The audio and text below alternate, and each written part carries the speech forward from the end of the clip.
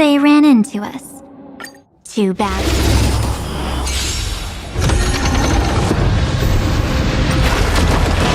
Who made it win? Dispel the gloom! Restore the skies! Disorderly noise! I choose you! Root here. Embrace a new life.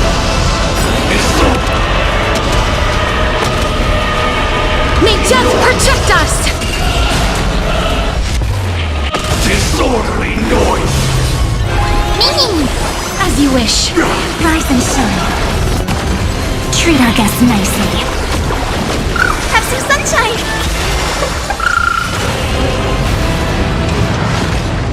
Gods awaken! Embrace a new life. We can do anything! Disorderly noise! Night falls. Good night.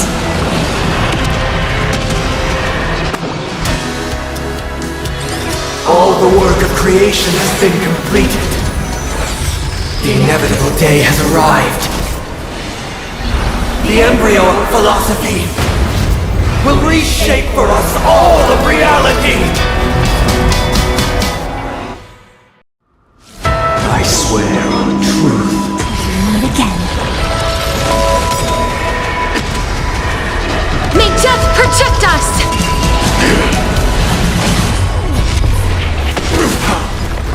Who made it win?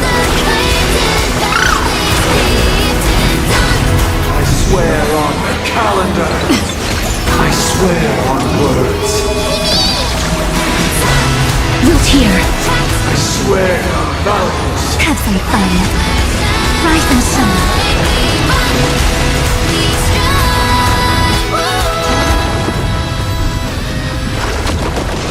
Have some sunshine! Dispel the gloom! Restore the skies! Sing together. I choose you! As you wish. Disorderly Embrace a new life. noise! May death protect us!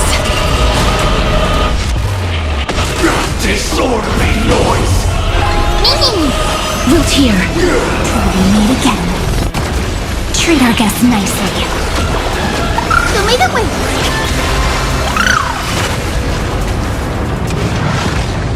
Gods awaken!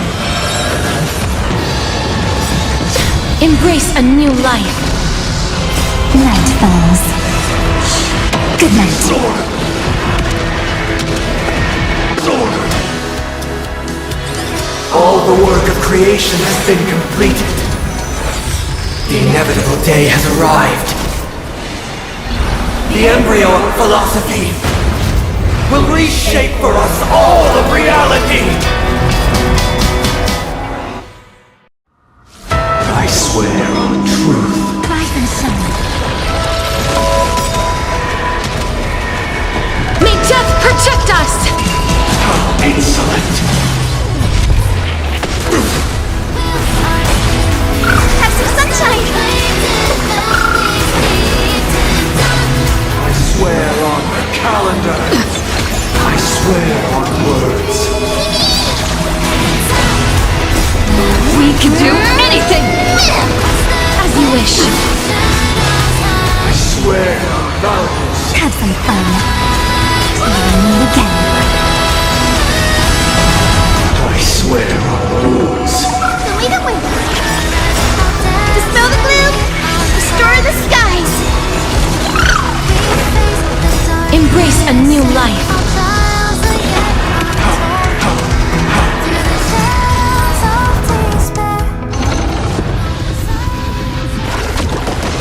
Have some sunshine! You just don't learn. Sing together. I choose you! Root here. Disorderly noise! Treat our guests nicely. Disorderly noise! As you wish. Embrace a new life. Disorderly! May death protect us! Gods awaken! and shine. Disorderly Away the wind. noise! Dispel the gloom. Restore the skies.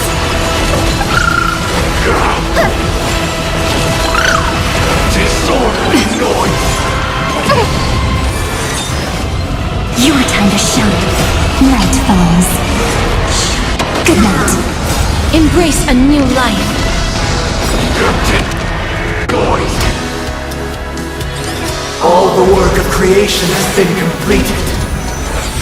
The inevitable day has arrived. The embryo of philosophy will reshape for us all of reality.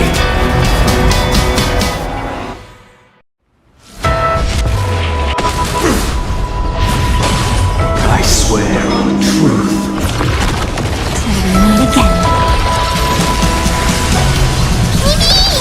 Insolent! We can do anything! Insolent! Darkness with me! I swear on the calendar. May death protect us! Insolent!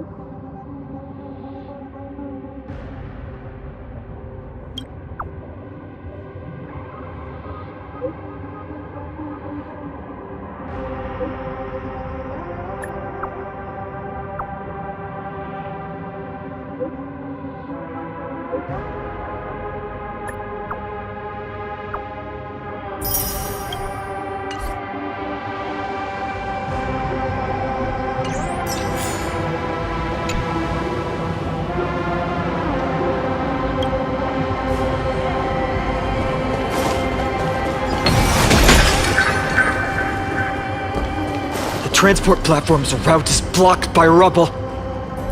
Partner, help buy us some time.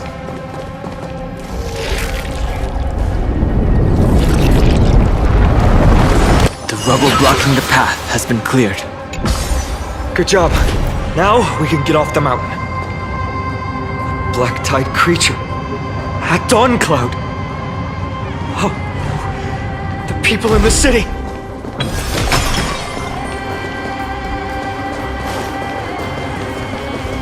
We must find out where they've reached the city from. Privy,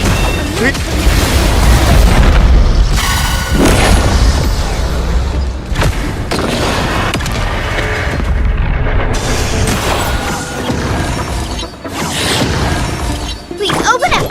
Have some sunshine. I shall remember this one. This is being in sync. I choose you. Please cherish this darkness with me. Some value, I suppose. Show me the way. Me. Life is not so fragile. Return to dust. Mavis. Dispel the gloom. Restore the skies. Break's over.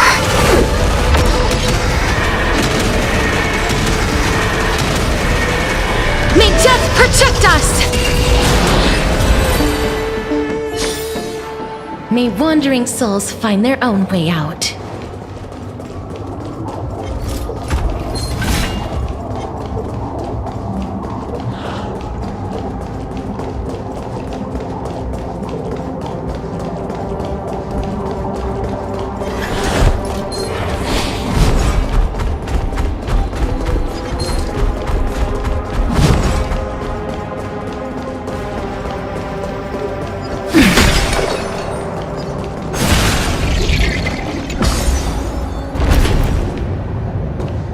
more enemies.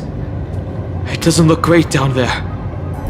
Anyone who dares stand in our way will get a taste of Dawnmaker's edge.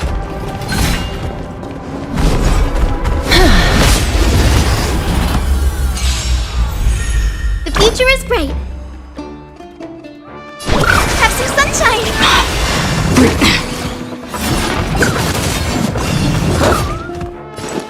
We can do it! Please cherish Wilt here. Existence is unity. Every petal, all will be swept away by the wind. Guide the rainbow bridge. Mimi! Mimi! As you wish. Embrace a new life.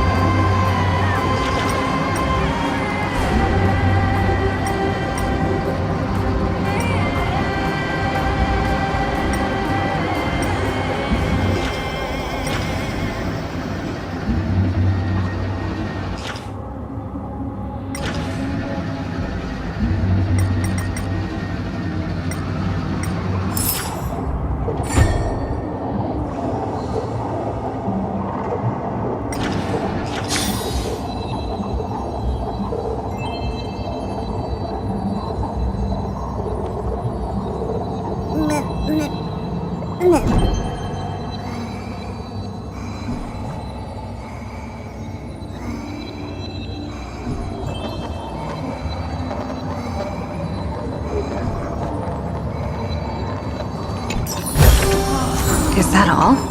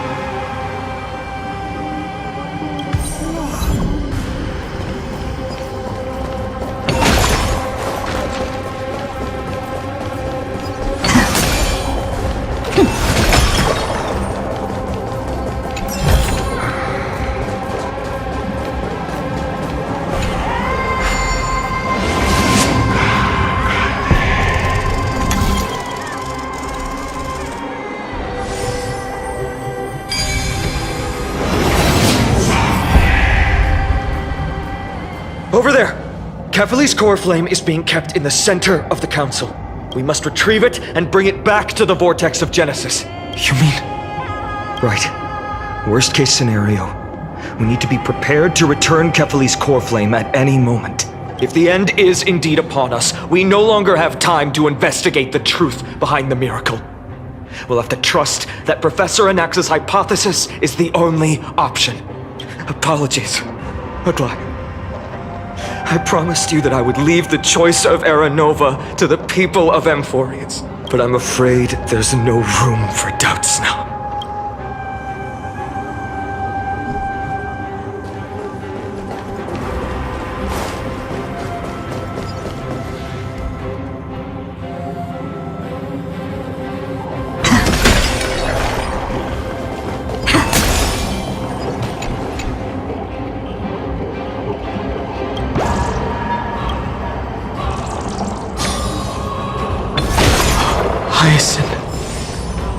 Did she make it? Her will to heal the world is so strong.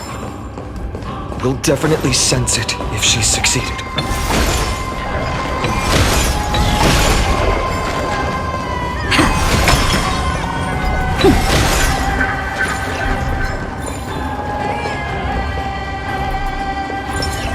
Emerge from your cocoon!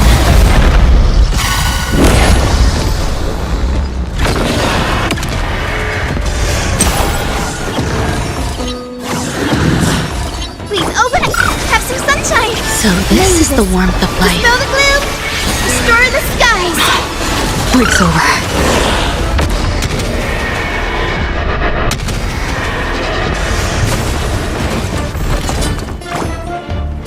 Show me the way! I shall remember this word.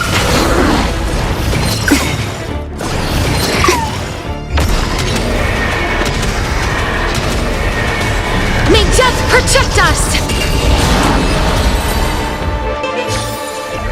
May wandering souls find their own way out.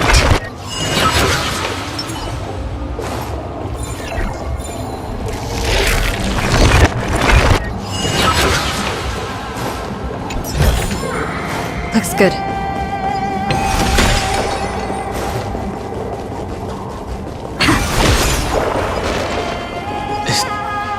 Oh, Sky Father Kefali. Please forgive these ignorant and lowly children of humanity.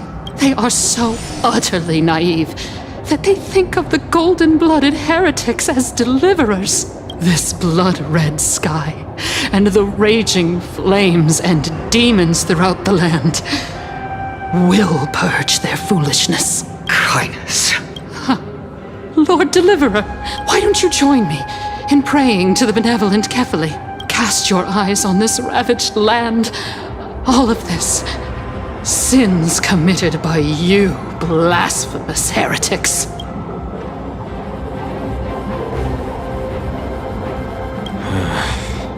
We should not waste our time on a pitiful madwoman. Danhang is right. My sword yearns to end your pathetic life.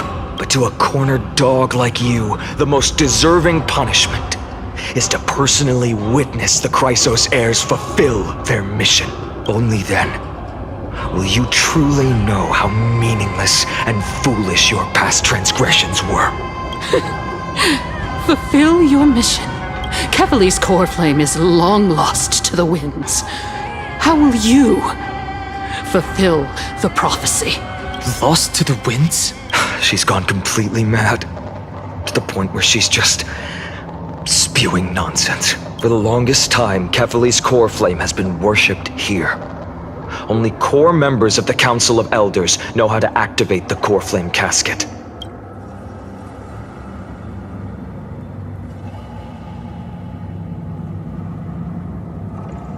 No. There's no need to go through that effort. Professor Anaxa taught me more than just what was in the textbooks.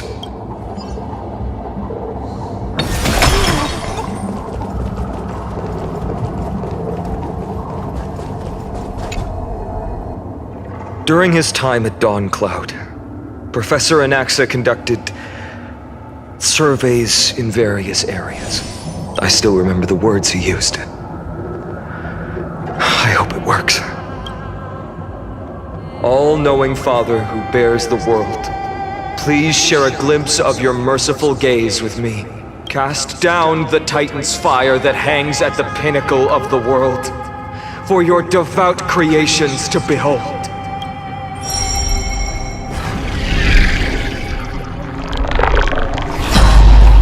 It worked. One step left to undo its arcane seal. Partner, I may require your strength again.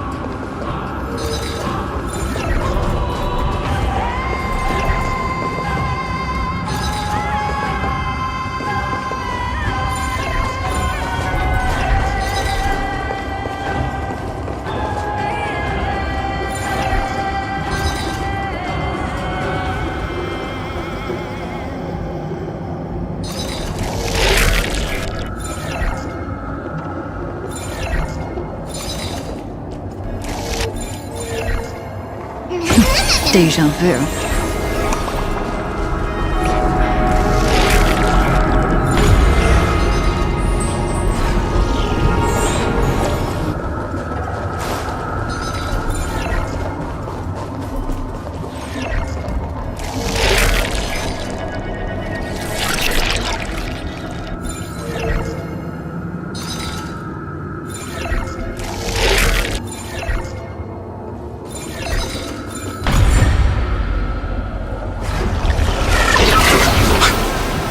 Did it! Take the core flame and let's hurry down the mountain. Donahung, can you use the spirit water art again? I've used up all the spirit water I brought. And just now, after we left the Eye of Twilight, I felt the waters of Amphoreus severing their connection with me. Is this also a result of the black tide? Looks like all we can do is sprint down the mountain.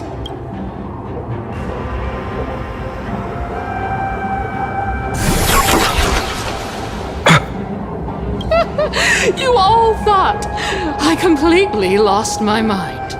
If the core flame was never tampered with and has always remained here untouched, you all think I wouldn't have the power to take it away?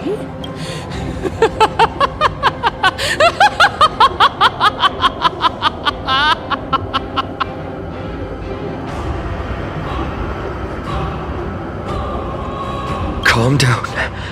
Think carefully. I'll do my job. So you need to make sure you don't die before you pay me. There's no need to worry about the core flame's whereabouts. Let's just descend the mountain. No need to worry? But...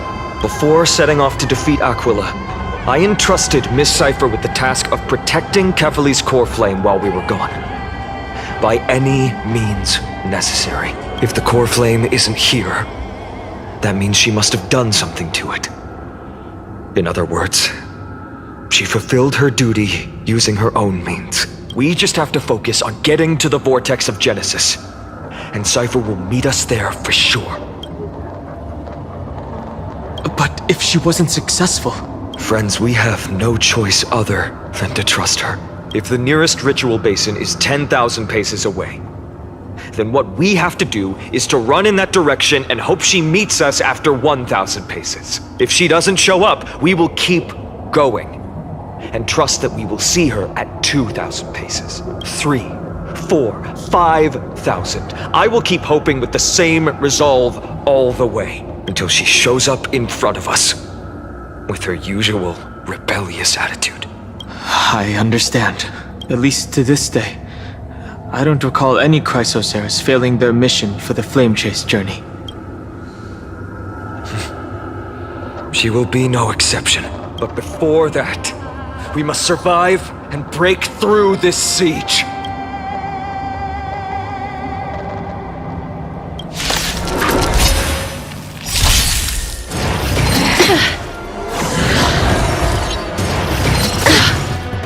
Trust me, we can do anything!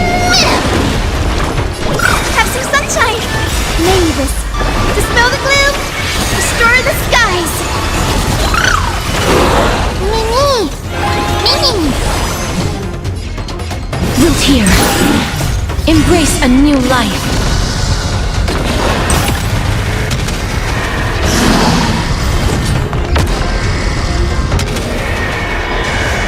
Guide with the ring, so may the wind!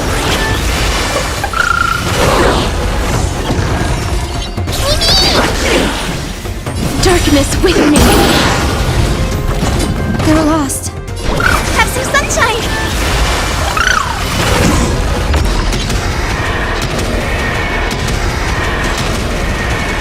May death protect us!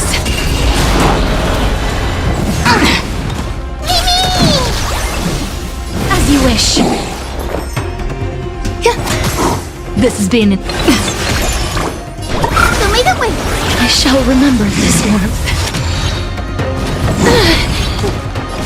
Wilt here. The future is bright.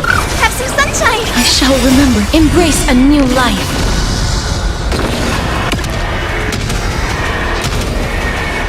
May death protect us! It's done. Let's go. Feinen.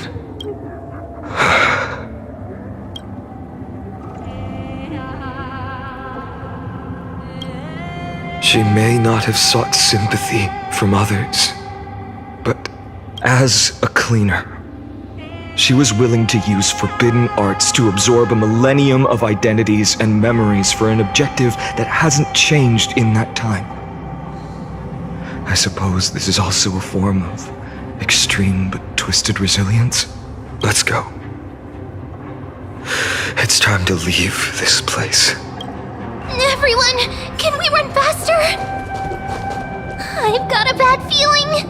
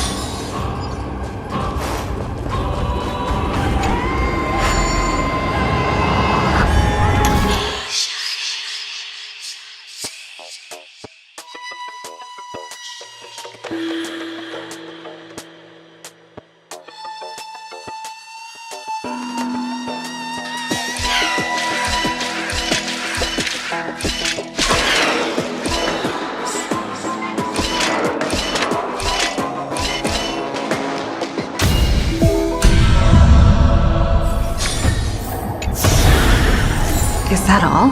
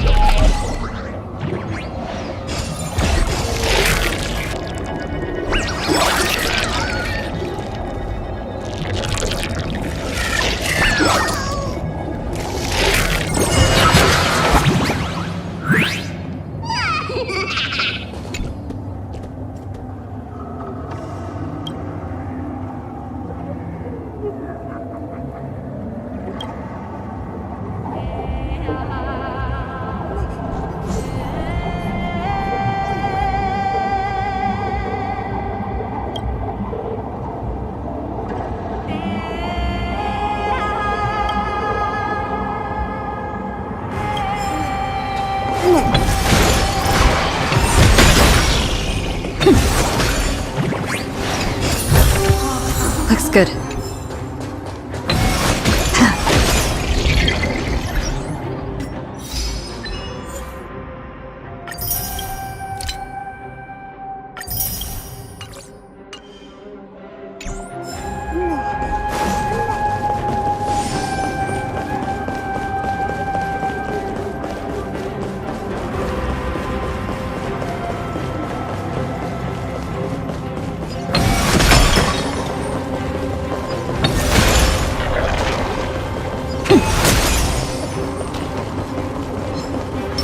Emerge from your cocoon.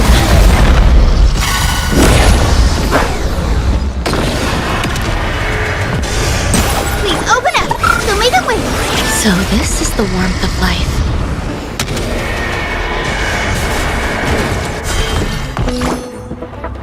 Mavis, dispel the gloom. Restore the skies. Have some sunshine.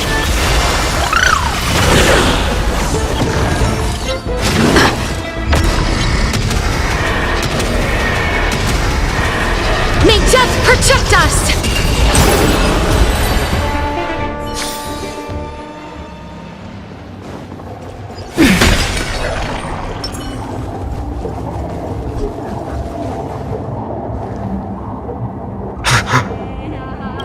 Everyone, look behind us. The Flame Weaver. In the end, they still showed up. I agree. I've been waiting for a chance to face them head on, but not now. If we take the fight here, then lose, the consequences would be irreversible. Come on. We have to get out of here. Keep running, and never turn back.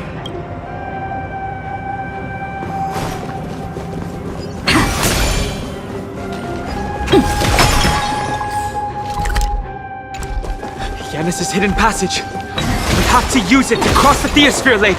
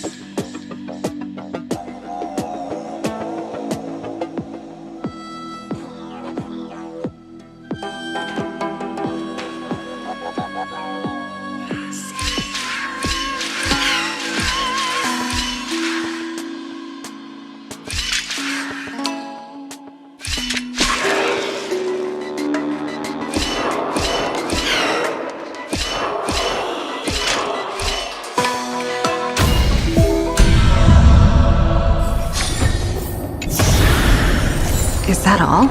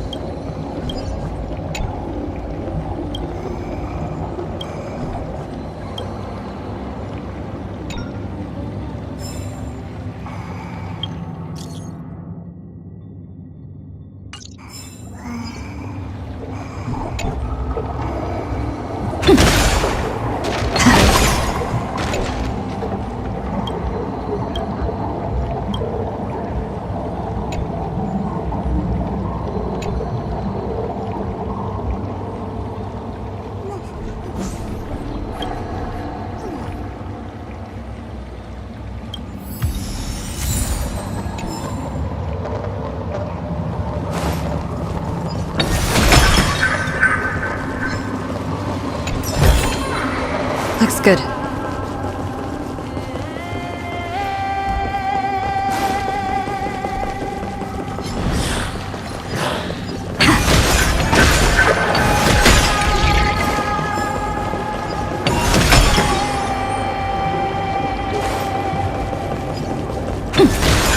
They will catch up to us sooner or later. Keep running. Don't stop.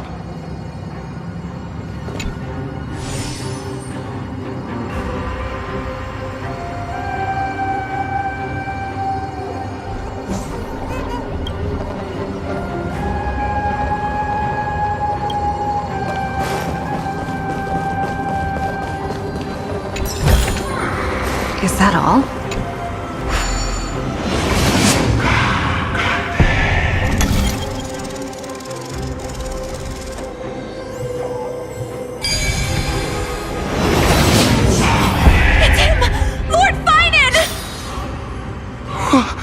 What in the world happened?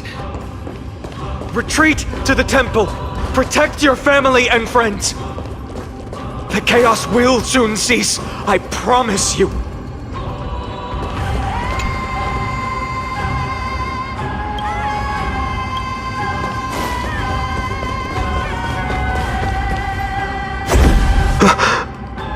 How did they?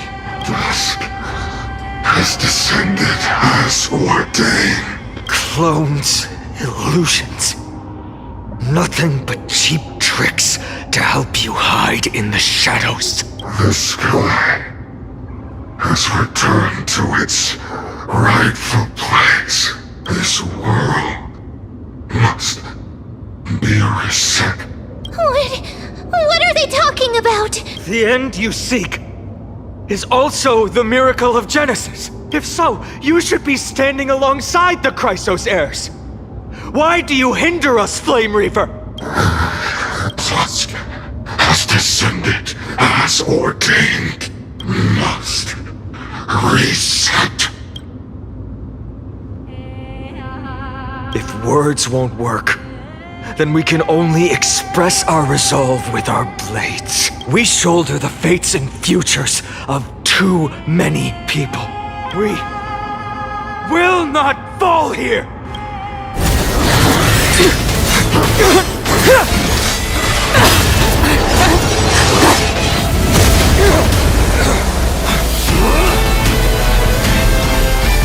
Leave this to casters and me.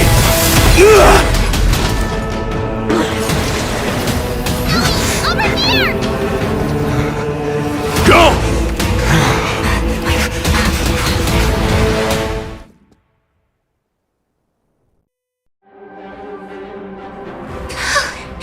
That was really close.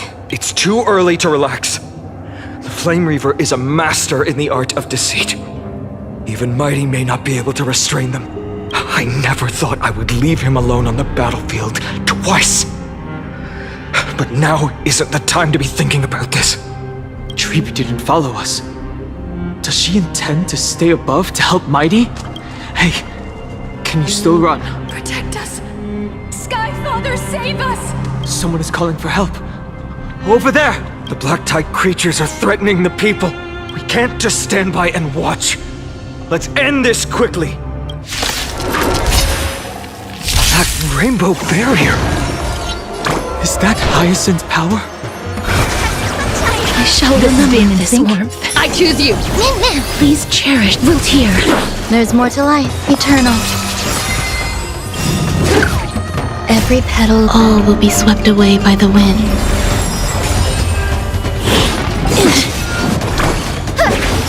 May this dispel the gloom, restore the I skies. shall remember this warmth. Me. As you wish. Embrace a new life.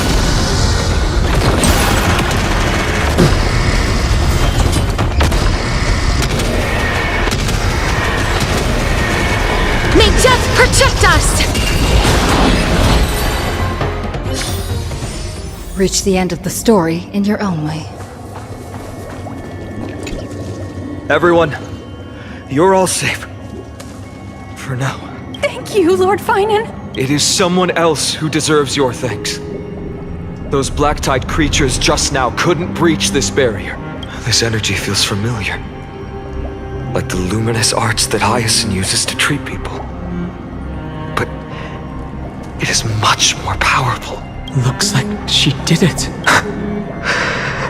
Yeah. Citizens, My companions and I can't stay long. Before reinforcements arrive, please do not step out of this barrier. This is a miracle left by the demigod Hyacinth. Please trust her conviction. Miss Hyacinth has also become a demigod, like Lady Aquilla. We understand. We will not leave her protection until you return, Lord Finan. I won't make empty promises. I might not be able to return in the near future. But even if there's no perfect solution, I will make a choice that fulfills this mission. We trust you, Lord Finan. No matter what choice you make, we'll be waiting for your return.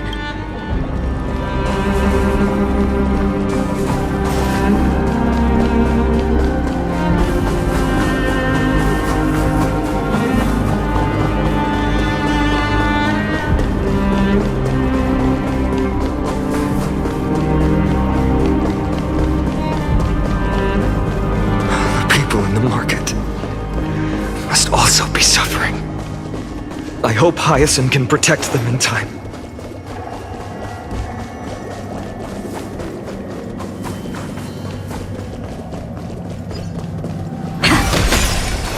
Cartonis! Quick! Let's go check on him! Cartonis! Hang in there! Returned, Finan. Burning the holy city is. To resist, I did all I could. You shouldn't be on the front line at your age, Grand Craftsman. Where are the citizens? What's the situation at Marmorial Market? Organizing their escape. The holy city guards are.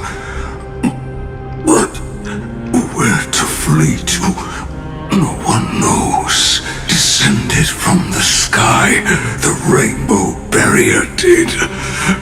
Protected people, but alleviated the fear it could not. I fear this is Amphoreus' end, Cartonis. There is only one way to save our home. Finally come true. The Sky Father's prophecy. Go, miracle created. Deliverer, you shall become. One more thing. There is waiting at the vortex of Genesis. Lady Trinan is. Kevali's cold flame is safe, she said. Trinan! Black Tide creatures, prepare for battle! Urgent. The situation is. Leave them to me. The monsters. But Died. I should have kept me here. The power of the rainbow light did. But if destined, inescapable death is, why not leave behind some glory? you've been forging nothing but glory your entire life, old friend. For others, and for yourself. May you never see the slightest glimpse of war in the New World. Farewell, Grand Craftsman. Let us depart to the Chrysos Air's paths. For battle, these hands were not meant, but if to protect the holy city's future, they are needed to the final moment. I will fight! Cartonis said that Trinan had news of the core flame. As expected, Miss Cypher did not fail her mission.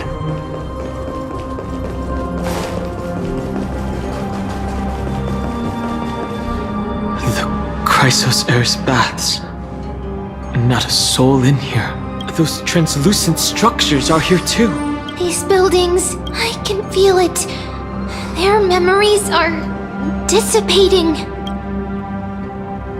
Yes, the textures of memories are preserved within all things in Amphoreus. Even a single brick or tile holds countless traces of the past. There are no citizens trapped here, nor any signs of black tide creatures. We have no reason to linger here. Let's head downstairs. The bath chamber isn't far away.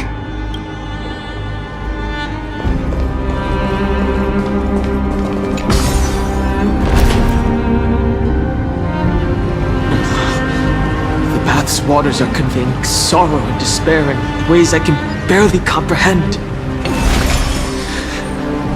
I'm getting a vague sense of foreboding here.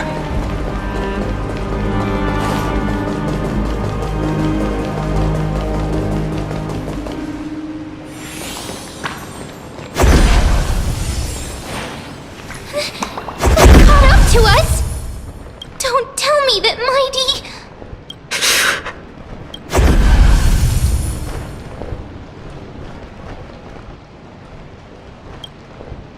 No.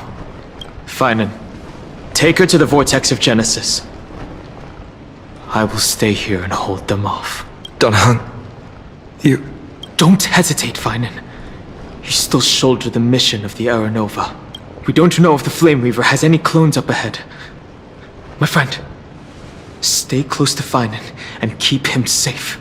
Amphoreans often speak of destiny. The destiny of the Trailblaze is to bind the life and death of every world to our own existence.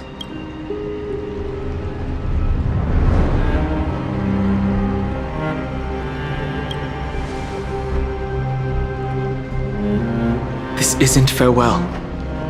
Don't worry. I'll do everything in my power to survive. Running out. Everything will be reset. Go! You better keep your word, Danheng. You cannot die here.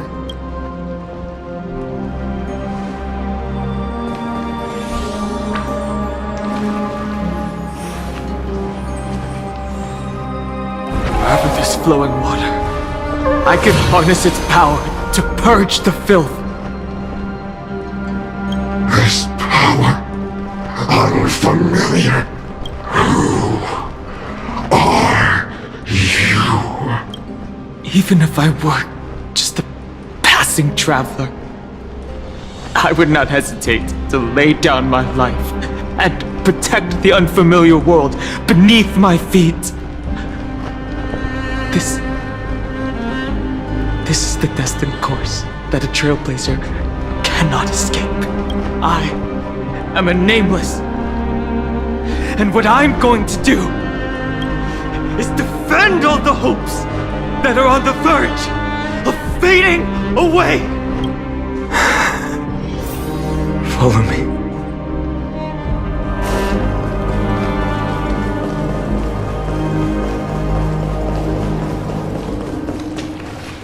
Lord Finan, finally, you're all back. Even in such desperate times, you still managed to keep your promise to me.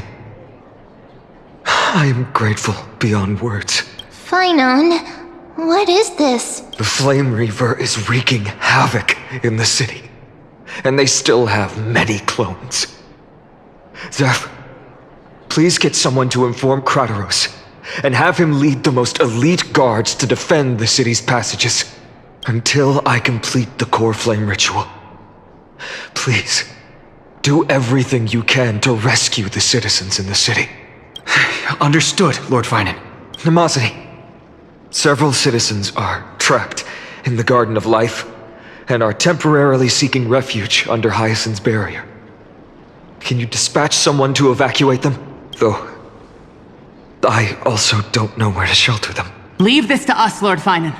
Just focus on your own mission. All right. As for the two Trailblazers, I'll also leave them to you. My apologies, partner. I acted on my own this time. I prepared for the worst before the fight against Aquilla. Even if there came a day when Aquilla was taken by the Black Tide, as long as we defeated Aquilla, lifting the sky's curse, you and Don Hung would at least have a chance to get home safely.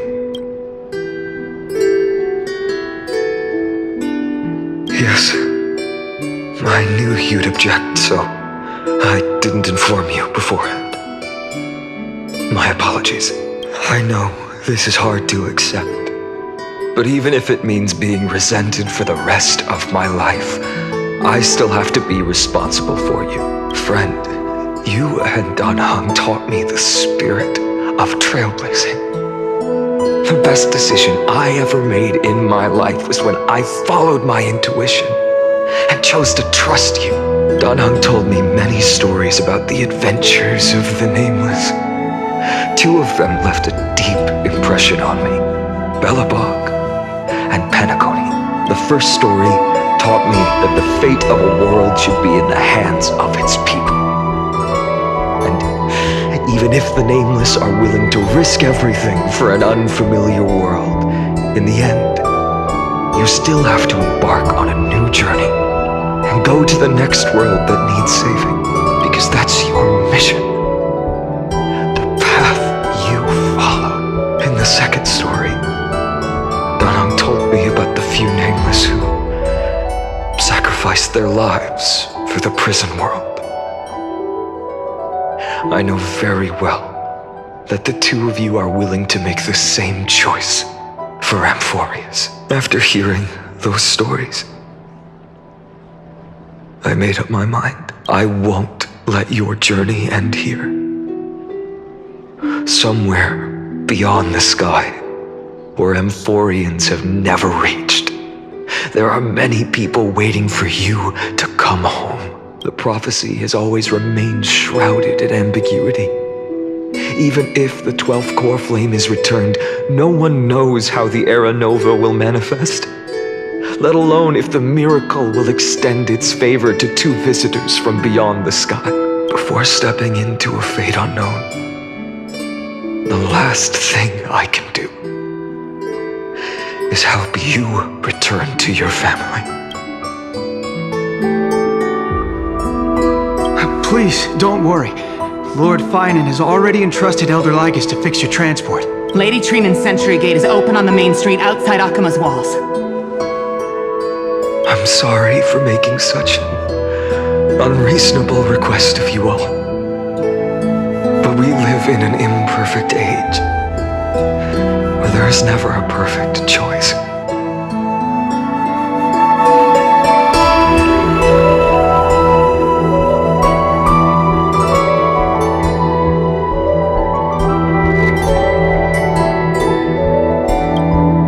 Every one of us has the right to make our own choices. If you can't accept my decision on your behalf, then use your choice to open up a new path. That's what you're best at, right? Regardless, Don Hung is still holding on for his life. Don't keep him waiting too long. One day I hope we will reunite under the constellations. When that time comes, we can hold a belated victory feast. How about that?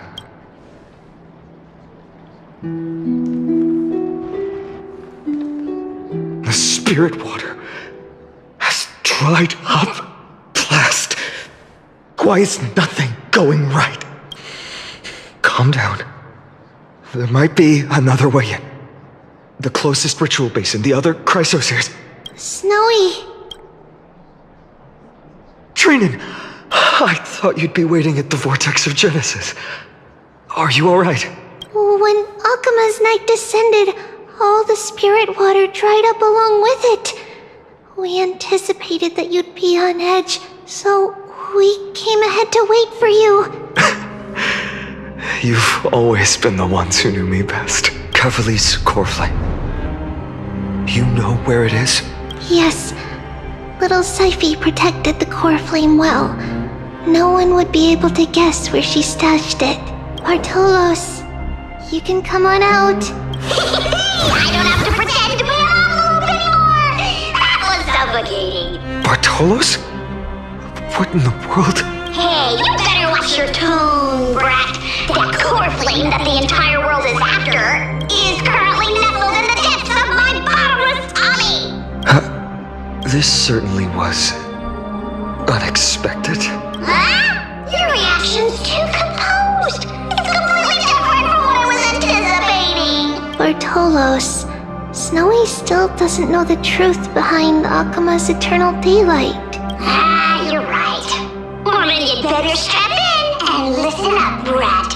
That girl Cyphera spun a grand lie that deceived all of Amphoreus. She tricked all of you into believing that that giant ball on Kefali's back would cast light over Aquilla forever! Not just that, she even managed to pull that dumb ascension trial and allowed me, the great Zagreus, to survive!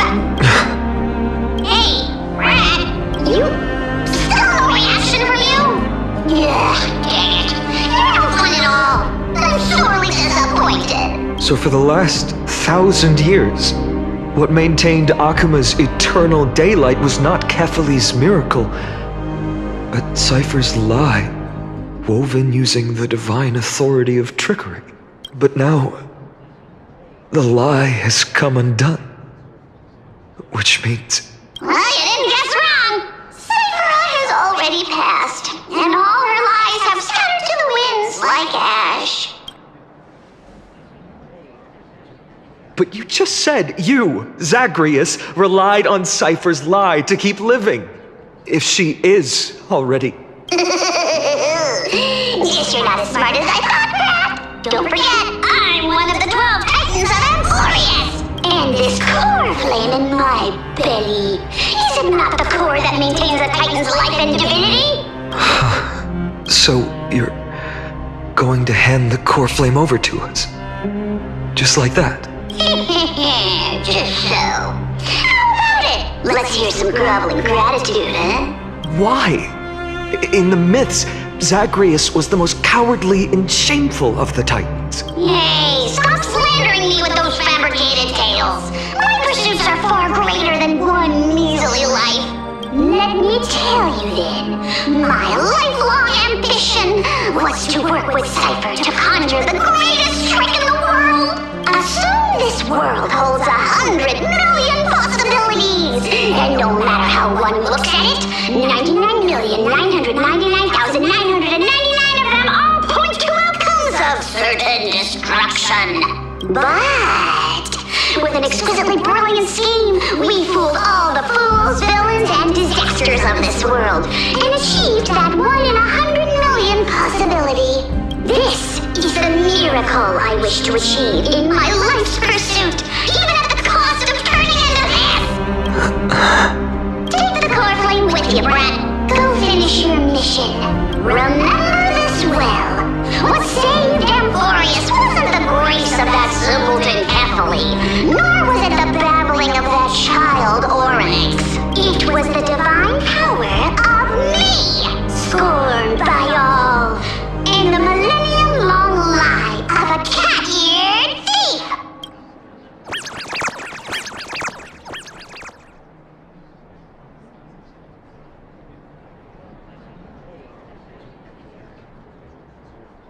Strife, death, trickery. So those signs deemed as harbingers of calamity will also leave behind marks in the tale of deliverance. With this, the final core flame can be returned to its rightful place. The spirit water in the holy city has all dried up. We can try to break the sealing magic of Fagusa's priests, and use the Century Gate to send you into the vortex of Genesis, but that will likely exhaust any remaining power of Yanis that we have. After that, the rest is up to you, Snowy. Farewells. I've almost grown numb to them at this point. Right now, I can't even utter a plain goodbye. Snowy. Don't worry, Trina. I'm no longer the empty shell that Aglaia brought back to Akama. For every companion who couldn't reach the end, their conviction to save the world became a part of me, piecing together the soul I once lost. I lost my home village, but you, Aglaia, and everyone else created a second home for me. Now that this home is also in danger, it is my turn to repay your kindness and create a new world that can carry everyone's wishes. I hope that in that new world, a new sun will rise, bringing one dawn after another to all. Snowy, you've grown into the person Aggie always dreamed of. Indeed, we don't need to say goodbye here, because even without the prophecy, we have the confidence to say you will become that rising sun, and all of us will see each other again tomorrow.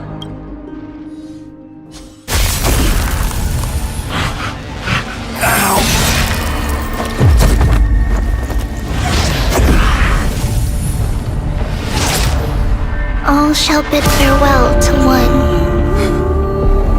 and that person alone will witness the miracle. Such is destiny. Become the dawn. Deliver.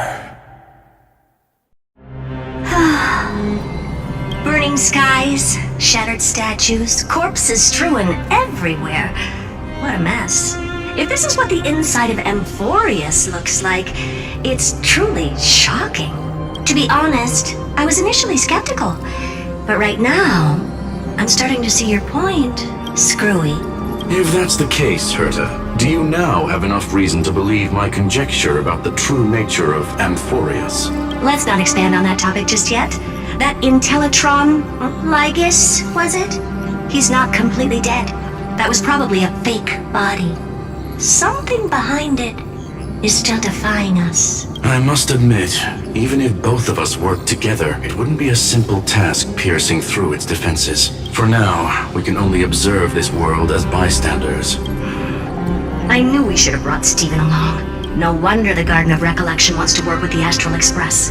Without the power of the Trailblaze, it'd be impossible to unearth this place's secrets. But in the end, the garden emerged unscathed, and it was the Nameless who got burnt. Curiosity definitely killed Aki. That big guy over there. The black ball spewing meteors. You think it's got anything to do with the Lord Ravager?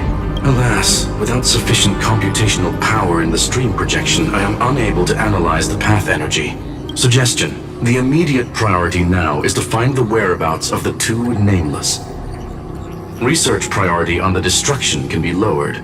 Every second counts before that Intellitron's preventative measures kick in. All right. Stop making a fuss. How many times have we collaborated, and when did it ever not end in a perfect outcome? Why not add another mission objective while we're at it? The card-playing memo keeper told me that the frozen Trailblazer girl might just also be trapped inside Amphoreus. If time allows, I will also investigate March 7th's whereabouts. Herta, do you hear that? A wave of desperate cries from the heart of the mountain city. The lives there are undergoing intense suffering. Conclusion: the butterfly has already flapped its wings, and an impending storm closes in. The Nameless are important allies, and you and I have matters to attend to, Herta. I beseech you, in moments when a choice needs to be made, one must not be distracted due to personal interests. Of course I know that. Fate really is a game of dice, Screwy. Who'd have thought that thing once sowed chaos across the cosmos, causing the Intelligentsia Guild to splinter and disintegrate? It wasn't until I cracked the solitary waves theory that its lingering effects were put to an end. Yet, in a forgotten corner of the cosmos, one slipped through the net and remained operational. And it was this machine that eventually became the cradle for the birth of a certain Lord Ravager. The source of Amphoreus' tragedy is an Emperor's scepter that survived to this day.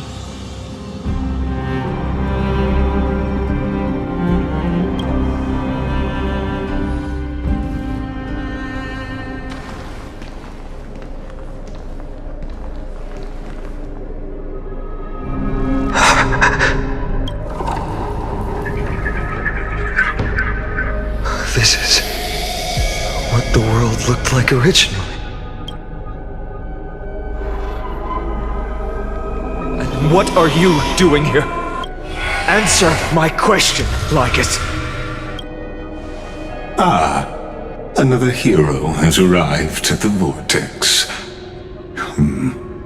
I can no longer remember how many times this has happened. The author of each epic, as the prophecy has foretold, stays their pen at this point. Just like each cycle of the extrapolation, in accordance to their primordial design, ends here.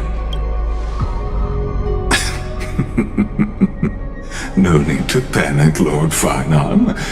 I stepped into this space purely for one purpose: to witness the prophecy's miracle of Genesis.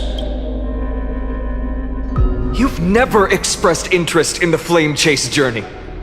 When my companions and I ran, bled, and sacrificed for the core flames, you never so much as lifted a finger. An indifferent observer. An anti-Catheran who's neutral till the end. Why would you suddenly express concern for the Chrysos Heir's mission?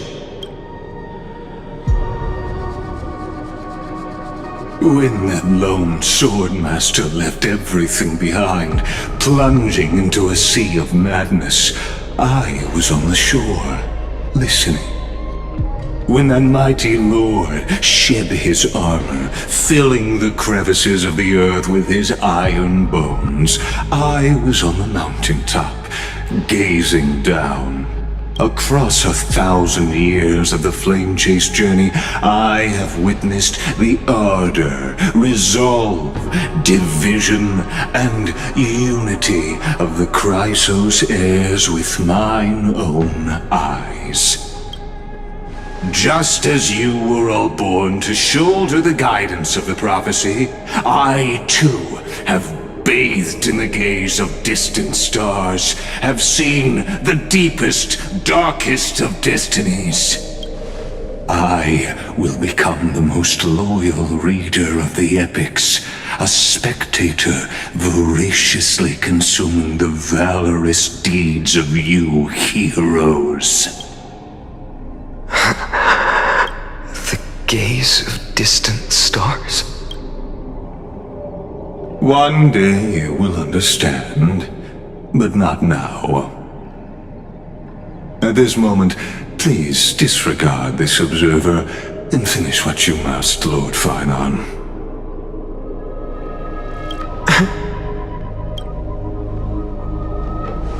I once believed that as long as I chased the flames relentlessly, the fog before me would clear, and fate would reveal its truest form. But along the way, they, all who passed, never once received the justice promised by the prophecy. I have perceived. Outside the vortex, the world is collapsing, and the children of humanity are crying. But you, Lord Finon, will bury the old world with that core flame, bringing all things into a gray unknown. It doesn't matter. This cruel flame chase journey has made me abandon my fantasies. The future is not a paradise with a gentle west wind, waiting for us to step in. If what lies ahead is a mass of chaos, I will tear it apart, then usher in the first ray of blazing sunlight. all shall bid farewell to one, and that person alone will witness the miracle. Such is the will of fate. Yet this time, will an epic with endless cycles.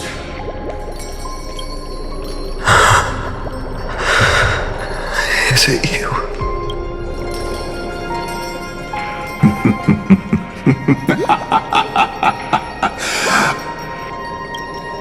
Turn a new page? Of course. This will be a romantic story like none that has come before. You think so too, right?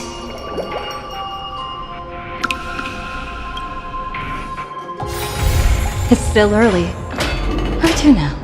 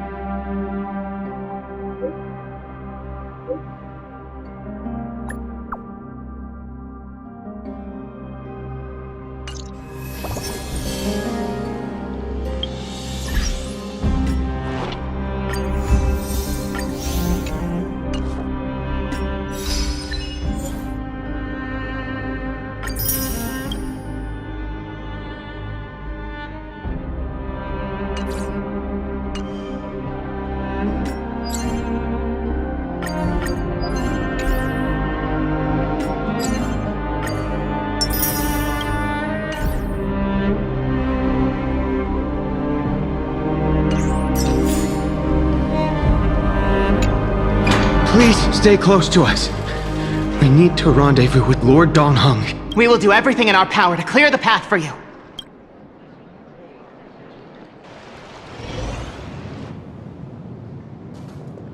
There he is! Lord Donghung! Quick, we must assist him!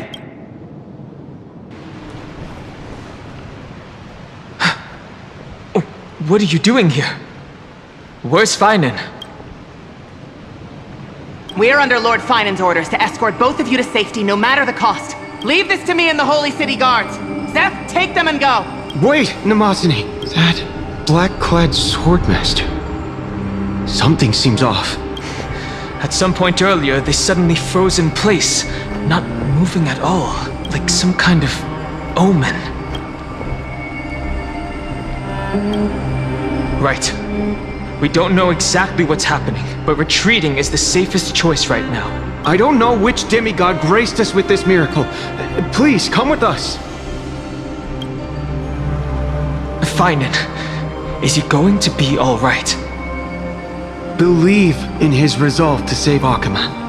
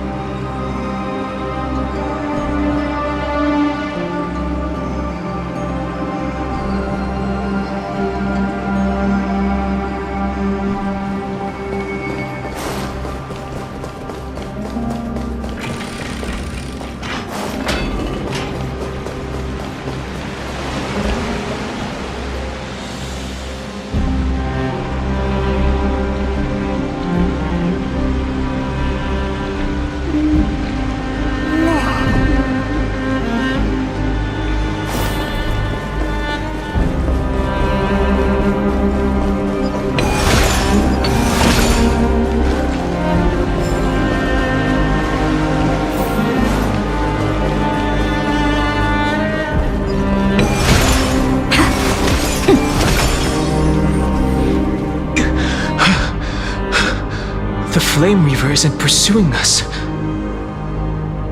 Could this really be some kind of divine intervention? We can't stay here for long. Lady Trinan's sentry gate is just outside the city. Let's keep moving.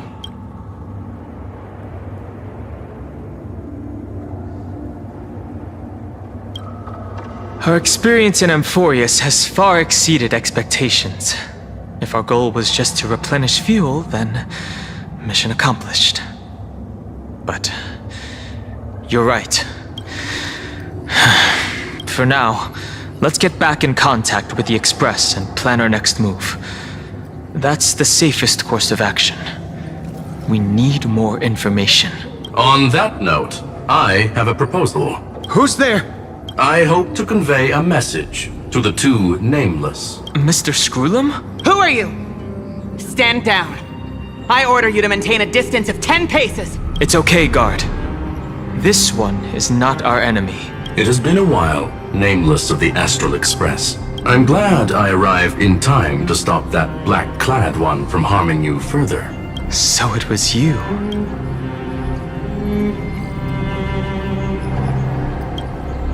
Indeed. Madame Herta invited me to meet with you, nameless. Rest assured. You two know this anti-Cathiran? Does he come from the same people as Counselor Lygus? Don't worry, guard. This gentleman is an ally of the Trailblaze. Would you mind giving us a moment to speak in private? Of course. We'll wait nearby. Please, stay safe. I fully understand your situation. For now, the only thing I can do is temporarily freeze that black-clad one in place. Time is limited, so I'll keep this brief. The place where you stand, Amphoreus, is a world constructed from data and memoria, an experimental field of a certain eon. And now, this isolated sandbox world is rapidly falling into a third path. Destruction. Destruction. Conclusion. If Amphoreus continues unchecked on this course, a Lord Ravager will complete its evolution and metamorphosis, and emerge from the surging tides. The cosmos as we know it will suffer irreversible consequences. The disaster that this Lord Ravager intends to trigger may be far more severe than the Law Fu's Stellaron crisis, because its goal is the Eon of Erudition. Putting aside the complex details of the inferences involved, I have a request to make.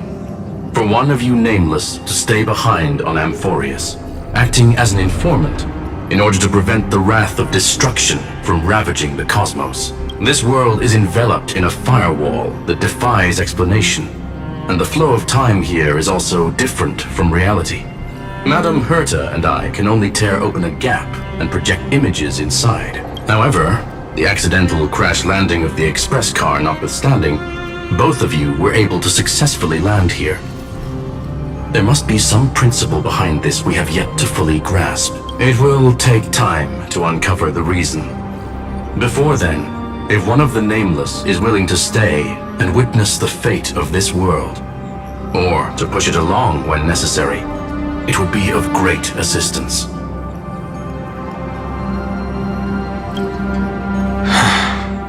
Mr. Screwlam, I believe you. So I only have one thing I'd like to confirm with you. As Amphoreus is already facing its end, how can we guarantee the safety of the person who stays behind? Look at this, if you would. This curio is called a chronocognitive anchor. The two of you may view it as a kind of space anchor in the world of erudition. As long as you carry it with you, your individual data structure will be protected and will remain unaffected by the influence of digital tsunamis. When required, it can also serve as a bridge for communications between the internal and external world. Of course, it is not curio with unlimited uses. May only be held by one person. The connection being interfered with. Decide quickly as possible. 2 final messages.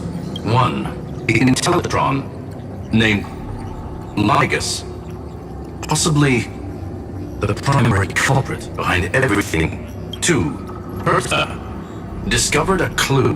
Miss March has already been drawn into Amphoreus.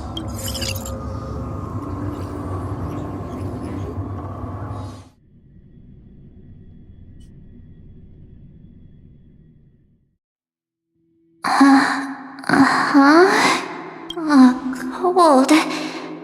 It's freezing. Hold on. Am I dreaming? This is way too strange. Everything's spinning. And I can see webaboos flying around. But I was literally just talking to Himeko. How did I... When did I... That's it! She warned me about this place right before Klipoth glimpsed her. Oh no. Have I accidentally walked onto some weird path? Have I done something crazy without remembering?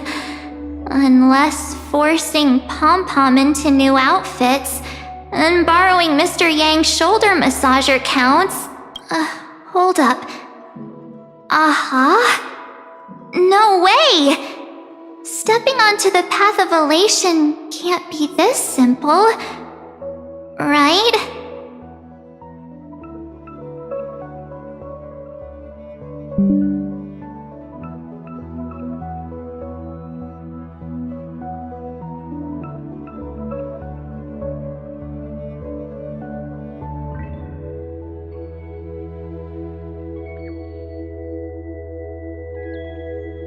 Child of remembrance, step forth into the depths of the path space. Who's there? Hey, cut it out. If you're there, just come out and talk, okay? You're freaking me out. I can't even think straight. Hold on. Is that a gate? Cast aside your fears. Step forward through the gate of memory. The voice. Is it showing me the way out?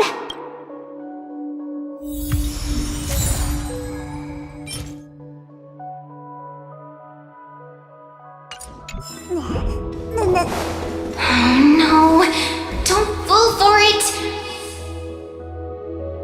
They're lying to you. Turn back now. Another voice? Who now?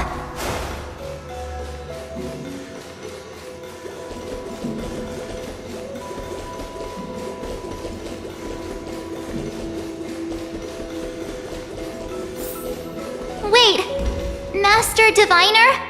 From the Wafu?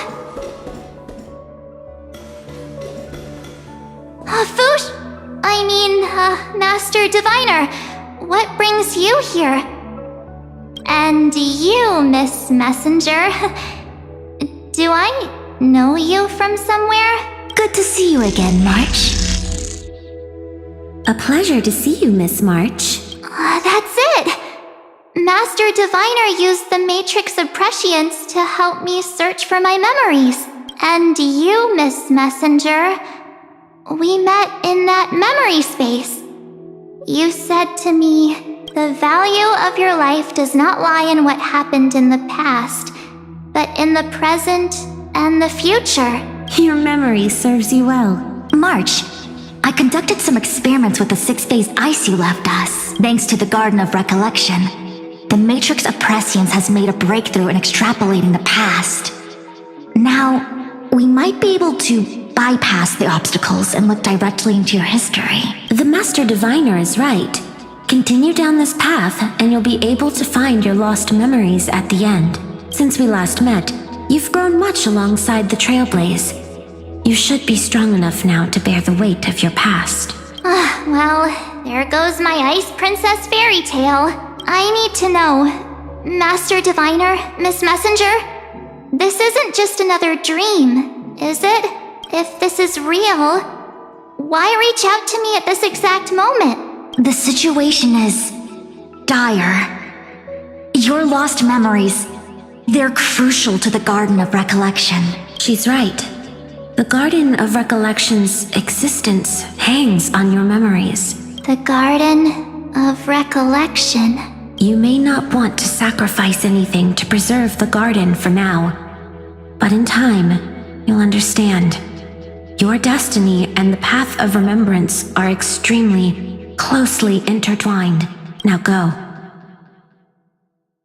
So, I just walk through that gate?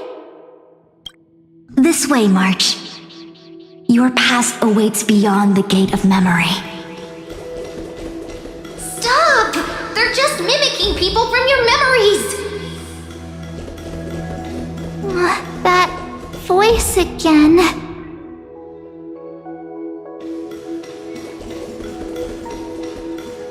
Don't let those bad people deceive you! The gate. Now it's you two?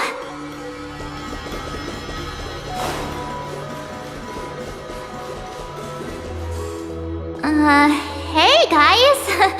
What are you doing in a place like this? March! There you are! Finally. The trailblazing journey just isn't the same without you.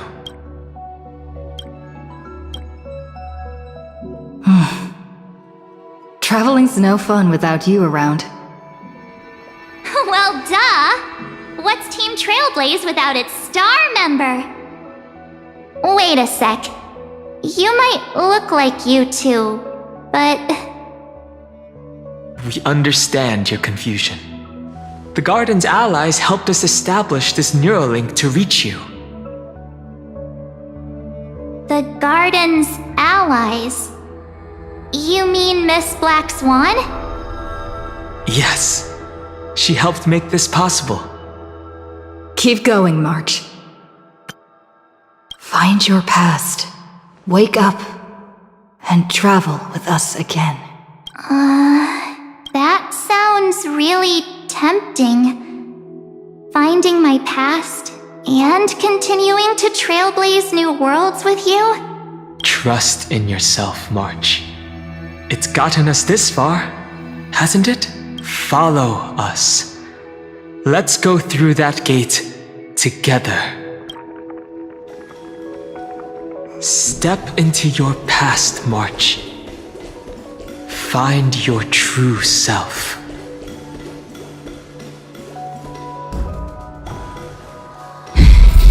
Wait up! Slow down! Those words sound so sweet. But keep your eyes open! Don't let them fool you!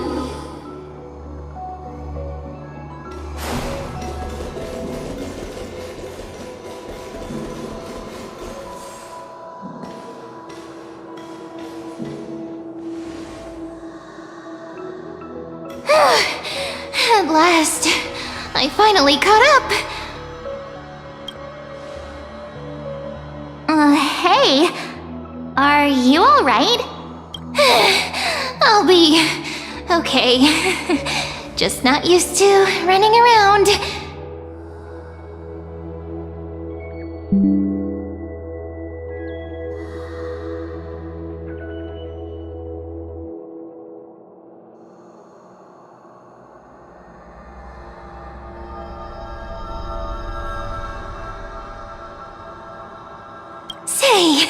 March, got a moment to talk before you make your decision?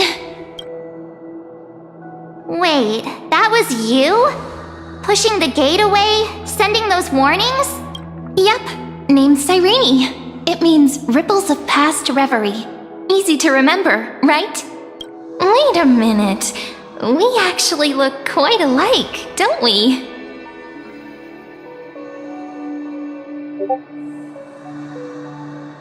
Yeah. Your pink hair is just as eye-catching as mine.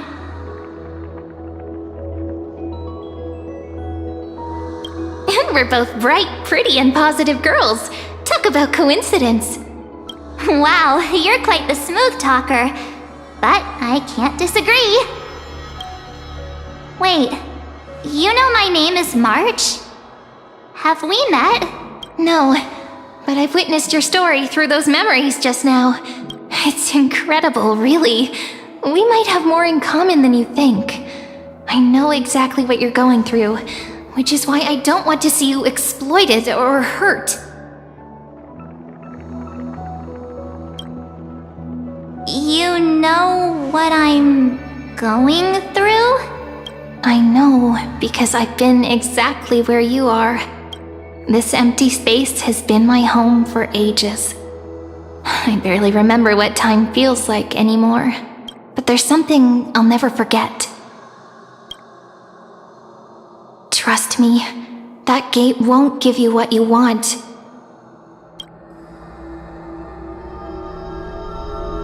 You mean those people? They're lying? Luring me into a trap? Yes, convincing, weren't they?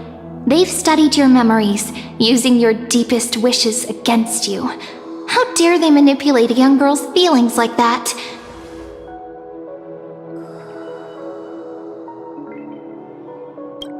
If you go through that door, the worst case scenario is you'll become their pawn, losing control over your own fate forever. You've seen what's on the other side? I may be stuck here with missing memories like you, but I still recall fragments of my homeland where I grew up. That door leads to Amphoreus. Trust me, it's anything but welcoming. For ages, I've watched people walk through that door. They couldn't see or hear my calls. The voices beyond always promised safety, but I've never seen anyone return safely. So I had to try and stop you.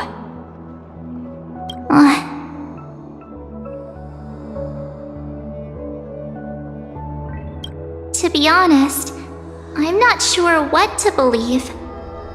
But the fact that you're here, putting in all this effort to warn me, that means something. Tell me, Cyrene, how can I return to my world? It's really easy, actually. Just turn around and walk away from this place. The girl cannot be trusted. Through the door, save the garden. Both of you, children of remembrance. They never give up, do they? But don't let them sway you. Stick to your path. The return journey could take ages, longer than most lives. But that path will lead you home.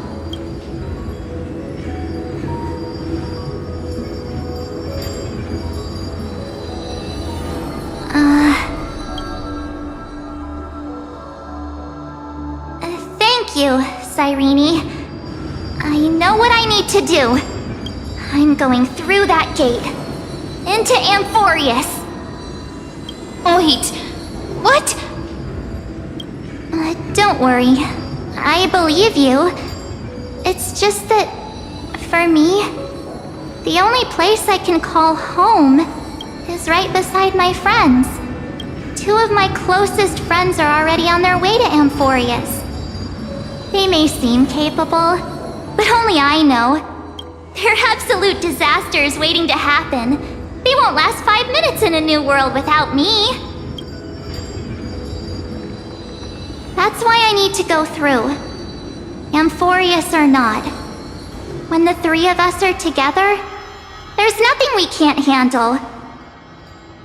We'll explore, understand, establish, and connect. After that, we'll find our way home together. I see. You've got people who mean the world to you, too. That is so heartwarming. March, if that's what you've decided, you have my full support. Birds of a feather we are, looking all sweet and innocent, but with hearts of fire. Oh, stop. You're making me blush.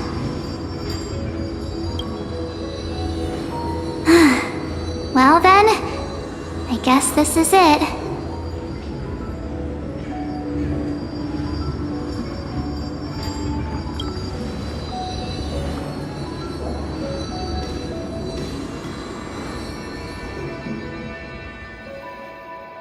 Do you think we'll see each other again?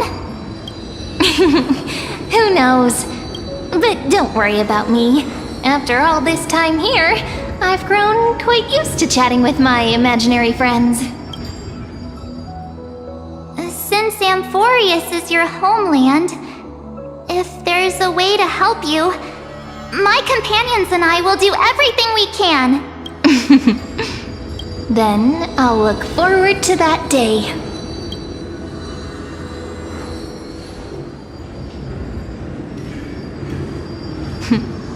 Your story awaits, March. Make it an epic one.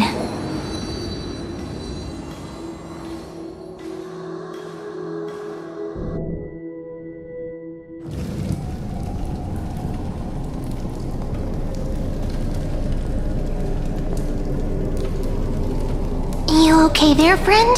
Something seems to be bothering you. The vortex of Genesis. We made it back. Even this place has changed. Finan. Is he ready for Aranova?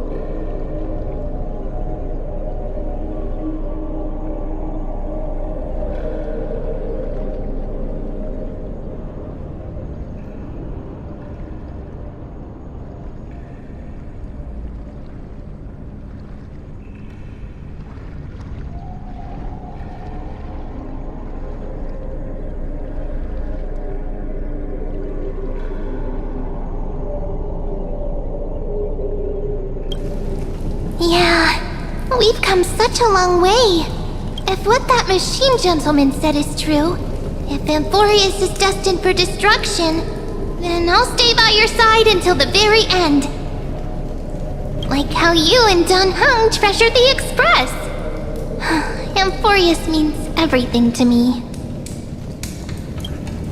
Right. Time to see the last core flame restored.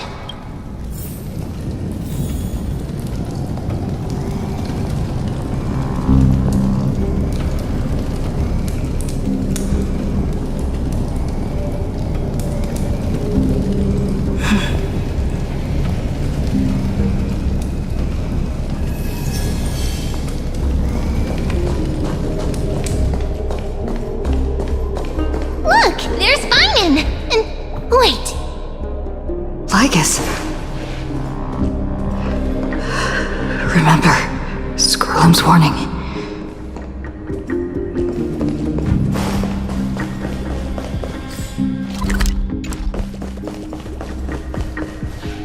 But you, Lord Finan, will bury the old world with that core flame, bringing all things into a gray unknown. It doesn't matter. This cruel flame chase journey has made me abandon my fantasies. The future is not a paradise with a gentle west wind waiting for us to step in.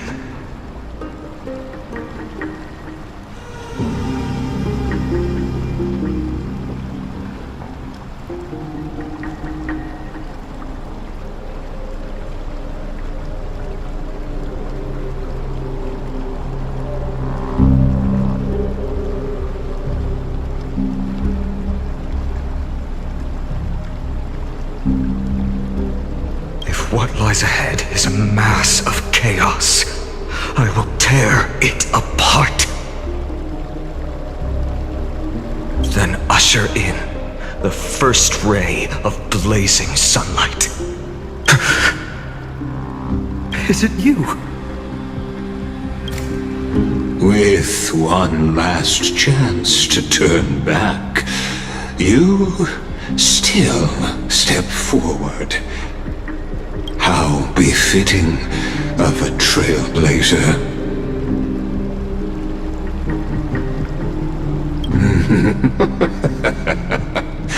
As it happens, I find myself thinking the exact same thing. As our world nears its end, the ones who walk the infinite paths have embraced their destiny.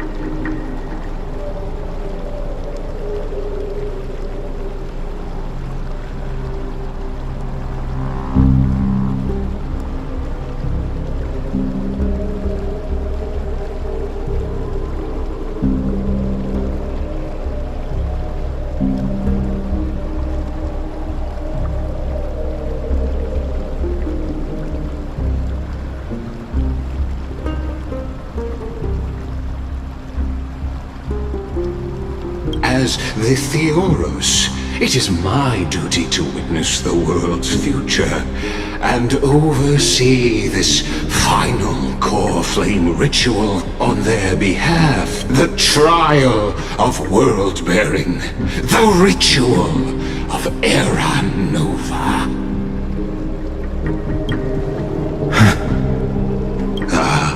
I see.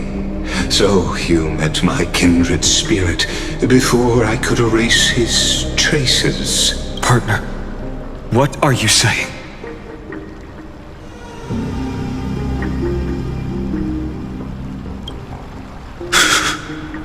I've had my suspicions. How does a native Antikytheran know so much about repairing vehicles from beyond the sky? Lord Lygus, how much do you truly know about Era Nova? Tell us everything. Very well. I need no longer maintain this Theoros masquerade. You seek truth, Lord Finan, and truth you shall have. As you know, when the old gods fell, someone had to bear their broken pillars to fill the vacant seats. Those who would assume divine authority must prove themselves through trials. Yet, for Kefali's demigods, the possibility of overcoming the trials has forever been non-existent. For the world-bearing trial is the divine duty itself. Bringing forth the Era Nova and bearing its weight is an endless ordeal, ceasing only upon collapse. Precisely. The Era Nova ritual is not something that can be completed in an instant, no, but a long and arduous journey. While the sacrificial journeys of other demigods conclude in this world, Kefali must shoulder the gods' core flames, bear the memories of all worlds, and stand unwavering. Until the next world, when the black tide consumes the bearer, and all that they carry, leaving nothing behind. Unless their core flame finds a new bearer. The holy flame that illuminates all worlds rests in your hands. All that remains is one choice. Nurture it, pass it on to future generations, or extinguish it here and now. Deliverer, the fate of all worlds rests in your hands. Enough testing. I've made my decision. But before I ignite the dawn of the next world, you need to promise me something. 2 things, actually. Speak your terms. Promise me this. Professor Anax's vision of the new world is absolute. The world will be reborn from my memories. All souls, living and dead, will return as the first humans, unchanged from their past lives. And my friends, the fallen demigods, they shall transcend the cycle to become new titans. Our heroes shall not have died in vain. Of course. This I can guarantee. Good. The second one. Promise me the Trailblazer can return safely to her homeland, unbound by Amphoreus' loss. My apologies, but I cannot promise this. As you mentioned, she now bears the Time Titan's authority. Her bonds with this world run too deep.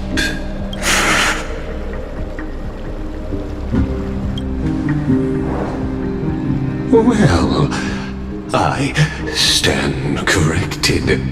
An outsider like her does have ways to defy destiny. Thank you, my friend, for everything you've done for this world. Though the next world may not remember, I shall never forget. As the Theoros, I declare, Amphoreus has determined her path. Step forward, heroes. Follow her path and see it through.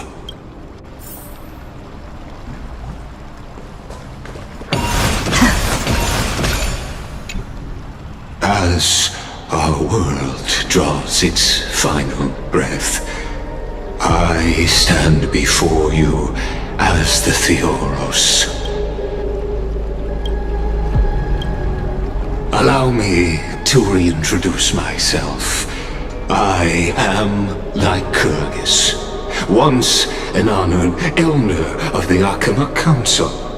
As the Theoros, I have sworn to watch over and protect every citizen of Aquilla until the very end. Of course, that alone won't satisfy your curiosity, so let me share something more. Something that means little to Amphoreus, but everything to a traveler like yourself.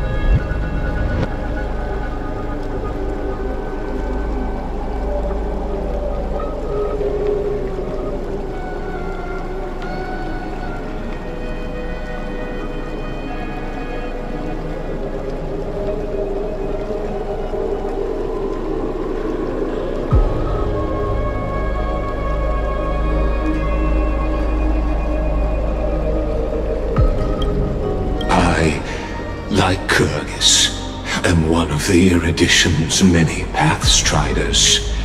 Through me, Nous keeps watch over this realm, working to save Amphoreus from decay. I don't expect you to trust me based on words alone, but believe this much. When you look at the bigger picture, we're walking the same path, you and I. While the Holy City may honor me, I am but a humble speck before the cosmos. My reach is limited. Your doubts are natural. Let me assure you of this. What's done, I've told truthfully. What's to come, I'll witness fairly. My conscience is clear. To my role as the Theoros, to Amphoreus, and her destiny. I believe all synthetic life shares a common source. We're all children of the universe's eternal mathematical law.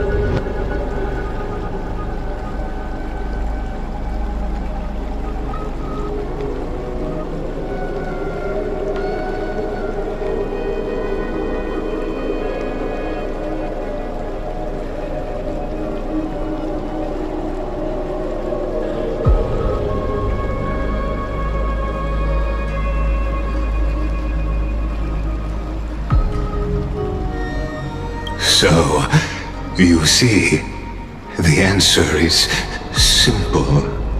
That brilliant mind is my kindred, a brother, if you will.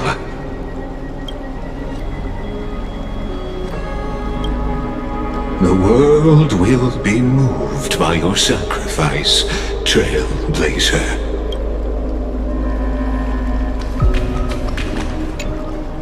Behold, O gods, Amphoreus has achieved her victory, and the Era Nova approaches.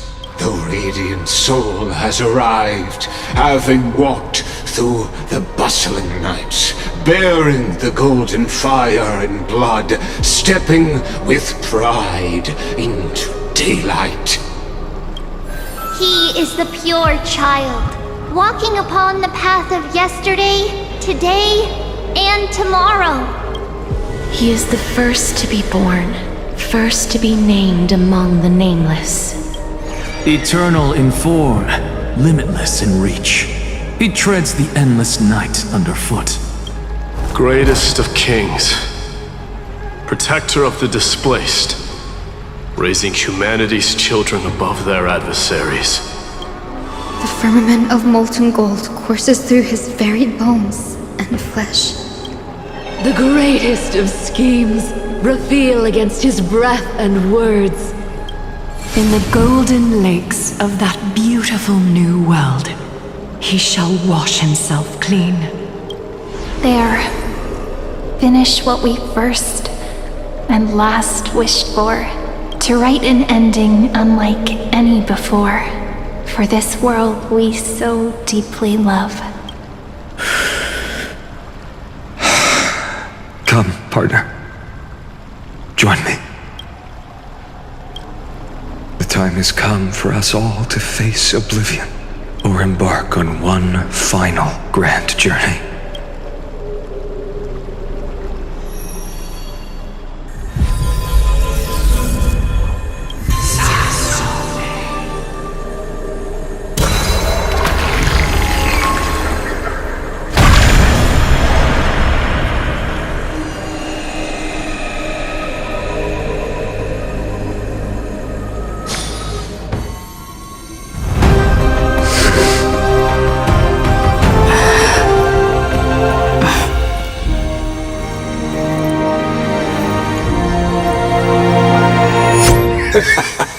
What a magnificent and epic adventure.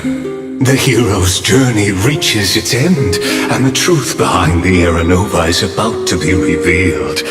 Is that truly the case? Here, as the Theoros, allow me to humbly request that you find a moment to listen to what I have witnessed. This is about the nature of Amphoreus itself. A story of the prime mover of life. My, what a broad topic this is. Where shall we start? Got it.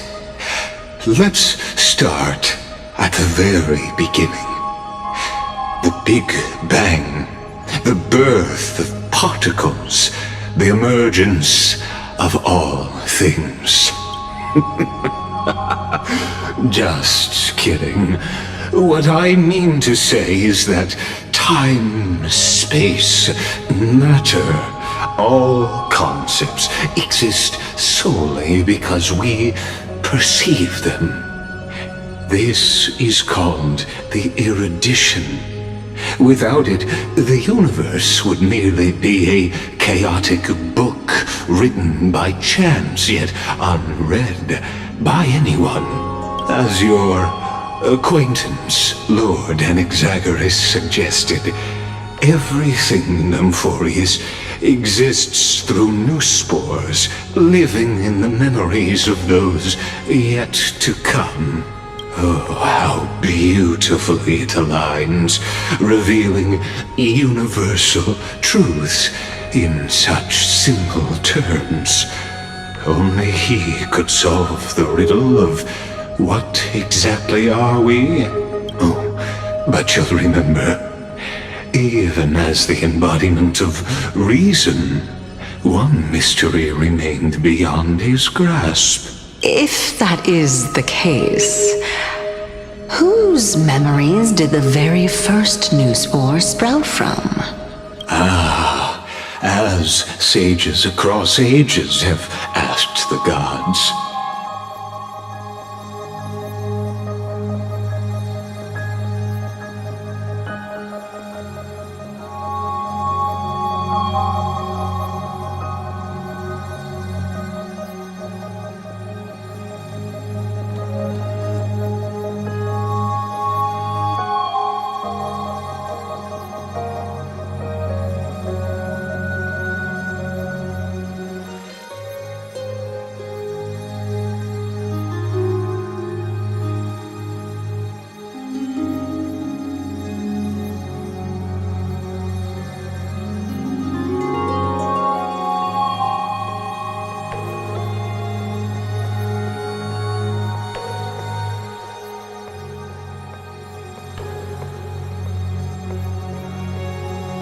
What is the prime mover of life? But let's set aside the Grove's teachings for now. Look further, past Amphoreus, to what they call the Forbidden Realms beyond the sky.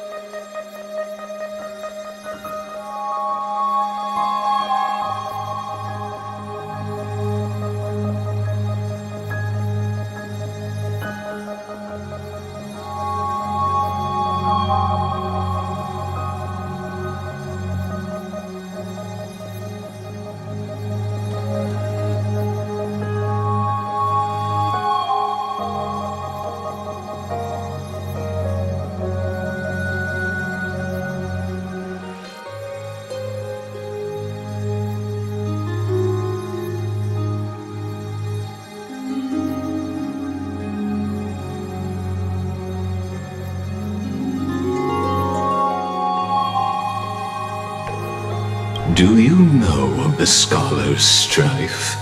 During that grand yet brutal war, waged in the name of erudition, a genius's legacy was abandoned, strewn across the cosmos. The scepters, a macrocosmic computational array beyond mortal comprehension. Made to emulate the Eon's thoughts, it became part of the Eon's cognition at birth.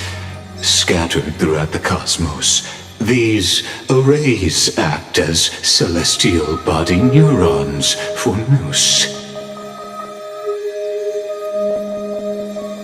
But regrettably, as everyone knows, the erudition forsook them all.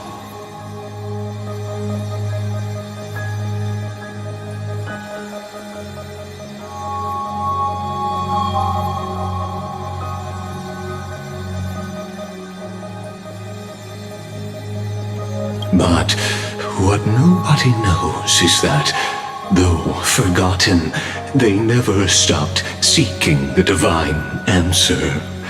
A question that survived war and disaster, stumping even the greatest minds, including both mechanical emperors.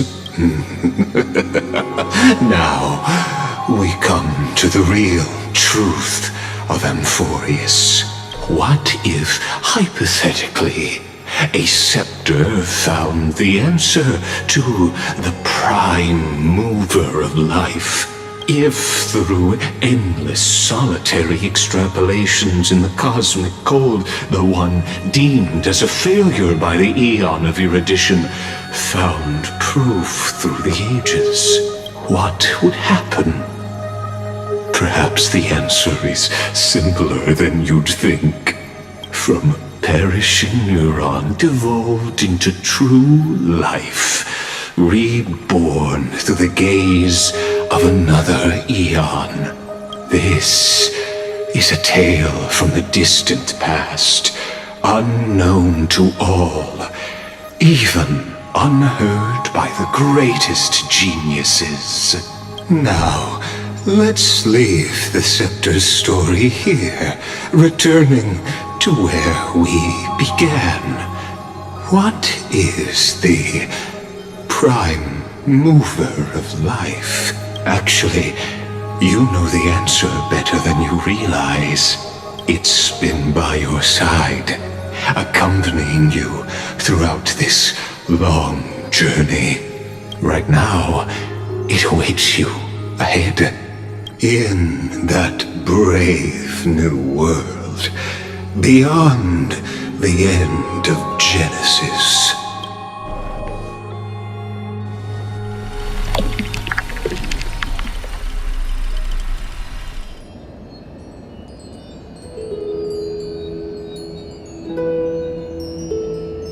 take this wish with you. Be the one who begins it all. As the prophecy foretold, you will bear the blazing sun until the pale dawn breaks. Continue onward, bearing this world upon your shoulders until the Ashen Hero, the nameless deliverer, ushers in the dawn.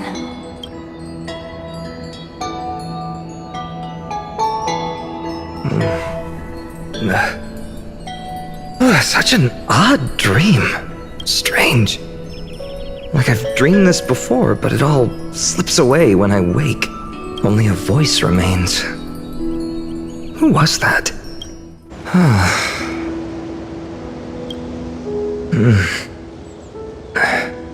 What? Ah, it's you.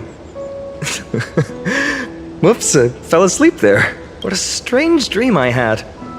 It's gone now, though. But look, perfect sunshine. The day is still young. Let's go find Cyrene, partner. We promised to be there for her oracle card reading today. It's right about time. Looking at you, someone's still half asleep. Tell you what, catch some fresh air first. I'll hang around here.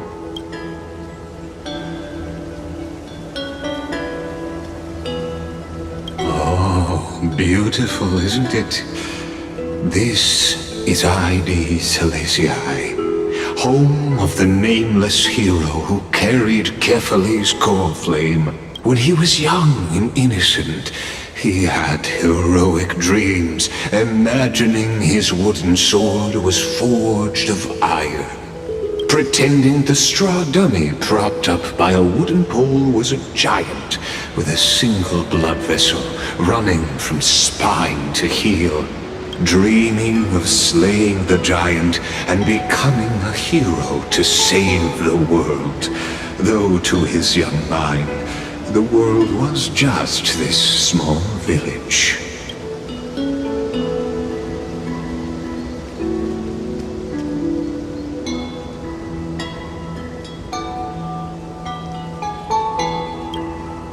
Sharp as ever.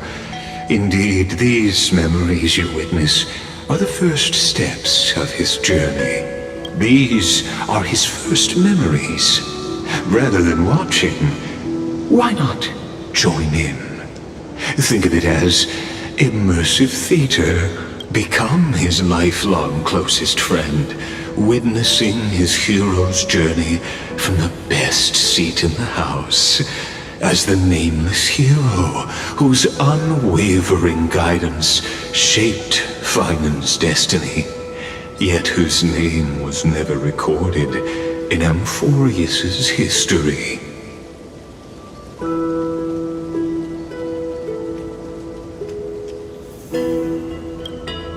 Questions, questions. Let's follow along and find out, shall we? Many mysteries lurk in this village beneath the veil of Evernight. Your questions will find answers as the story unfolds.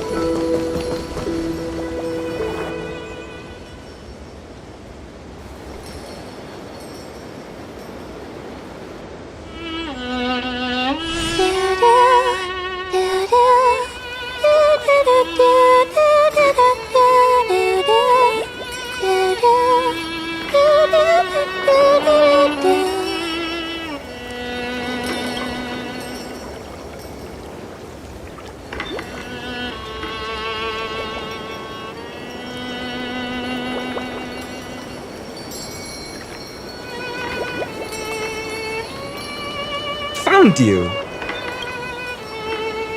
That...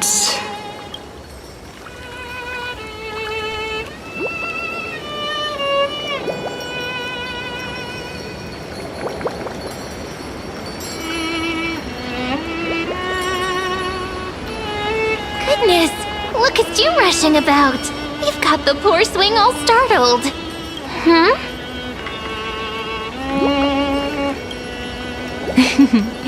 I knew it was you. Something wrong? What do you see? Oh, nothing much. Just suddenly felt a strange connection. Look at you, leaves in your hair. Were you sleeping in a tree again? Or was it the wheat fields this time? At least brush yourself off before wandering around. Come on, I'm not a kid anymore. You're the only one who still treats me like one. Sure. You may have the height advantage, but when it comes to maturity, I'm leagues ahead of you.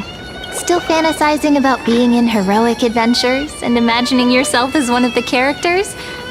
That's the kind of thing kids do, not grown-ups. Don't you agree? And since you're playing along with his antics, who are you pretending to be today?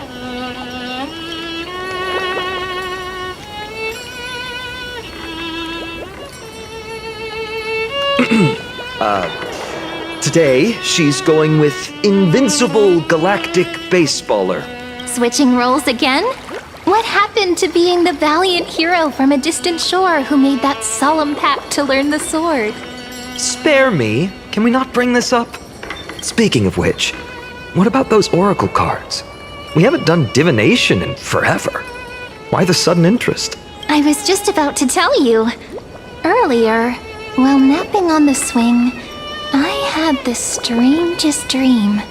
There was this mysterious voice in my dream, calling out for something. Wait, you had that dream too? Yes, you too? That would explain this lingering sense of unease, which made me think of those old oracle cards I used to play with as a kid. Though the Ornyx prophecies were always hit or miss.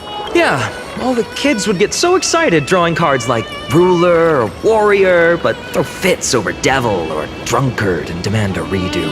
If you just redo it when you don't like the result, what's the point of divination? The blessing of childhood. Believing the gods might not notice our little corner of ID Silicii, willing to let our small deceits slide. Still, fate is absolute. After all, we never really know just how far into the future the prophecy extends. Anyway, let's go to our old secret base and look for those oracle cards. Now, where did we hide those? I can think of a few spots. Let's go check it out.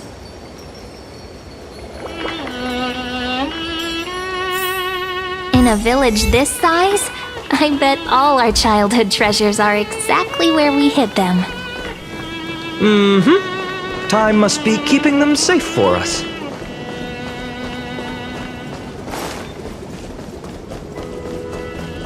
Youth is always brimming with energy.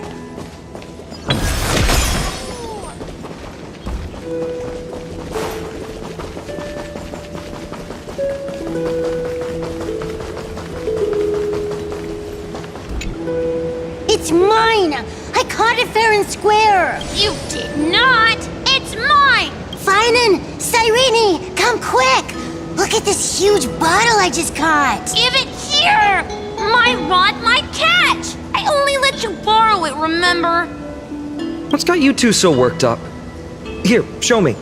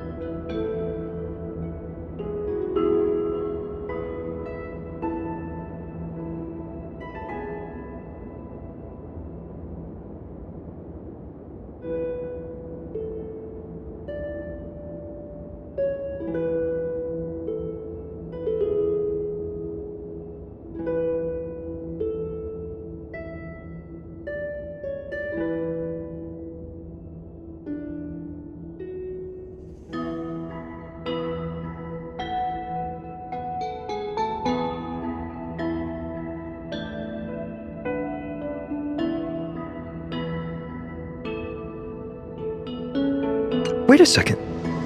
This is my old wish in a bottle. How did it end up here? Ooh, I wanna see. What did little Finan wish for? Not happening.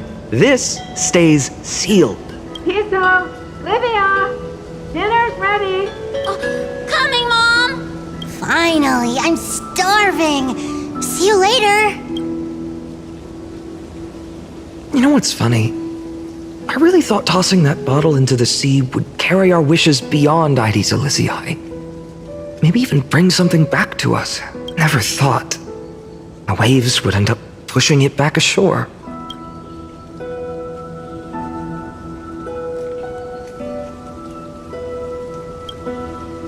Kind of disappointing, isn't it?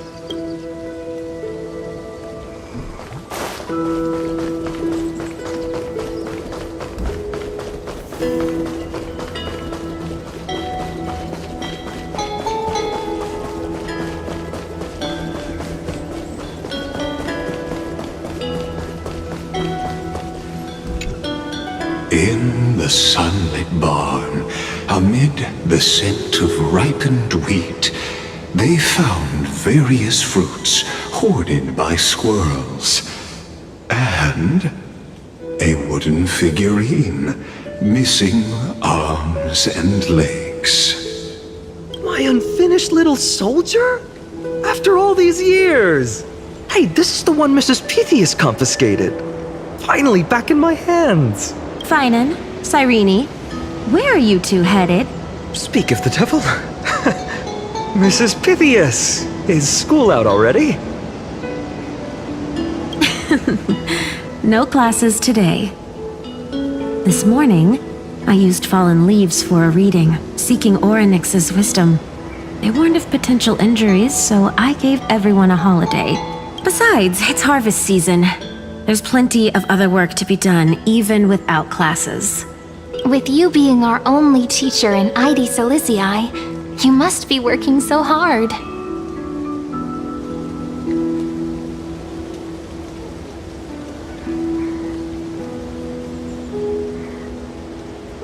Anything for my students. I don't mind the work. When you travel far from here, you must visit the Grove of Epiphany for me, to see what a true haven of wisdom looks like. By the way, what are you looking for in here? You've been searching quite thoroughly.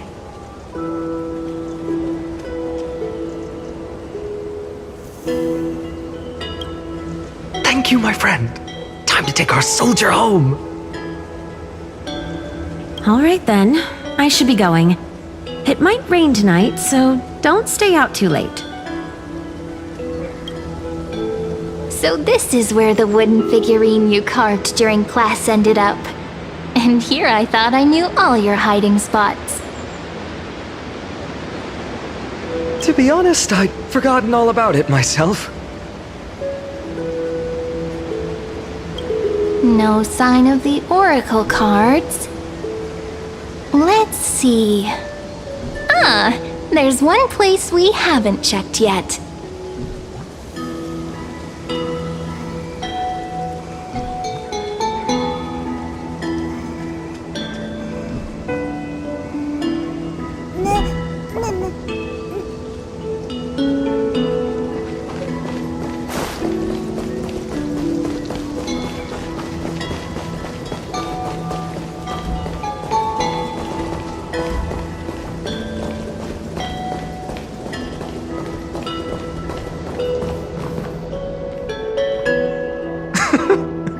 Those were the days. We'd always meet either by that statue in the village or right here. Right? And I remember you never used the front door when you wanted me to come play. You always climbed over the wall. You were such mischief makers. Just like a certain someone who has a habit of showing up unexpectedly. Right?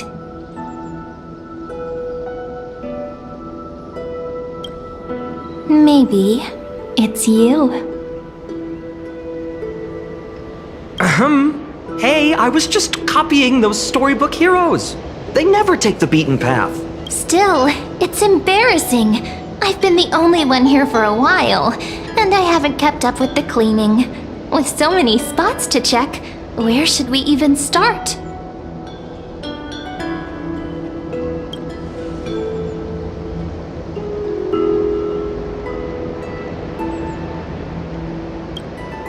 Come to think of it, I haven't checked the roof in forever.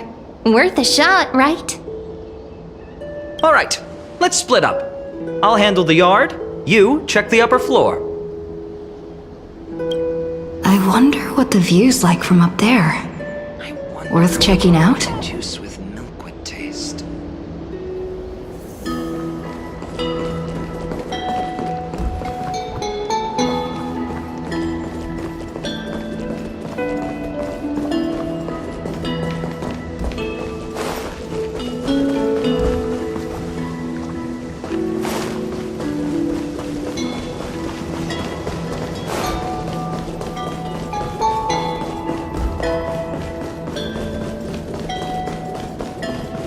It's not in the jar on the topmost shelf, is it?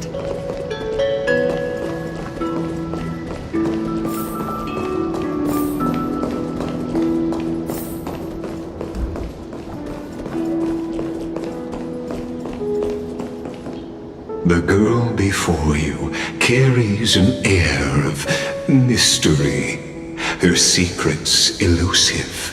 Yet her demeanor toward you is exceptionally warm.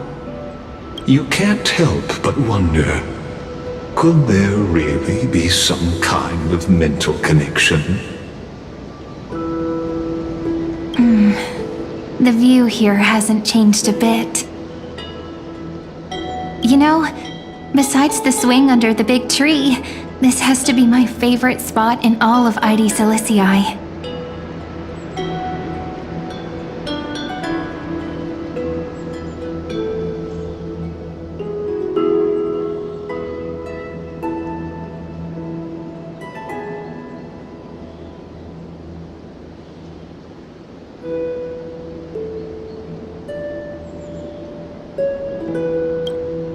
You can't help but want to hum one of those old songs we used to sing.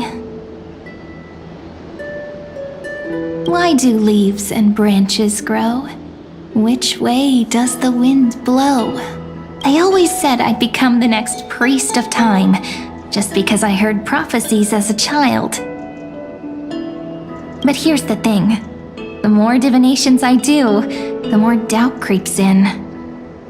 I want to believe the prophecies, but actually leaving ID Silicii. Where will that waiting ship take us, I wonder? Here they are! The Oracle cards!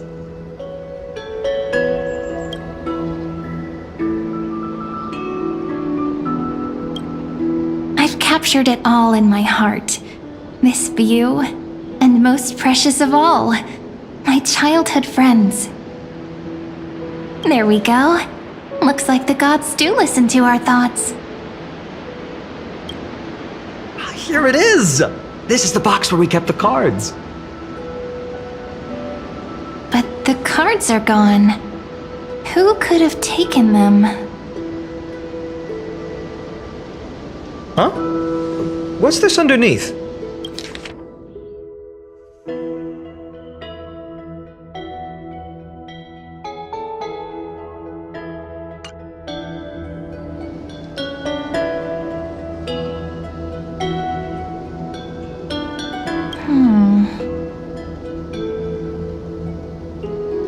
I see now.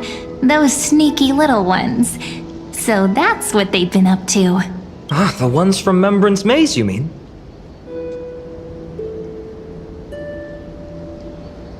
Yep.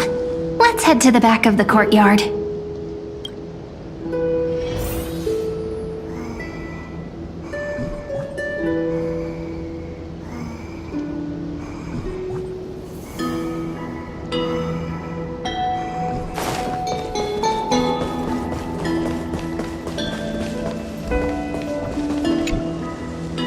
The entrance should be around here somewhere. Right here. The path to the maze is hidden under all these weeds. It's been too long since we visited the fairies. did you forget? We used to visit them all the time when we were little. All right, let's do this. These weeds need to go.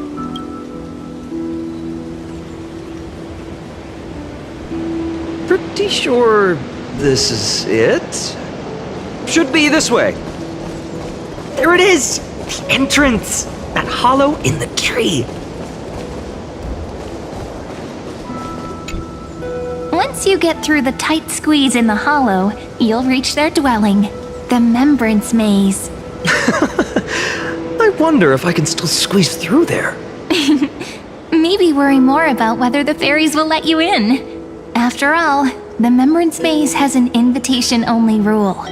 Only children with pure hearts are welcomed.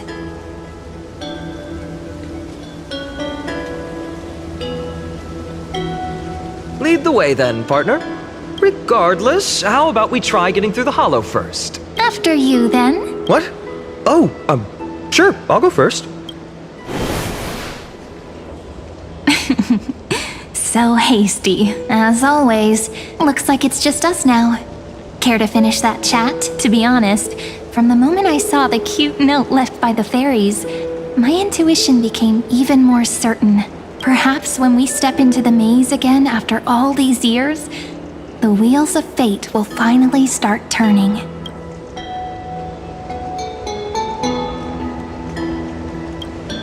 Oh, it's just a girl's intuition.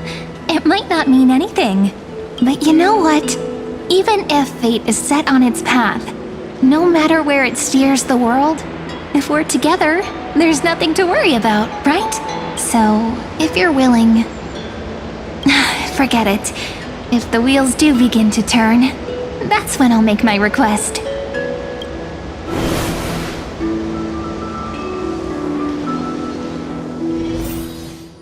I made it!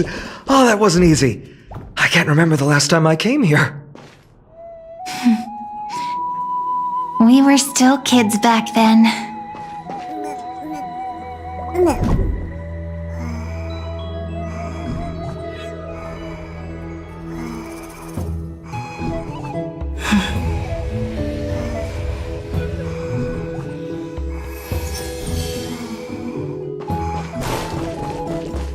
Wait a minute. Are you? Look who it is! Rini and Snowy! Whoa! Look who's finally back, Memmy! Snowy, you've grown so tall and dashing. I couldn't even tell it was you at first. We had to grow up. Sometime. But look at Rini. She hasn't changed one bit. How fascinating. Perhaps I'm like you, Rayleigh Mem. Just another fairy of the maze.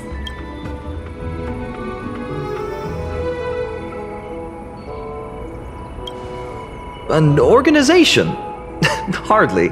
They're not that organized. They didn't even have proper names before we came along. Dolimem, Rayleigh-mem, Mealy-mem, Folly-mem. I've missed these cute little troublemakers. We used to gather around the fire, singing and dancing, imagining all our future journeys. Without coming back here, those memories might have faded away entirely. Oh, how could you, Snowy? You swore you wouldn't forget about us. But you were gone so long, you almost did! Oh, he's just copying those bards from his stories, being all melodramatic. He couldn't forget about you all even if he tried. Actually, we're here for the Oracle cards. Have you seen them? Oh, the Oracle cards! Right. The chief asked us to get those. Chief? You mean Dolimem? What do they need the cards for? If they want a reading, they could just ask me. Oh, I'm not sure. But Chief specifically wanted to meet with you all. Let's see. They should be... That's it! This way, everyone! Watch your step. The trunk's slippery.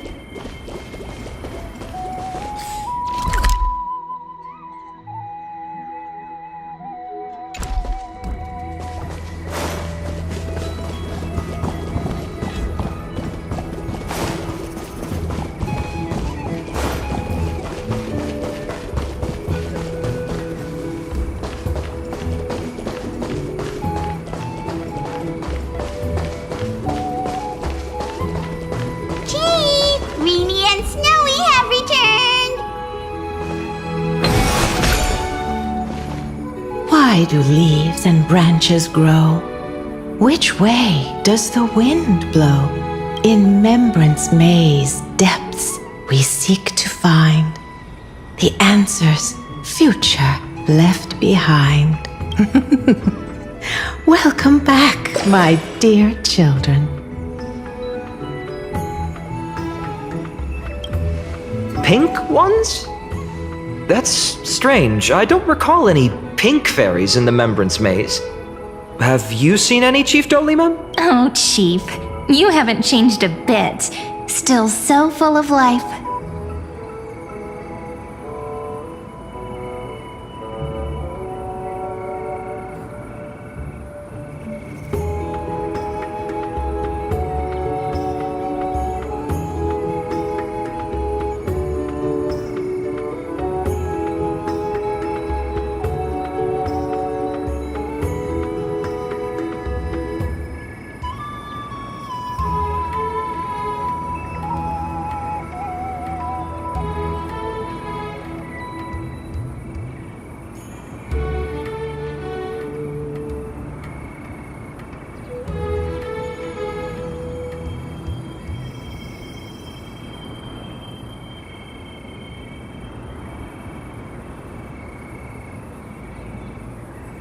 Oh, no need to fuss, my child. You haven't forgotten, have you? As long as our songs are sung, the children of the maze will live on, just as our paths stay forever linked. Here, take it. I'm sorry I had to resort to such methods to bring you here. My book of oracle cards. Thank you for keeping it safe. You know, you can always just ask if you want me to divine something. Still, bringing us here like this after so long. Is something wrong, Chief? Yes, the Veil of Evernight whispers to us once more. It tells of a new fairy who will soon enter the maze. Indeed, every time a new fairy arrives in the maze, it means that beyond the veil, in the vast lands far from Ides Elysiae, a great calamity is on the horizon. But if that's the case, our journey... will have to be cancelled. If disaster's coming, we should stay in Ides Elysiae just to be safe.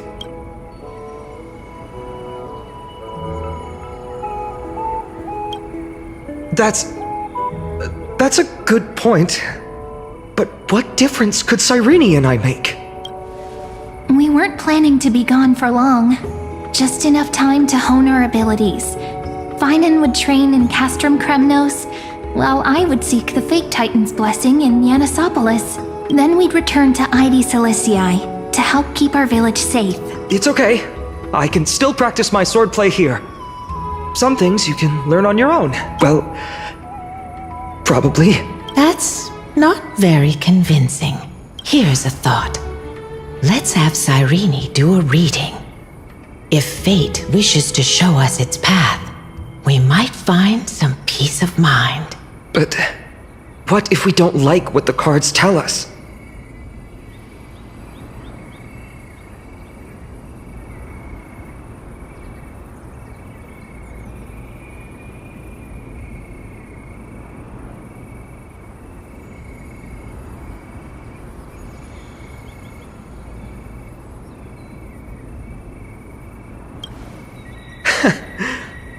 Never thought of doing it that way before.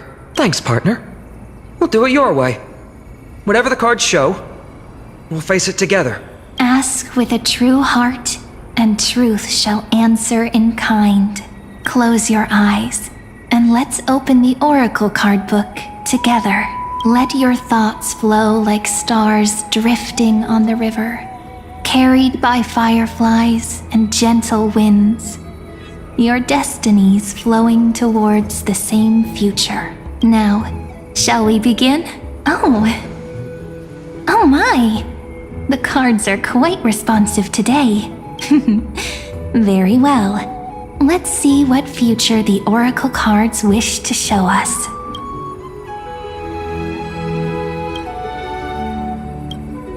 Behold, the Weaver. It connects the romantic threads of the chrysalis of gold, weaving all destinies into golden silk that flows toward the most brilliant, magnificent future.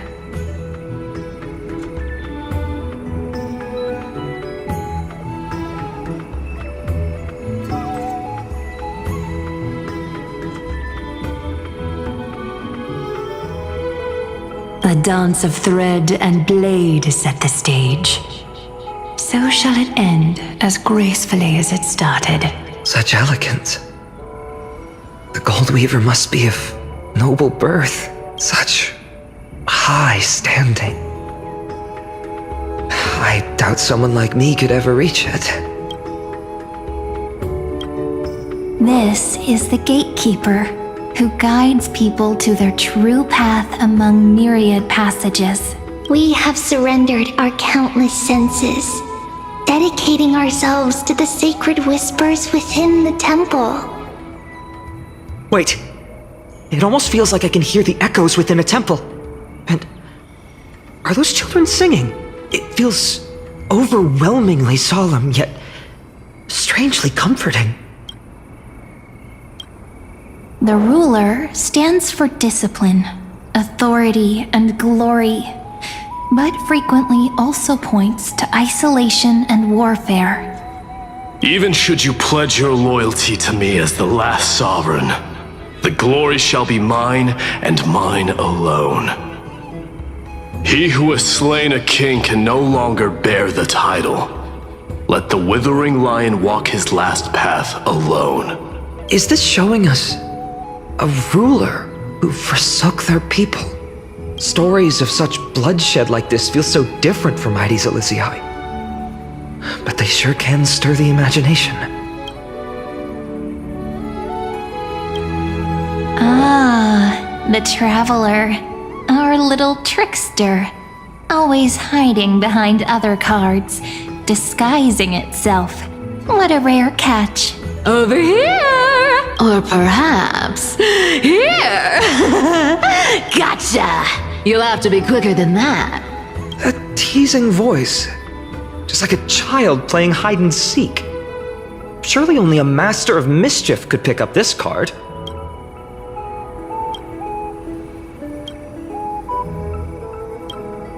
This card, the Servant, is surprisingly light, bearing the cool scent of Antilla flowers, just like starlight. It symbolizes new life and hope, yet often brings to mind struggles, sadness, and loss. These precious flowers I care for with my own hands. Are they destined to bloom only in death's embrace? It sounds so solemn, yet tinged with an inescapable sorrow. The humble healer may seem gentle in hue, but its courage matches any other, strong enough to melt even the coldest ice. I will do my best to help you mend all fractures and let sunlight shine on every corner of the world. Make a pinky promise with me. No more going back on your word. Hey, this card really speaks to me. It makes me want to protect as much as I possibly can. Still, protecting everything, everywhere, seems like a dream. What amazing power would you need for that?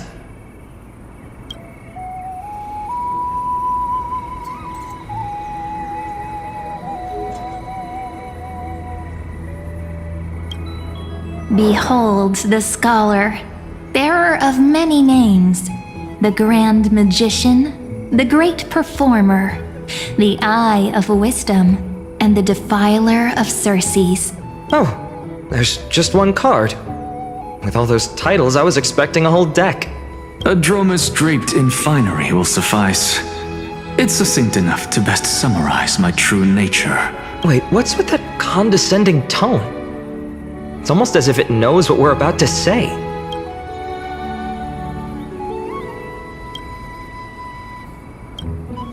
The Deliverer. According to the tripartite prophecy, this card means absolute harmony and perfection. In fact, it's the only oracle card without a dark side. What, no divine whispers this time? Oh, silly. This is simply the card you drew for yourself. The sleepy village of Ides Elysiae, in just one fleeting moment, welcomed an array of legendary figures. The Weaver, Gatekeeper, Ruler, Traveler, Servant, Healer, and Scholar. Their stories and wishes showed the village boy glimpses of a world larger than he'd ever imagined. They brought tales of raging battles, of cities crowned in holy light, and of wonders beyond his understanding. Each story so far removed from his simple village life. Once, these were just images on his friend's oracle cards, and yet destiny now stirs in resonance with the maze. And now, they are right in front of one's eyes. The Deliverer? This card again. Ah, my child. It seems you're destined to bear the wishes of many, to answer the world's call. Bear their wishes? Yes, just like Kefali, standing eternal atop the mountain. My parents, they only wished for me to grow up, well, to help around the village, stay out of trouble. Mrs. Pythias wished for more books in her little schoolhouse, wanted us to all learn and grow. And little Piso, he wants to grow up strong like its father, to become a hunter. Is that my purpose? To fulfill their wishes? Perhaps. For a true deliverer, such wishes are but droplets in an ocean. After all, Kefali bears the weight of the entire world. Right. How could any human possibly measure up to a Titan? I wonder too. Perhaps... What's this? What you see are futures written in the cards. Or rather, the people you'll meet on your journey. Sometimes, fate can guide us when we're lost. Let's consult fate itself. Maybe then we'll know why we must take this path. And learn just how many burdens one must bear to become a true deliverer.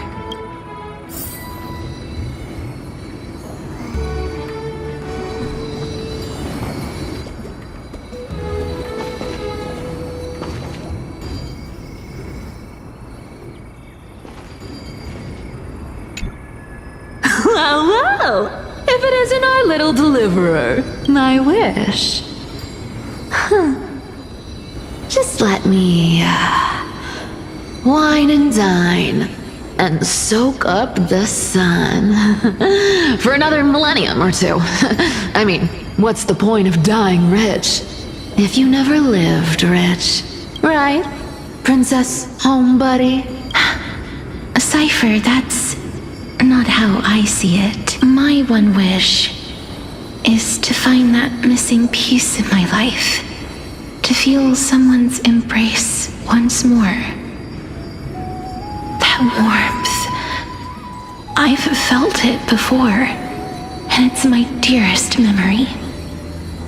And speaking of riches,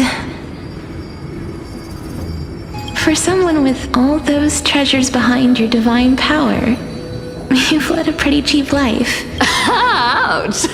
Where did that come from? Right for the jugular, huh? What about our friend from the Grove? My wish came true before I touched the sky. I transformed my healing power into gentle sunlight, distributing it equally to every life I cherished and loved. You two are so selfless, aren't you? No surprise Aglaia wanted you for the flame chase journey. You know what? I did have one wild dream. To know what it feels like being born a noble lady, drowning in riches. Just think, if I traded places with that seamstress, me in the mansion, her on the streets. I'd like to see if she'd still become the gold weaver then. Maybe I'd even take her place.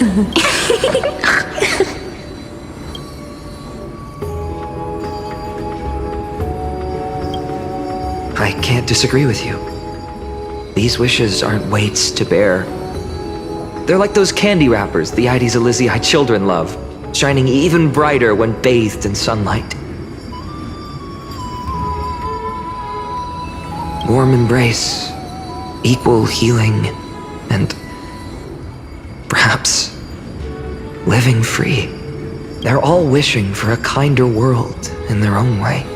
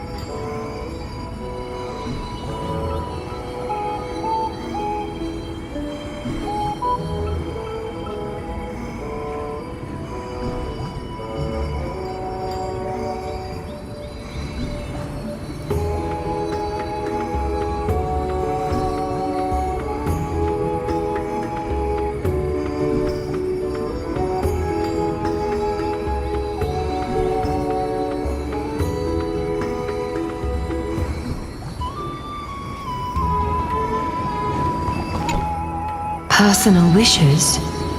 I have none. Only the Arannuva matters. The world's rebirth. Yet, if I am to weave a new era, then it may be one where kindness and her cleaners shall never tread. These crawling parasites have no place in Akama, especially not under the deceitful claim of human rule. That noble lady, the way she speaks, it's like ice in my veins.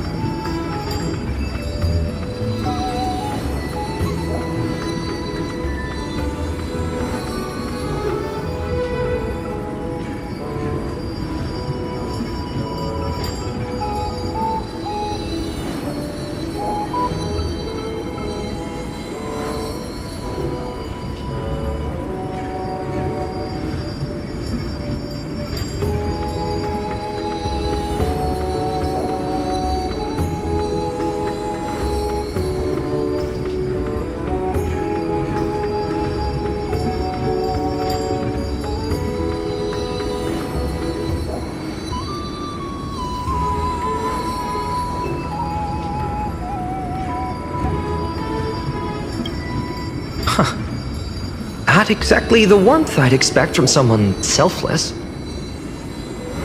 Teacher, perhaps you could share your wishes with us? Oh, Snowy. You want to know about our wishes now?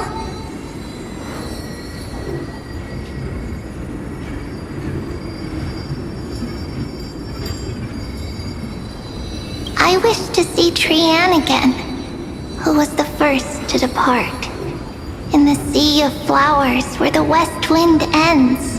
And Aggie, I want to see you shed that golden thread cocoon around your heart. Just once more. Smile at us again like that bright-eyed girl in white who stood before the Yanisopolis temple.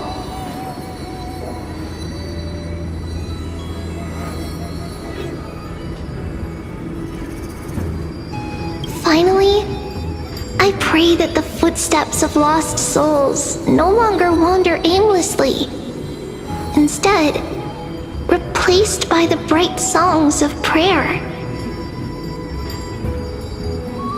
Are we wishing for too much? Well, let's say these 3 wishes represent Trianne and Trinan too. Those wishes are truly wonderful. They even stir something deep inside me.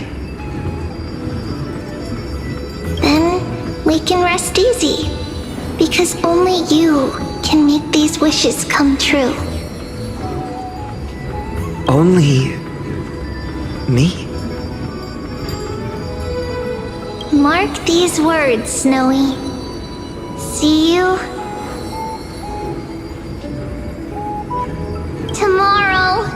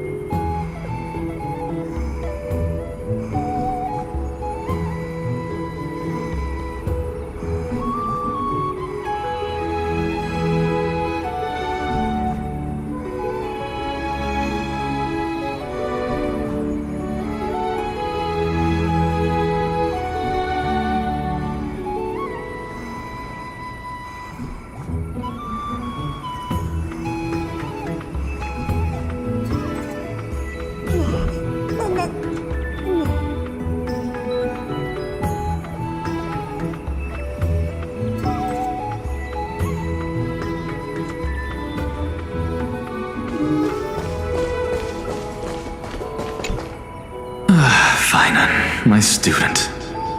Must we go over this again? Listen well.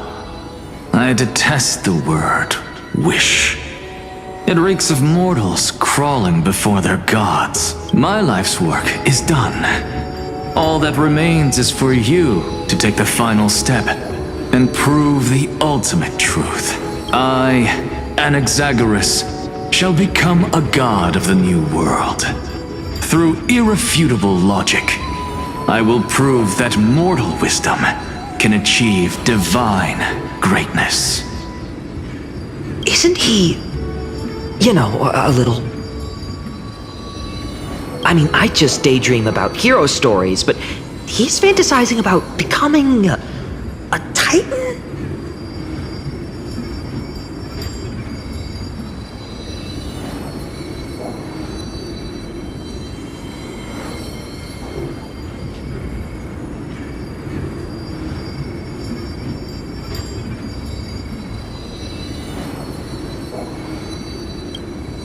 Well, that's something. Could I ever be that sure of myself?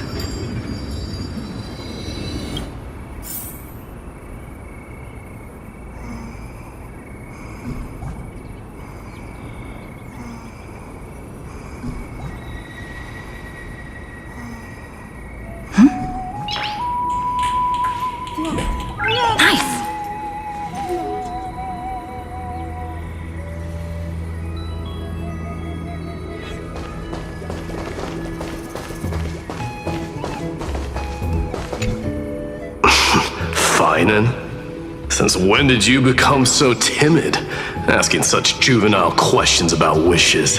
What's that supposed to mean? What's with that condescending tone? No way I become friends with this half-naked show-off, right?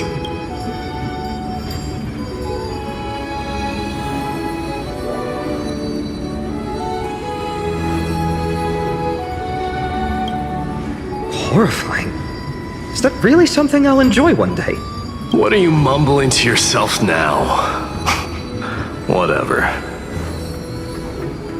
The wishes of the Kremnon warriors are done, but I survived 1,000 deaths only to fall to a coward's blade. And masked flame reaver who struck from behind. Finan, you look... Never mind. That blank look tells me you're completely lost. My wish is simple. One honest duel, face to face, blade to blade. Then I'll strip away that mask with my own hands.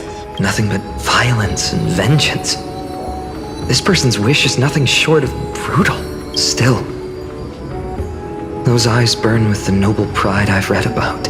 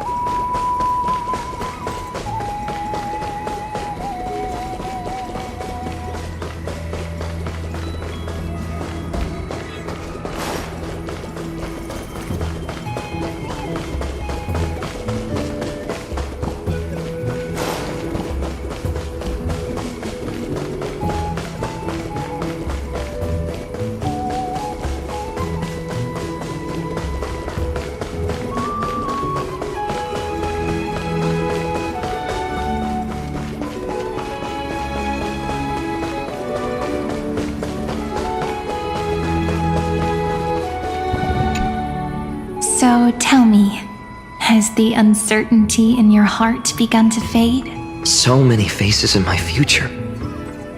So many wishes. Still, why would fate choose to show us this path? What's weighing on your mind? Didn't you say disaster would strike Amphoreus? If so, shouldn't Cyrene and I stay in Ides Elysiae? How could we possibly meet all these people?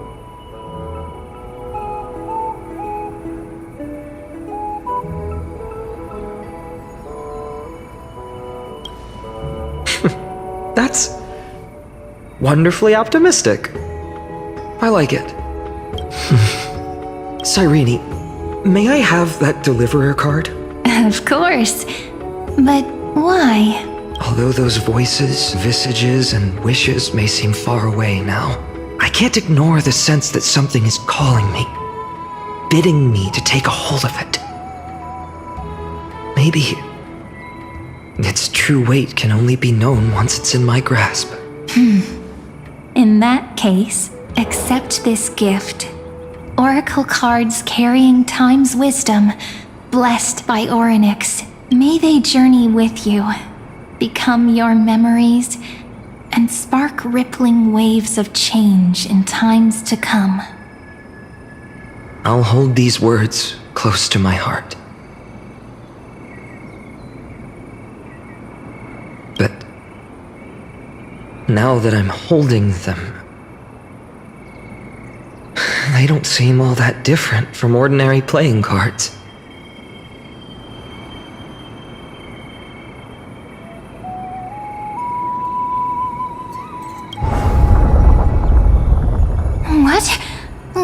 happening? Everyone, we've got big trouble, Mimi! Burning, smoke everywhere. It's all coming from beyond the maze! What's going on? It's here. The seeds of disaster have already taken hold, sooner than we had foreseen.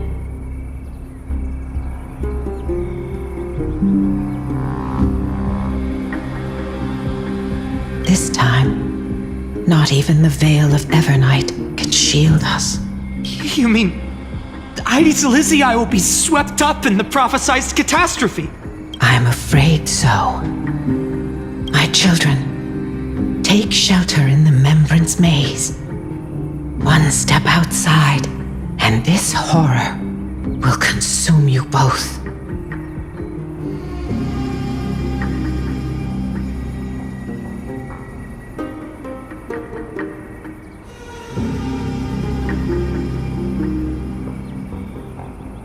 But my parents, the whole village.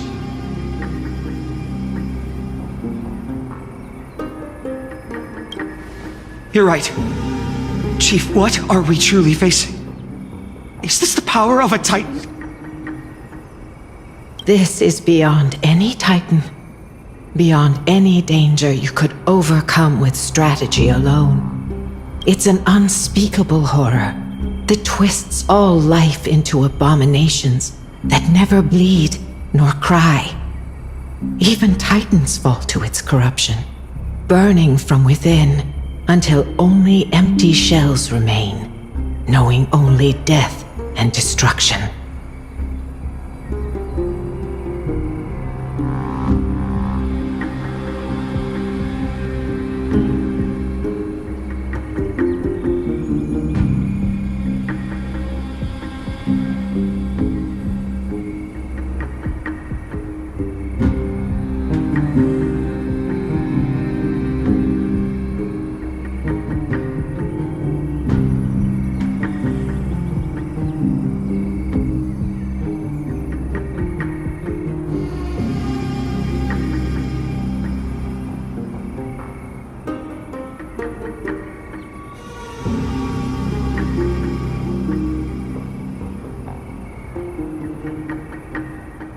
The Black Tide. That's what this calamity truly is. It consumes all in its path, sparing none but the Membrance Maze. Not even Titans can... Yes. So please, don't leave this forgotten realm the gods abandoned. You are the first to uncover our presence, and the only two who can enter the maze.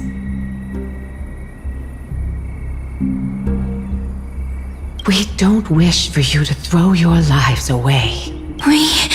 Finan, what path do we take?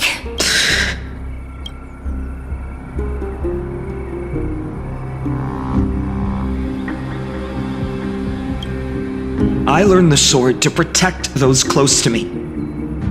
If I run now, I'll never be worthy of lifting a blade again. Then we know what we must do. Indeed. Our friend is right. We must take action. Forgive me, Chief, but Aides Elysiae needs us.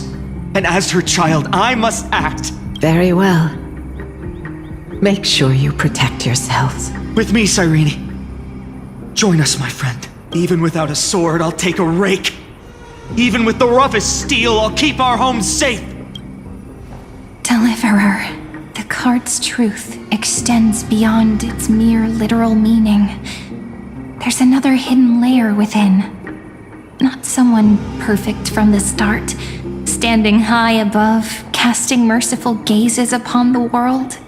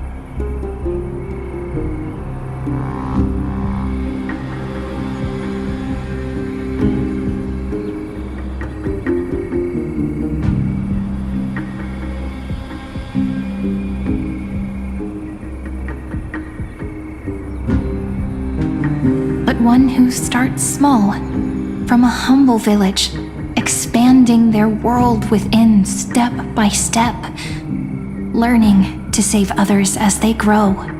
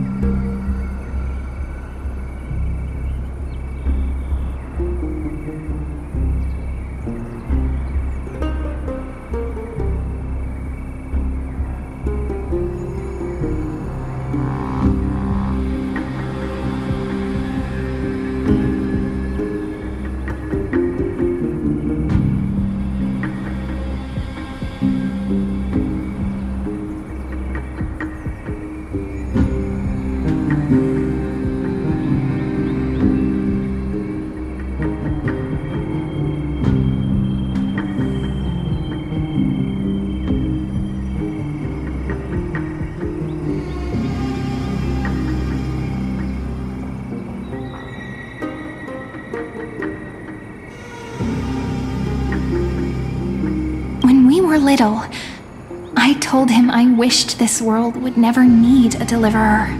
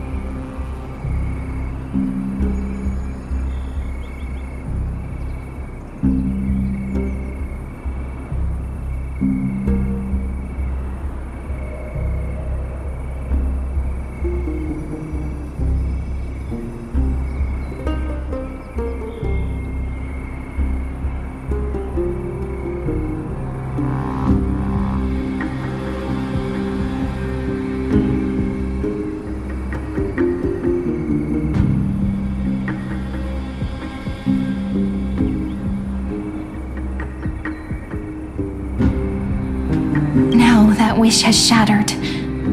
Yet I'm glad he's chosen to walk this path. And all of this happened because you believed in him, friend. Shall we? It's only when you're by our side that Finan and that our hearts find their courage. I know you're watching us right now, aren't you, great hero from the future? Oh, Deliverer. Such cruel irony. Though destined to bear the world's burden, this boy can never become the hero to bring forth the dawn.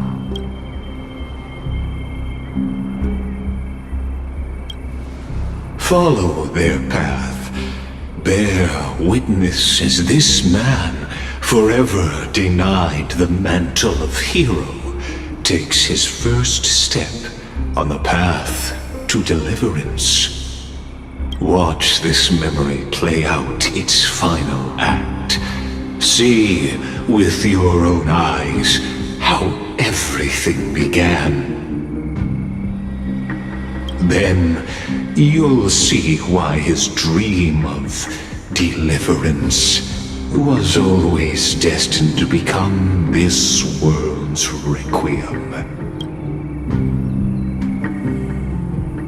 A sun red as blood, wheat fields turning to dust, and in the heart of it all, a village aflame.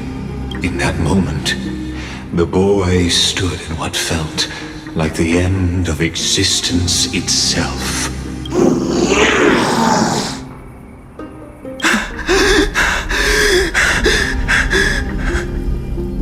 These creatures, they're everywhere. Someone, anyone, where are you?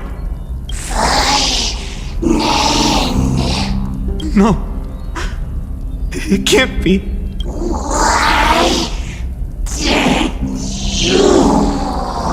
You, are you talking to me?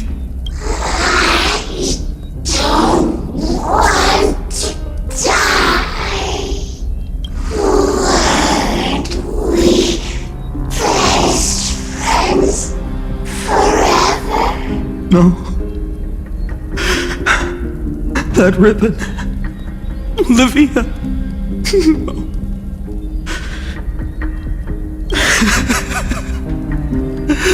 I should have known. Save us. Save us.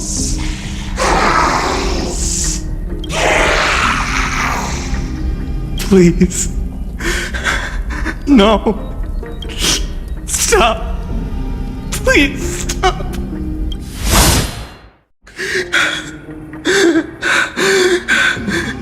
Olivia. I'm so sorry. And these monsters, they're all... Why?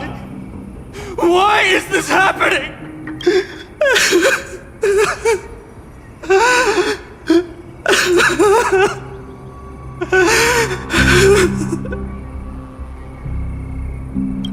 When the black tide arrived, the wavering boy found resolve in his companions, and together they ran toward their first battlefield in the far-off future. The land of Amphoreus would bear the marks of the hero's footsteps. With sword in hand, he would inscribe an eternal mark in the golden epic. And when dawn broke over scorched earth, a boy, covered in wounds, buried the dead one by one. His silence heavier than the earth he moved.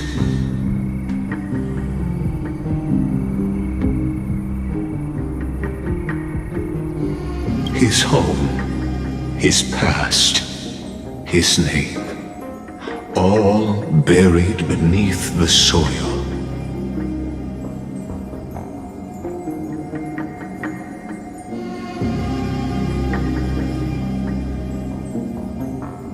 His feet carried him forward, over the pillar of stone, beyond the chalice of plenty, through the deadly fogs of the hand of shadow.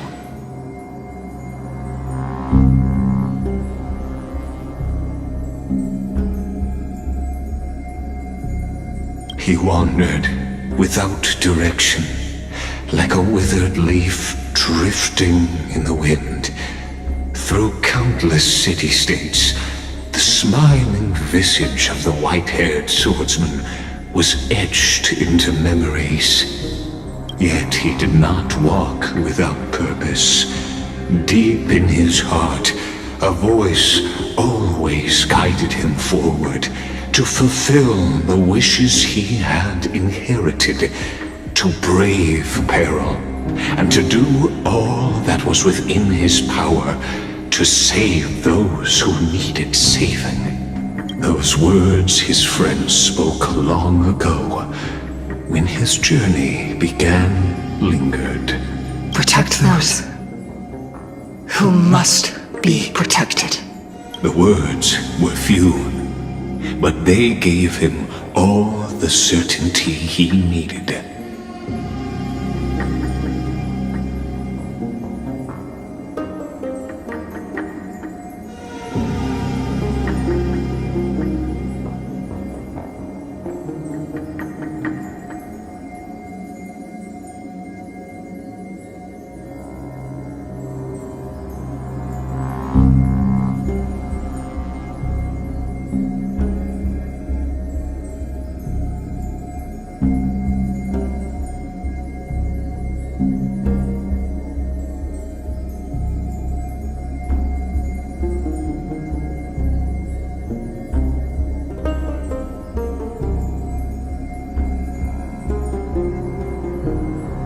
That's what it means to be ordinary and choose to be more.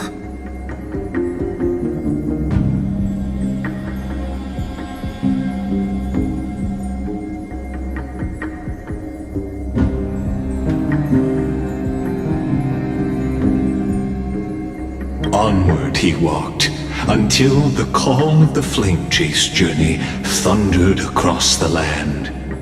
In the vision painted by prophecy, humanity would triumph over the gods, seize the core flames, and ignite a new dawn for Amphoreus.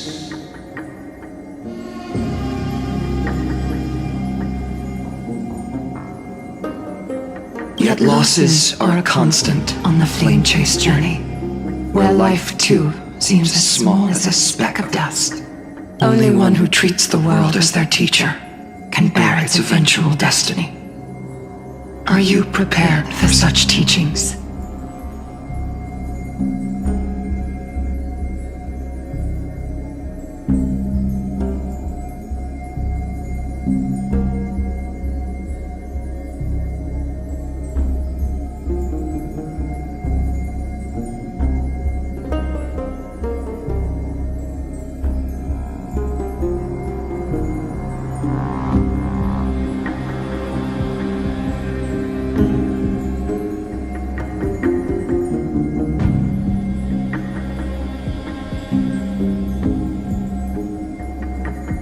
The voice within spoke, and he answered softly. No matter. My existence is of no consequence.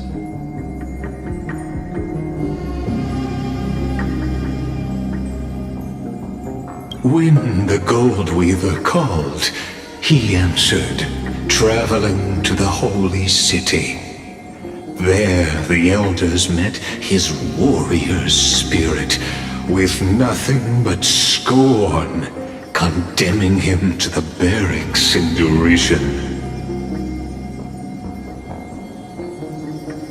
No one saw it coming, not the world, not even him. Yet, this nameless recruit stood at the gates of legend, and there, at last, he found the ones who would walk his path right beside him.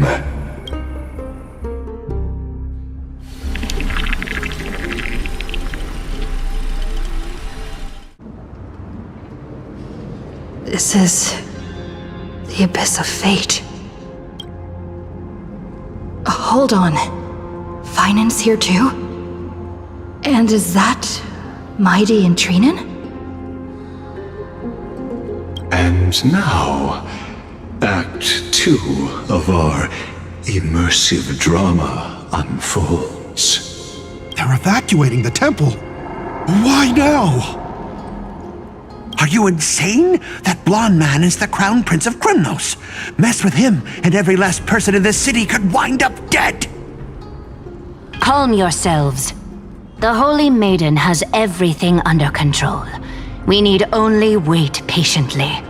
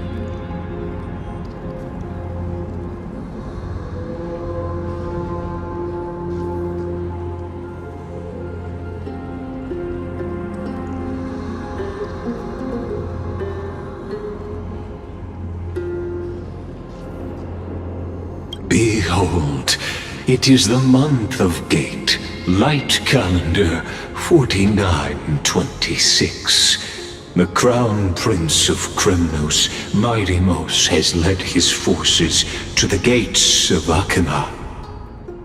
As you know, though Mos was proud, he did not engage in needless violence. He challenged the elders of Aquilla to a duel, not for glory, but for the rights and dignity of his people. After Aglia's mediation, Finan met Mighty Mos's challenge as the elders' representative. This duel was to change the course of the Flame Chase journey itself.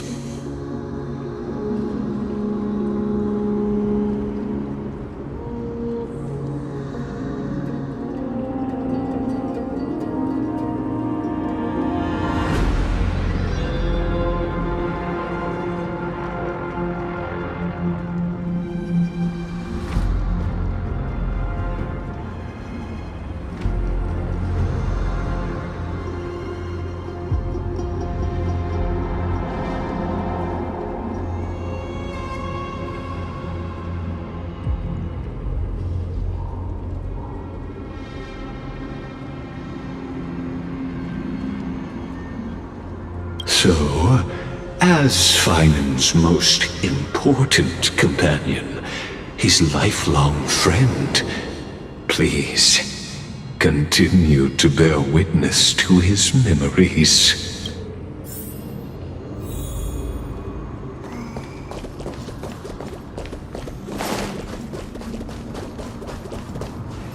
Is this your idea of an honorable duel? Bloodshed isn't the way. We and Aggie don't want to see Chrysoceres turn on each other. True warriors know when to sheathe their blades. The impartial Talantan shall oversee this duel. You need only place your offerings upon their scales. Something that has more weight than the fate of the world. Which means only those who understand the world's weight are worthy to carry it. Is this how you plan to test our convictions? Well, Kremnoan, looks like you won't be able to punch your way through this one. It makes no difference. One last chance, new recruit. Walk away and I'll spare your life. Otherwise, come and face me. I'll give you a warrior's death. Hard to imagine they once clashed like this. Holy Maiden, I can't help but feel like a pawn that has stumbled into some greater political game. Every hero was once a child, and every child must grow. That's so. I don't even know why I'm standing here right now. Look at me. Just a common soldier. If it weren't a contest of swords, Lady Goldweaver would have taken the fight herself. When it comes to dying for the Holy City, how could I ever measure up to her?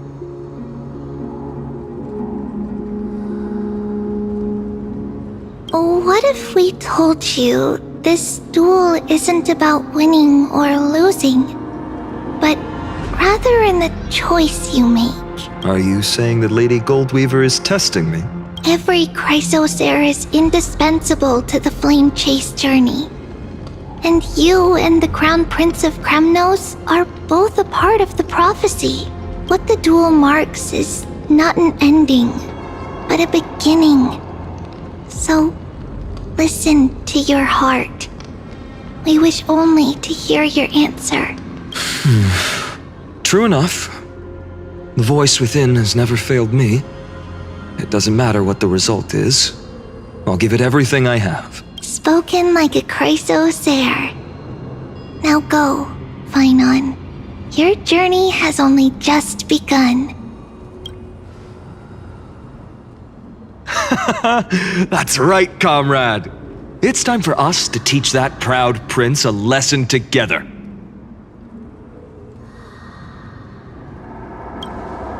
Me? With him? Don't joke around like that. Still, on the topic of the Temple of the Three Fates, here we are, at the Temple of the Time Titan. And I don't even know how Cyrene's studies are progressing. We haven't really had much contact since I set out. Still, I hope she's doing well. Anyway, let's go, comrade. It's not every day you get a chance to see Talantan's scales of justice. What's going on? Did he just say Cyrene's studying here? But how's that possible? Wasn't she? Of course, Lygus disappears right when I need answers.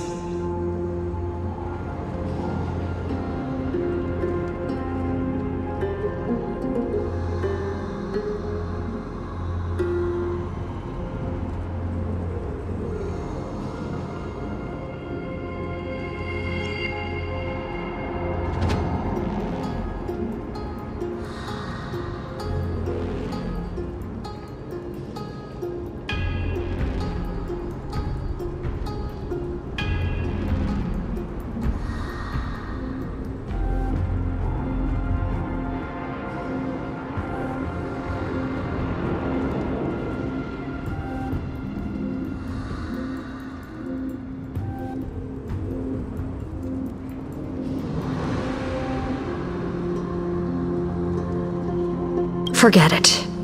I need to catch up with Finan first. A Amazing!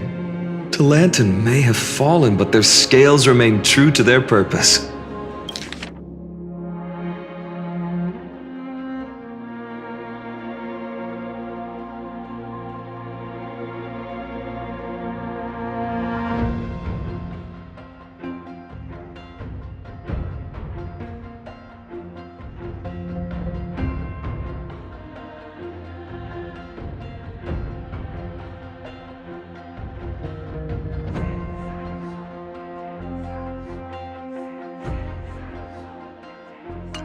I hope you still remember your purpose, new recruit. You seem awfully confident, Kremnoan. Let's see how you define the idea of weight. For your information, in Castrum Kremnos, the punishment for profaning a duel with such crooked words is impalement. But as we're in foreign lands, I'll indulge you. The signet of Kremnos, the crown jewel of our people. That's my choice. A ring. Not just any ornament, I'd wager. What's the story behind this little treasure? Don't push your luck.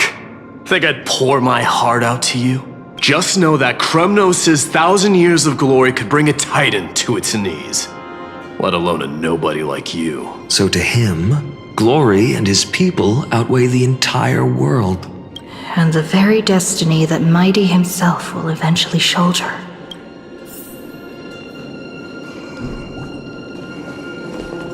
Don't overthink it, Finon. Trust your heart. Well, that's easy for you to say. I'm just a holy city guard up against Kremnos' walking war machine of a prince. Don't you think this is a little bit too unfair?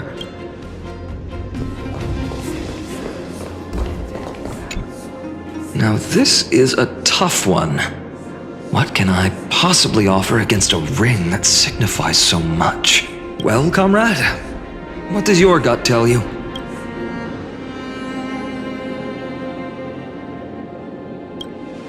Looks like we really are on the same wavelength.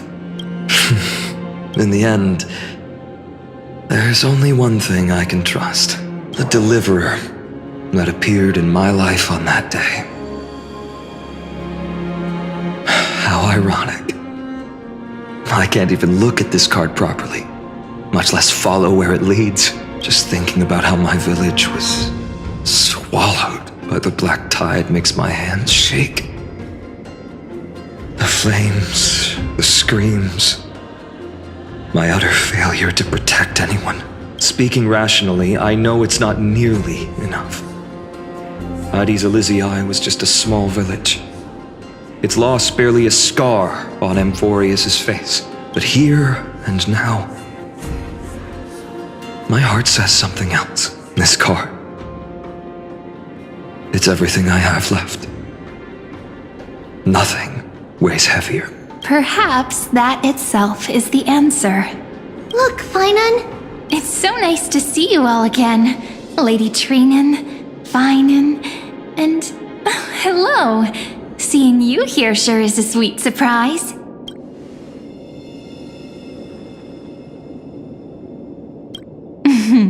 Why so surprised? Could it be... Did you miss me? Cyrene? This is incredible. I was literally just thinking about how you might be here. But I'd never imagined I'd see you this soon. I was supposed to leave with the priests, but then I heard Lady Maiden was with a white-haired young man. I figured it had to be you, so I snuck back here. That's Cyrene for you. Unfortunately, this isn't a good time for reminiscing. That Kremnoan over there... Still playing house, boy? You get the idea. Quite the hothead. You know, you two just might get along. Don't worry. You already know what the answer is, don't you? If that's your choice, I am with you. I am with you because I remember it all too. The fields of Hades Elysiae, those red leaves, that little swing of mine beneath the tree where I dreamed the sweetest dreams. And those dear fairies in the Memorand's maze. It hurts so much knowing they're gone forever. The pain speaks for itself. Our hometown may have been just a tiny village, but to us, it was the whole world.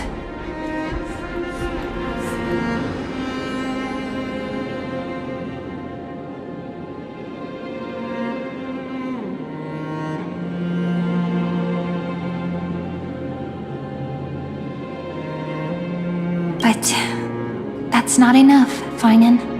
Not nearly enough. Even though hatred can help people grow and turn a boy into an unbreakable warrior, what you need now is victory. You can't just stack the scales with your past suffering. You have to throw the weight of your future onto them as well. The future? What do you mean? Maybe that was a bit too cryptic for you, but it's actually really simple. Why not have our mutual friend here stand on the scales with the Deliverer? How about it? Can you help us? Relax. Our dear Crown Prince won't have a clue. Let's try that. The fate of Aquilla hangs on this duel. I must claim victory, for their sake.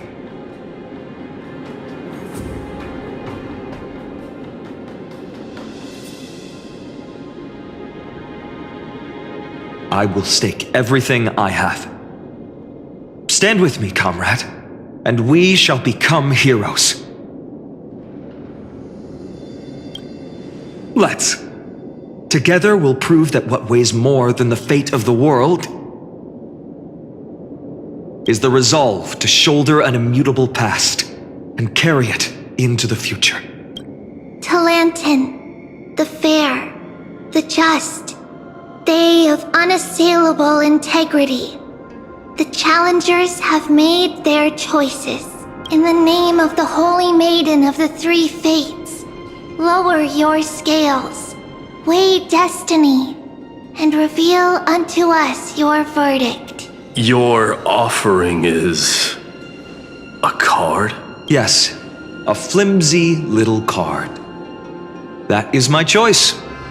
Just know that it's called the Deliverer. Interesting. Very well. If you can beat me with this card, then that's what I'll call you from now on. It's a deal. The scales, they're wavering. Talantin is deliberating on the outcome. It appears the convictions of both sides are equally matched. This is suffocating. Like the whole world's weight is on my shoulders. But I believe what my heart tells me.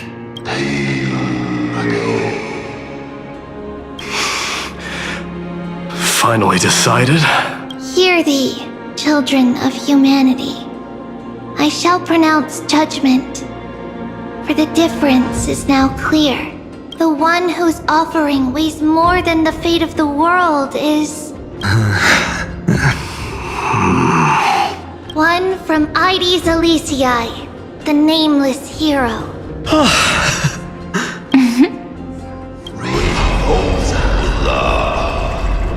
However, heed this. The true weight of conviction originates not from itself, but rather in that which tips the scales. Hope itself. What's that supposed to mean? I think the Titan means that it's not anyone's personal convictions that outweigh the fate of the world. It's about a wish, one which we all share. You, me, everyone here. What tipped the scales wasn't Finan's conviction alone, but the collective hopes carried by this oracle card. Humanity's desperate call for a deliverer. Yes, even you and your people, Kremnoan. Placing us both on the same side of the scales? Foolish. We Kremnoans are your mortal enemies. Such weak idealism will only get you skewered on our spears. Fine by me. I've never claimed to be the deliverer from the card anyway. I'm a soldier. And if it's my fate to bleed my last on the battlefield, then so be it. I'll fight to my last breath. And on this, I know that we're the same. That's all a hero really is. Someone with that kind of conviction. And the deliverer? Just a sum of all those heroes. A brilliant explanation. Just as prophesied, on this day, the final 2 heroes shall join the flame chase journey. I should have known from the start. They all say Lady Goldweaver is quite brazen, but you're the first to even imagine that prophecies could persuade a Kremnos warrior.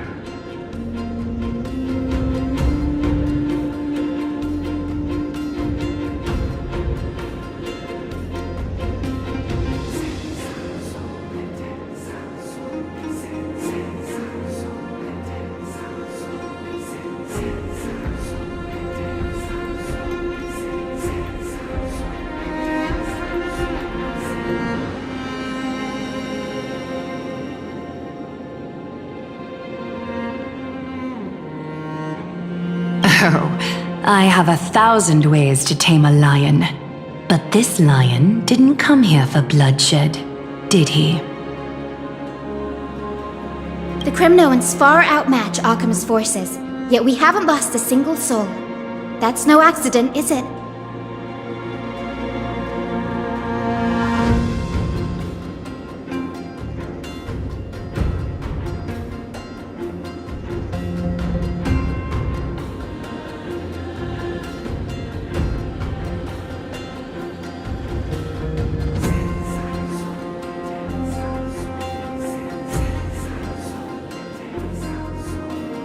Do you honestly think Kremnoans, renowned for our love of battle, would show mercy?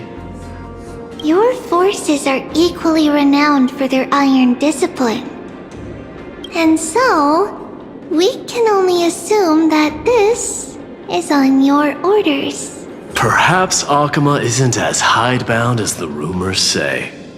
You grasp the true marrow of power more clearly than those elders. Now that the wheels of fate are turning, what finer way to celebrate this fortuitous encounter than a feast? Follow me, brave Outlanders. Heroes of this world are as countless as the stars, and at this moment, we find ourselves gathered here by the light of the flames of the long night. History shall remember this moment. The prophesied Chrysos heirs now stand assembled, heralding a new dawn for Amphoreus.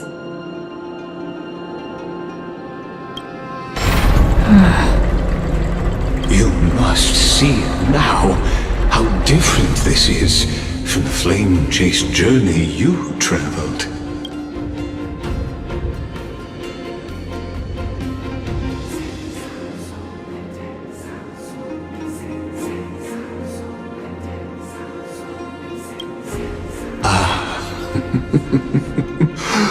Who?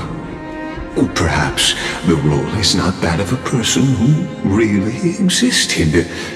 Notice how only 2 particular individuals seem aware of your presence. Patience. We're approaching the final act. These are, as I mentioned, his first memories. They are of particular importance for the imminent Era Nova.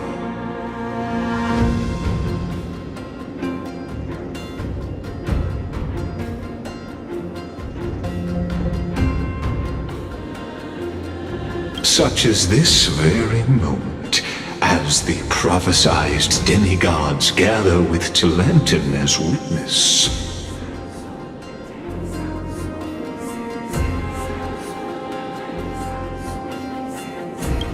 This is a moment calculated by the gods.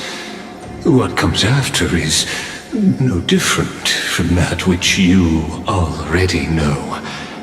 Some join, others leave, while flame chasers bear their faint light forward through the long night. Ah, come. Your seat awaits after 13 heartbeats. Our heroes will be ferried to the final scene.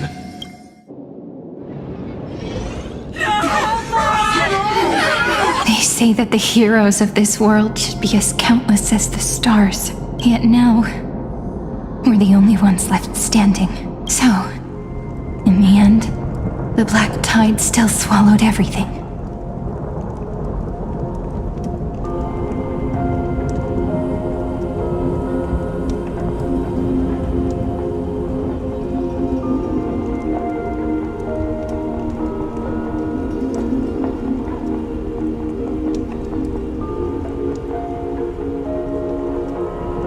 The West stands protected by mighty Skrymnoans. It will hold for the time being. Professor Anaxa deployed wards in the north and east before. Their effectiveness is untested, but I believe in him. And Akama. We needn't fear for Aglaia. Even in death, she counts as the greatest among demigods. Her threads of romance weave an impenetrable shield, and the people answer her call, rallying to the city's defense. Let's move. Catholi is given their core flame. We must complete the Era Nova before the next entry hour. For Amphoreus.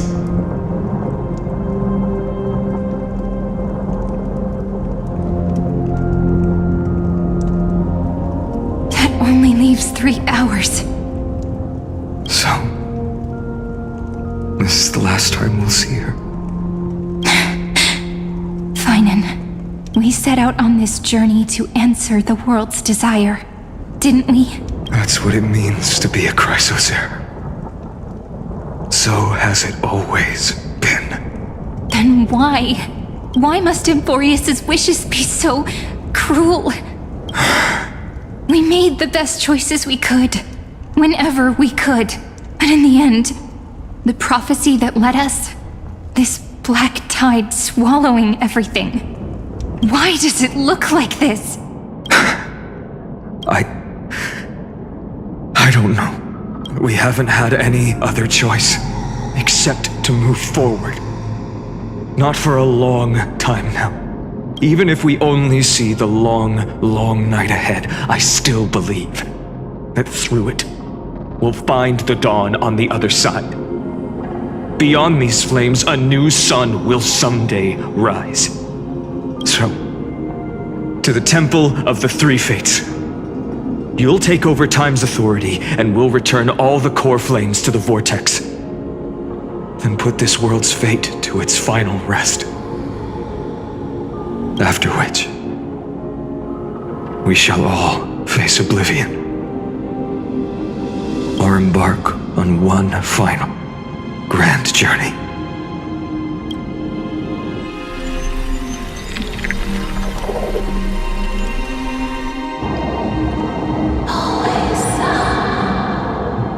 Please forgive us for disturbing your sleep, Orynyx. It matters not. I know fate has run its course. The black tide has reached Akama. Amphoreus does not have much time left. It is time for the Era Nova. As agreed, I shall present the core flame of time. Ride the river of time. It will guard your passage to the vortex of Genesis. Step through and witness. Professor Anaxa proved the truth of Genesis with his sacrifice. As Chrysos heirs of the prophecy, we were always destined to immolate ourselves for this world. Now, it's our turn. We can't let everyone's sacrifices be in vain. I don't need another pep talk, Finan. After all, we've been ready to fight fate ever since we left the village, haven't we? Yeah. Come. Let's claim the miracle we were promised, and burn away every last shadow in this world. And then rise as the first light of a new world. Light calendar 4931, the third week of the month of Evernight. Welcome, my lady. to the end of the flame chase, and the end of all things. The Titan has revealed the gateway of fate. Please accept the invitation to step across the threshold, and behold, beyond this gate lies the new world that our heroes sought through their trials, as well as the terminus that the owner of these long memories has been hurtling towards their entire life. Perhaps you'll find it all too familiar. Then you'll understand how the mortal called Finan shouldered the world's weight. How that same burden crushed him, proving that the so-called deliverer is nothing more than Amphoreus' own delusion. A pitiful fantasy that it could defy fate's decree.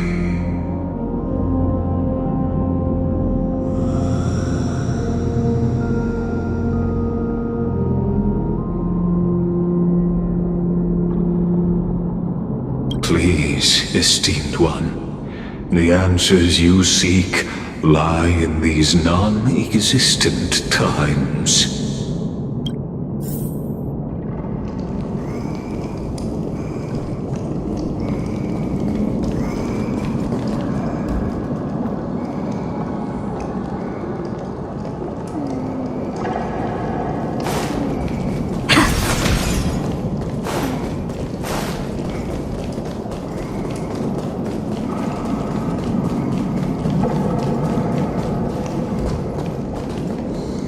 The future revealed by the Titan. Just what will we see?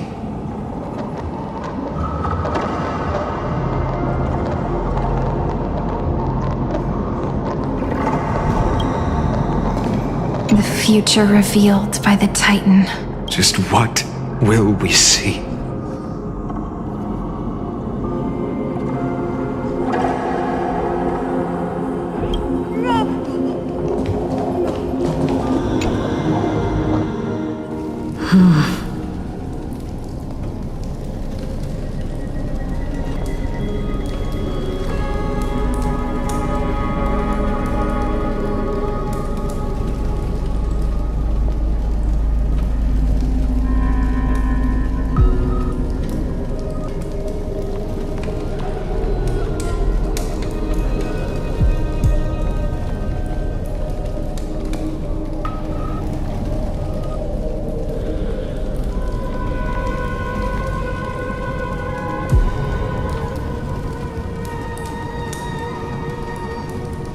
The vortex of Genesis. So it is here, but...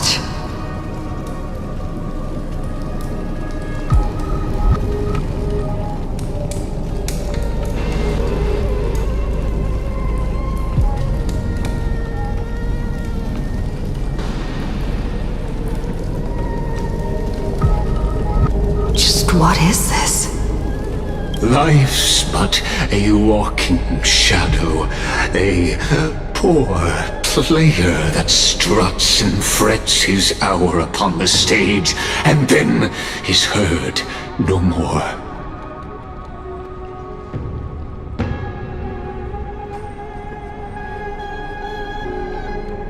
It is a tale told by an idiot, full of sound and fury, signifying nothing.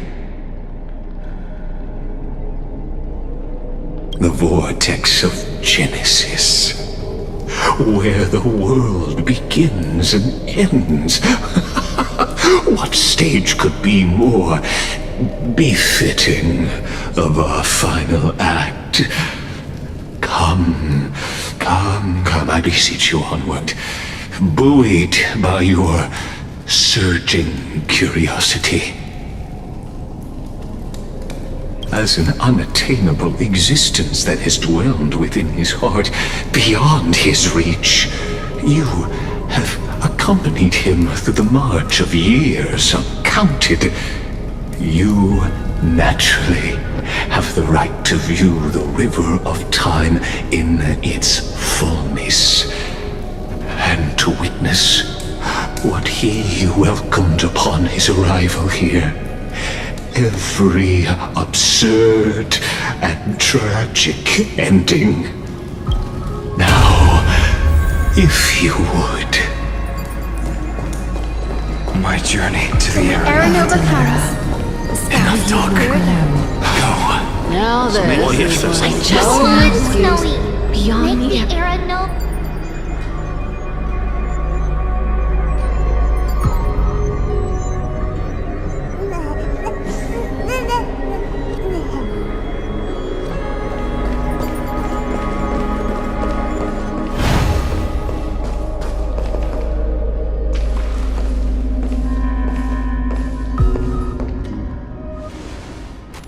None of that matters now. This brutal, flame-chased journey has stripped away my delusions. I know the future is in some peaceful paradise with gentle west winds, just waiting to welcome us to step in. This will be a romantic story like none that has come before.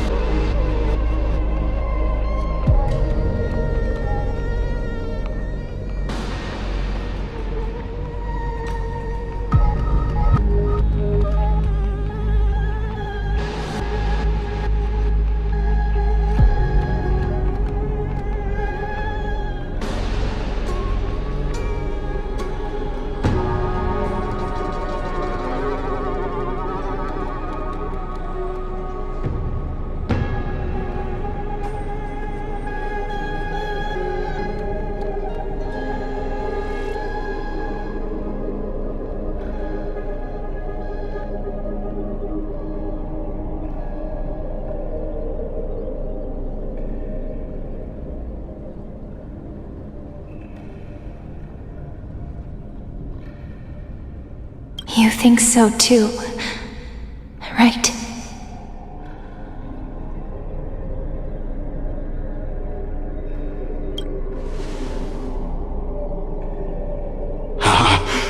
Indeed, in his memories, such a scene replays over and over. Though the details may differ, this remains ever the same. All shall bid farewell to one, and that person alone will witness the miracle. A total of 33,550,335 times.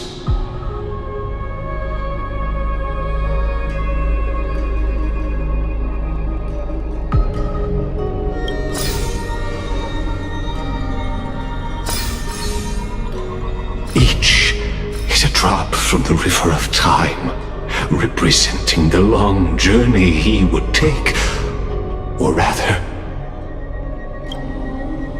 the never-ending cycle.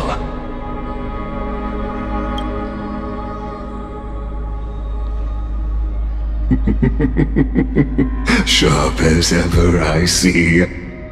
Seeing is believing. Why not let your own two eyes uncover the truth? Or perhaps you can simply walk straight to the final truth.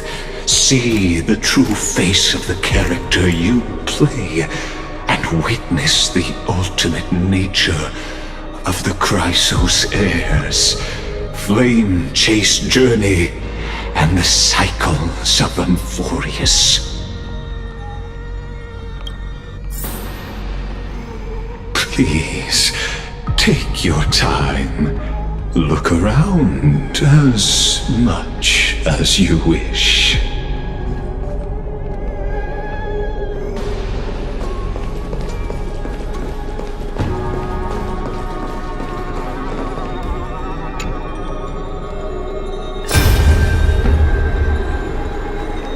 Not a single soul to be seen.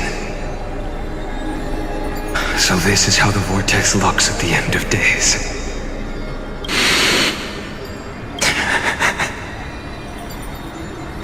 Looks like I've got company after all. But since you've made it here... So, in the end you succeeded, Executioner.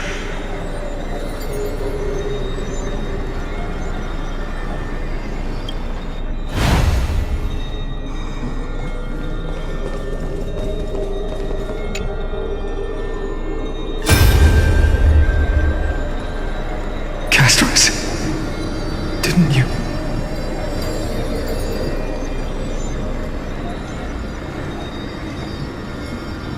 Yes, I've become Death's demigod, and shall never again walk the world of the living. What you see is the surging of the river of souls, brought on by the countless dead feeding it in these dark times.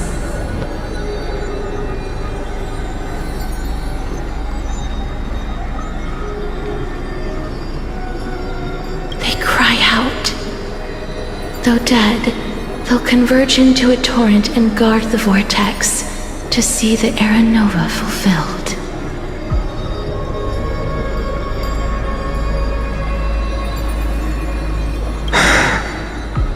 I will take all the wishes of the departed with me. Please, everyone, fight with me to the very last. I hear them. The dead hail you. They're prepared. Go on, Deliverer. We'll keep that executioner in our shadows. The path before you leads to light and eternal flames.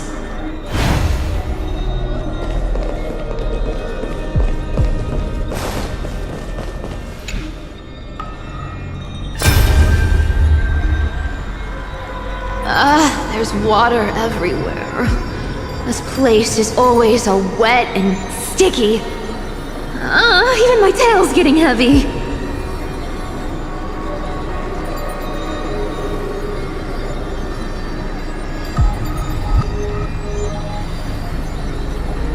Plus that burnt smell.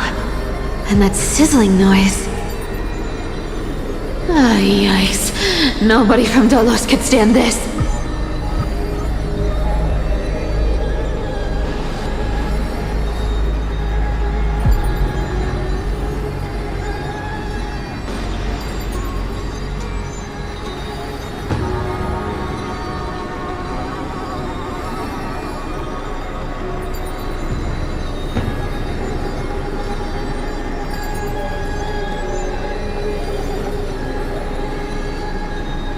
So you feel it too, huh?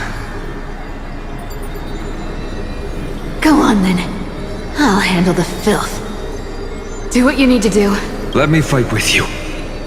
Better odds with two. Hey, remember what the seamstress said? You know what really matters. Yeah, I'll leave it to you then. Wow, someone's not shy. Just so you know, I'm not in the business of making losing deals. I'll distract that executioner. You go turn the world's biggest lie into truth. Let me become the first wind of your new world.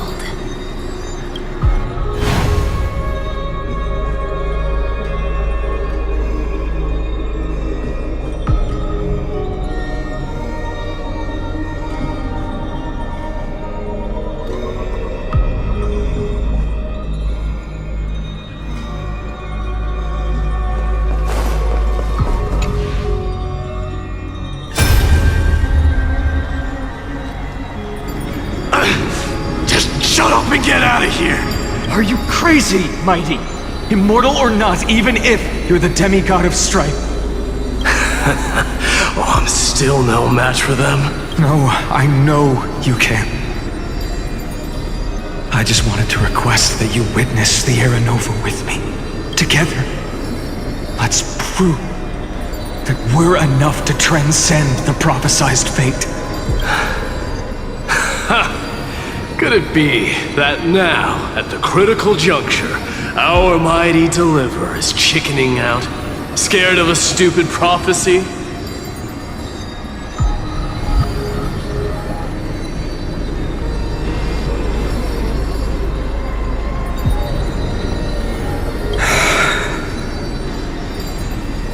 I'll transcend the prophesized fate. All right. But I've got a better way. As the son of Gorgo, I'll prove myself with one last grand victory. Just like when I ripped out the old king's heart. Go. Leave this to me. If the black tide creatures block out the sun, then we Kremnoans will fight in the shade. And when I'm done with that executioner, we'll raise our cups where the west winds end.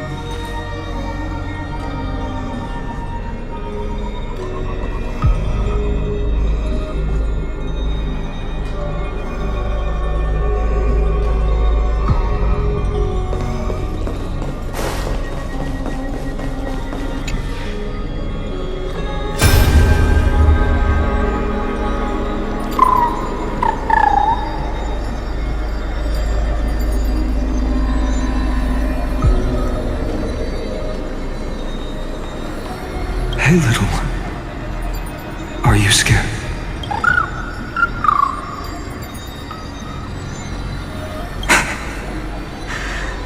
As brave as Hyacinth. Stay close, little Ika.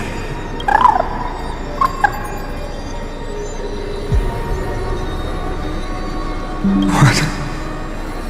No, not you two. I see. I won't squander your kindness, your hopes. So please, keep this bit of sky standing for me.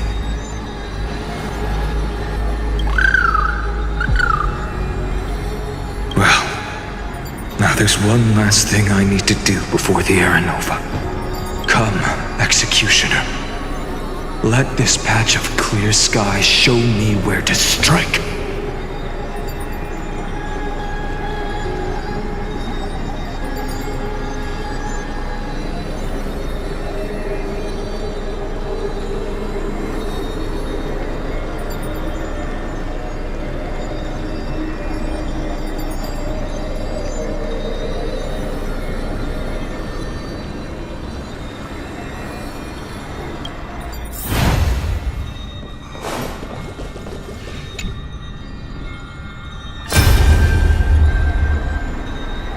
All shall bid farewell to one, and that person alone will witness the miracle. Such is the will of fate.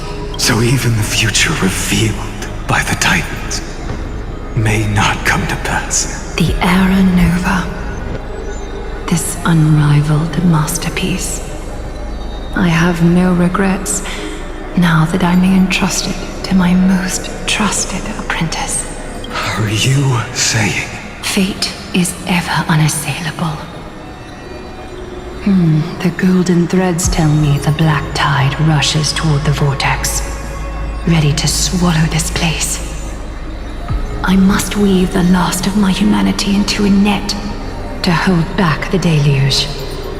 I shall have my final bath in warm and radiant gold. Now, the hour of fulfillment has come. Forgive me. I must snip away every risk to weave the strongest future for the new world. There is nothing more to say. We part here. I shall personally dispatch that wretched executioner, not with threads of gold, but with the steel tip of a needle.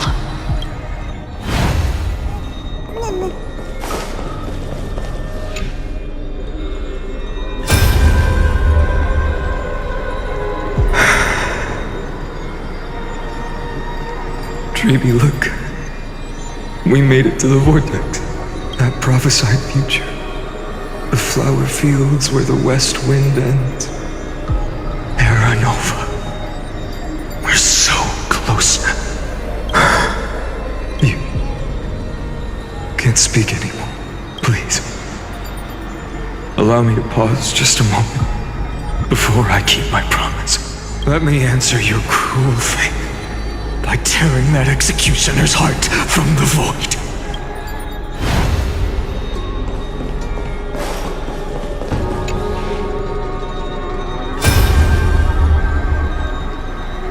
The vortex of Genesis. The last time I was here, I was returning the core flame of reason.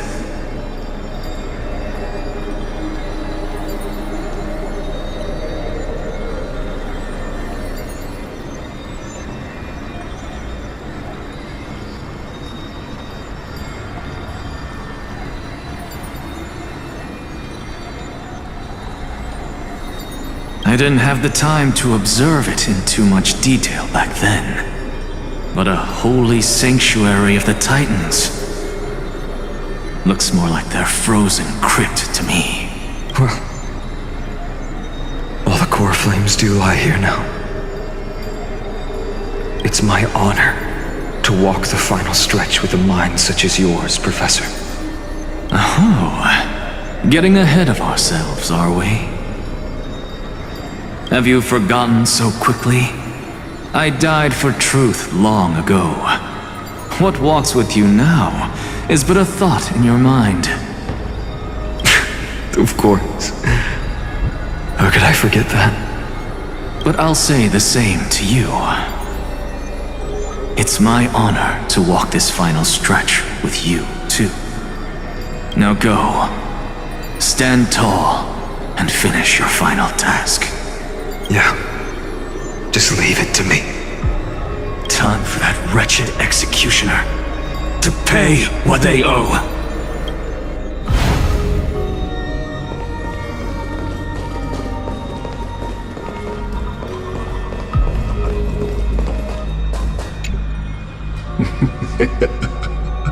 You really think you're prepared? Allow me to give you a warning, most earnest. Once you see what these memories hide, the world's course will be forever irreversible. Very well. I'll be here, waiting.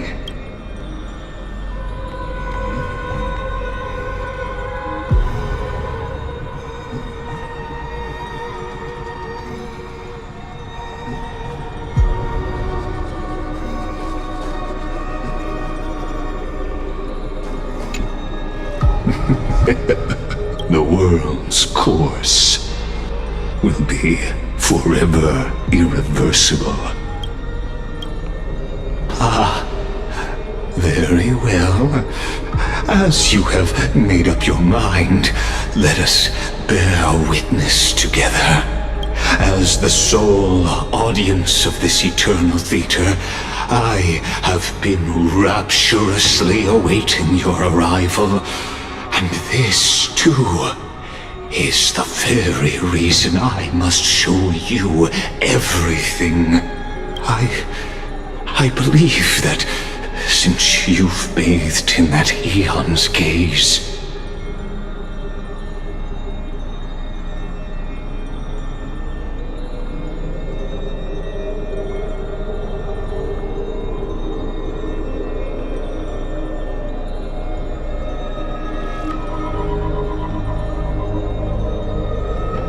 you can make Amphoreus' frozen fate flow once again.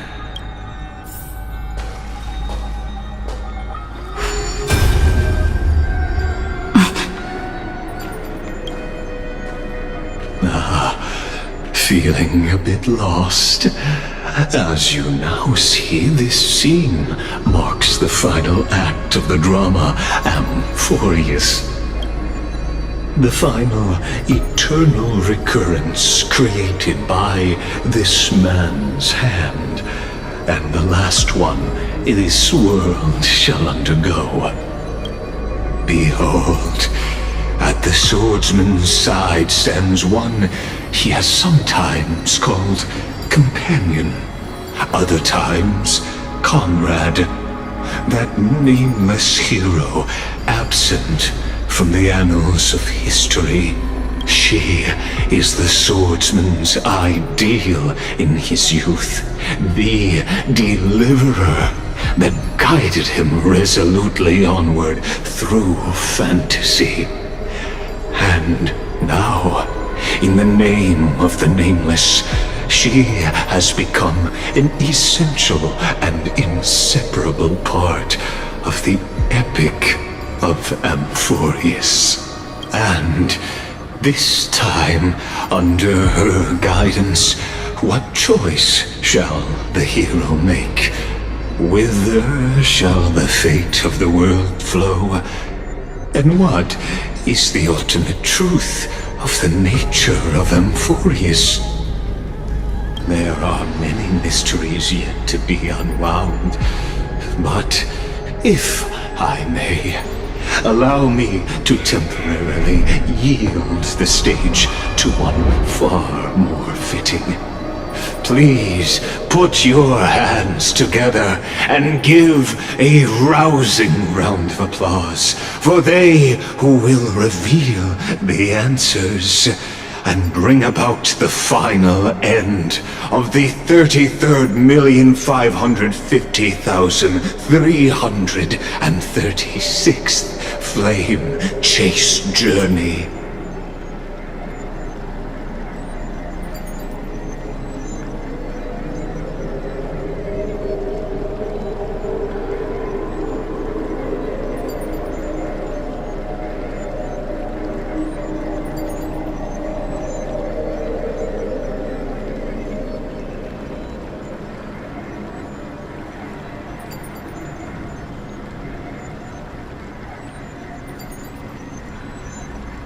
The master of the countless memories we saw. The other important actor now stepping into the vortex. They who have already burnt their own self to cinder. The Flame Reaver.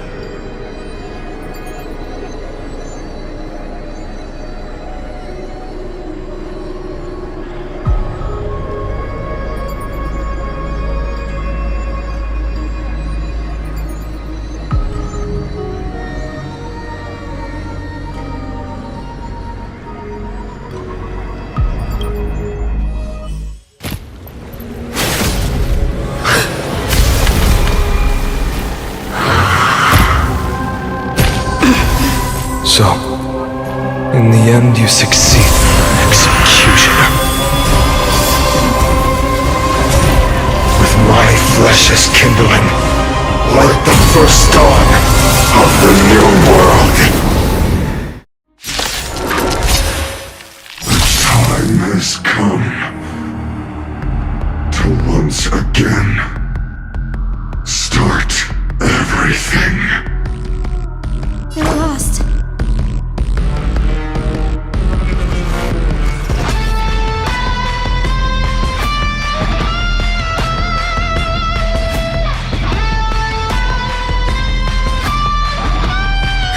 No rush. Emptying your mind is a good way to relax as well.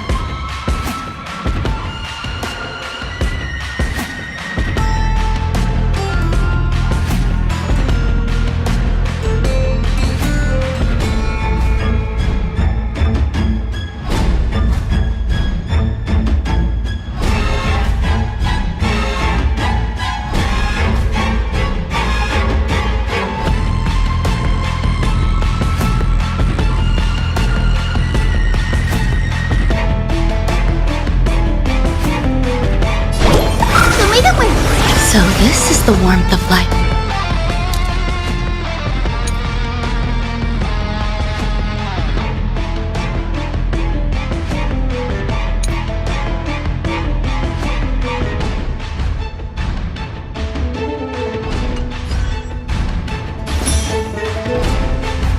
We can do it! Trust me. We can do anything!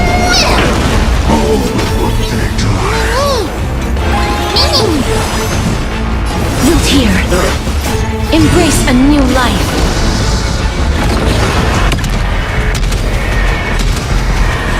May death protect us!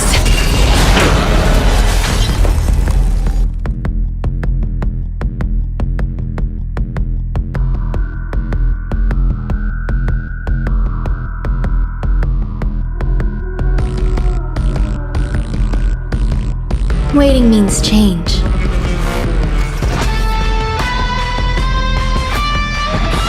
Eternal.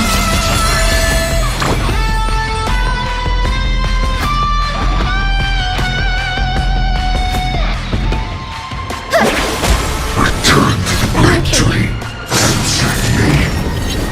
It will be the blazing sun. Even if all creation burns to ash.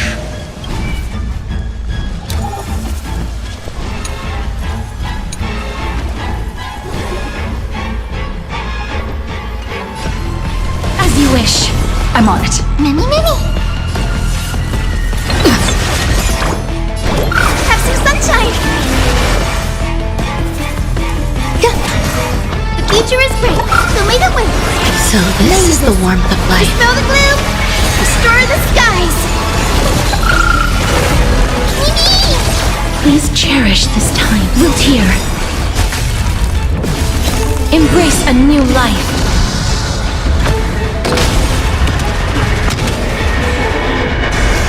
Not a bad idea.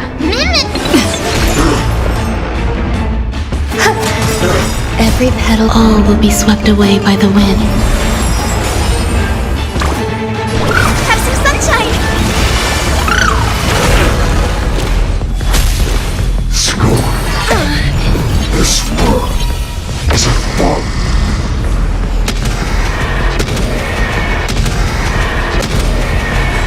May death protect us! This ends now. With your corpse. I'll ignite the dawn!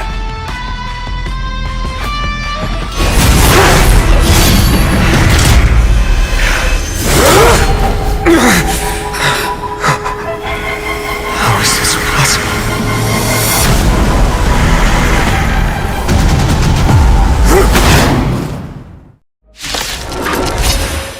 The sons of destruction, now twinned. Feel them set your blood ablaze. Your fury.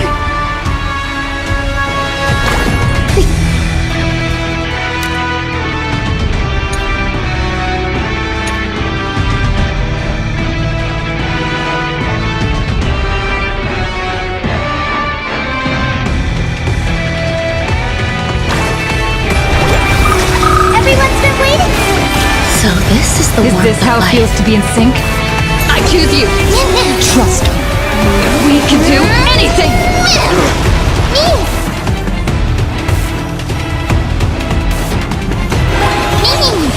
Life is not as you wish. Embrace a new life. Scorn. It hurts a bit.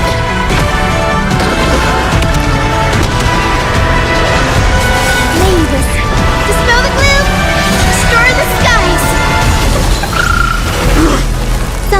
you, I suppose. Eternal.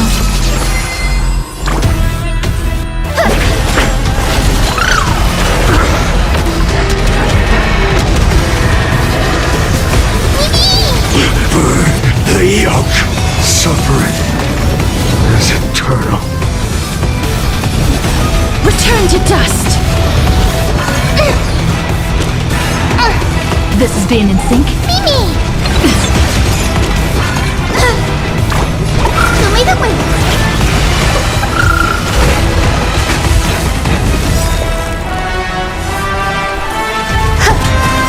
Mavis, dispel the gloom, restore the sky. So this is the warmth of life.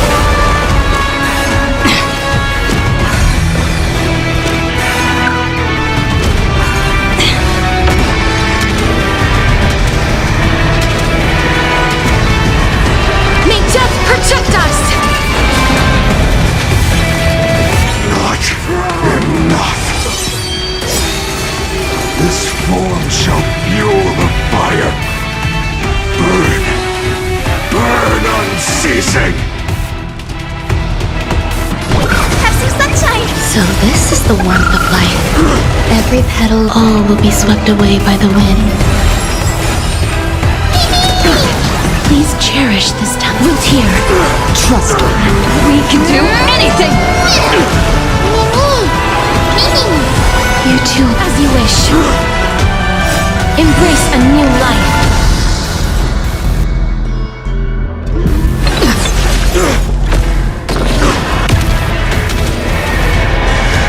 There's more to life. Guide me. So make it win. Break's over. Enjoy yourself. Blessed. Stay away. Mavis, dispel the gloom, restore the sky. I shall remember this warmth.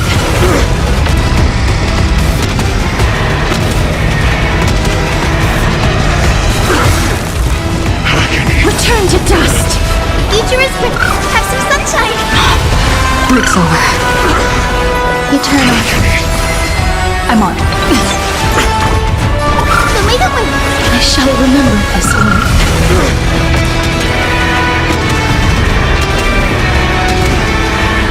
May death protect us! Burn the yoke. One person may witness the miracle. Such is the will of fate. That person can only be you.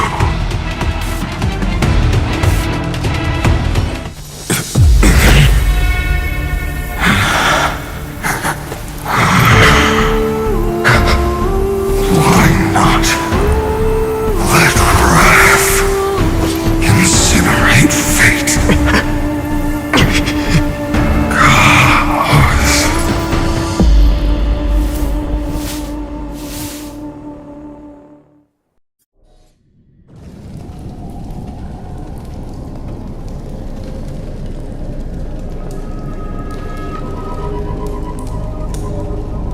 At last, Amphoreus' fate has begun to shift.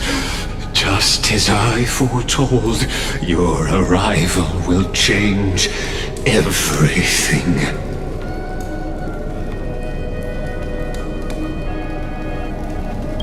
After all, you've also been bathed in that eon's gaze, which can awaken the long-dormant instinct inside a man.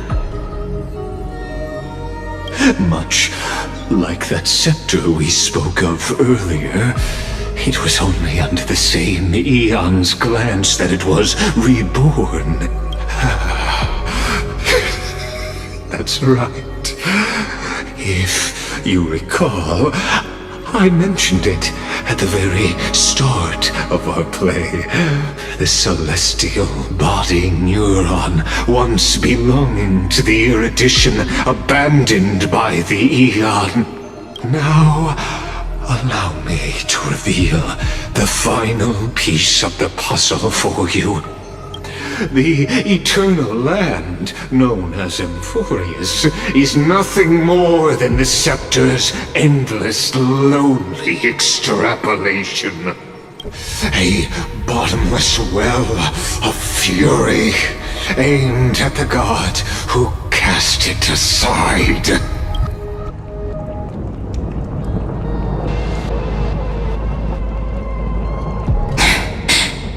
Finan, we set out on this journey to answer the world's desire, didn't we? That's what it means to be a Chrysosaur. So has it always been. Then why? Why must Amphoreus' wishes be so cruel? We made the best choices we could, whenever we could. And in the end, the prophecy that led us, this black tide swallowing everything.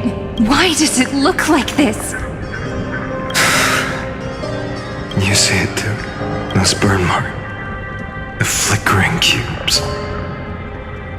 They're not a tide at all. They're more like a shattered teleslate.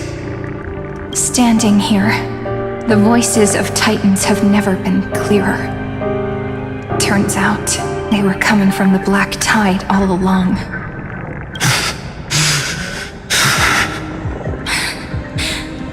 Is that Amphoreus crying? Or maybe it is screaming at its creator, at its god. Finan, do you still remember when I was little? I had a dream. A dark, cold room with nothing but Orynyx's curtain glowing like crystal.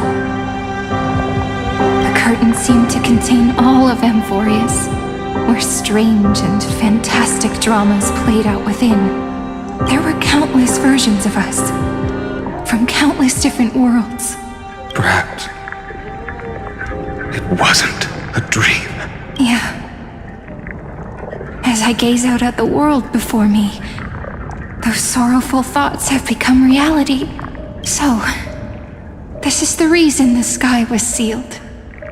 Amphoreus is merely a larger Ide Silicii.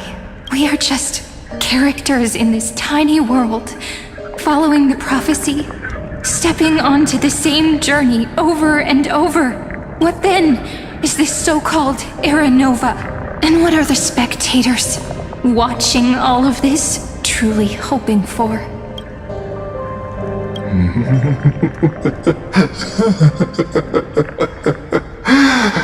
As a reward for reaching the end of the world, let me answer your questions. As the Theoros, I have observed. Thus is the synthesis of the prime mover of life formed.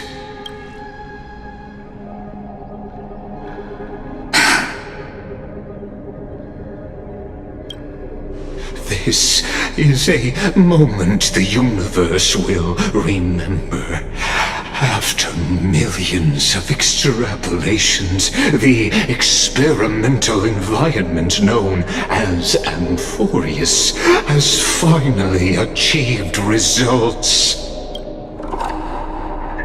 So, the results you speak of are this wreckage of a world. We all gave everything we had, returning 12 core flames to recreate the world. And in return, we become nothing more than sacrificial offerings at the end of everything. Exactly. The Titans are Chrysos heirs of the past, and Chrysos heirs are the Titans of the future. Anaxagoras' theory of Era Nova holds true. As the model of reason, he reached unprecedented heights. But from just the perspective of a player in the drama, he could never fully uncover the last layer of truth. The cycles of the hero's journey that have played out until now were never about creating a new world or perfect heroes and gods.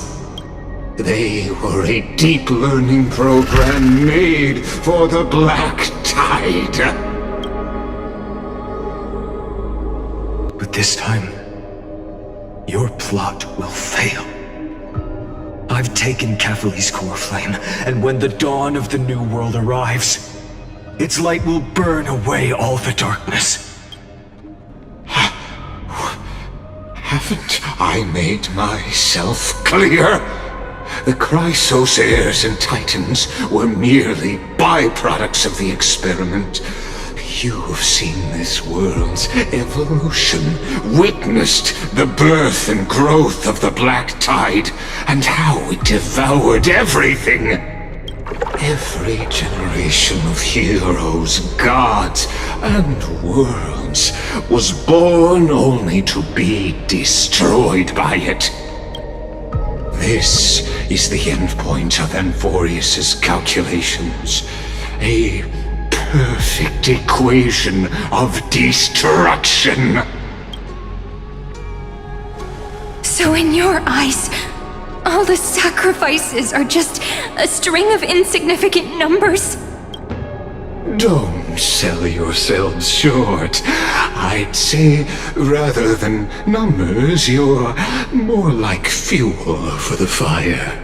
And without fire, there can be no sunrise tomorrow. Even if that sunrise is born from annihilation? Curious question. Have you ever considered that after millions of extrapolations, Amphoreus is already following a different path from the erudition? It has long since granted divine blessings equally to each child. The golden blood flowing in your veins, it comes from the blemished one, whose name is destruction itself.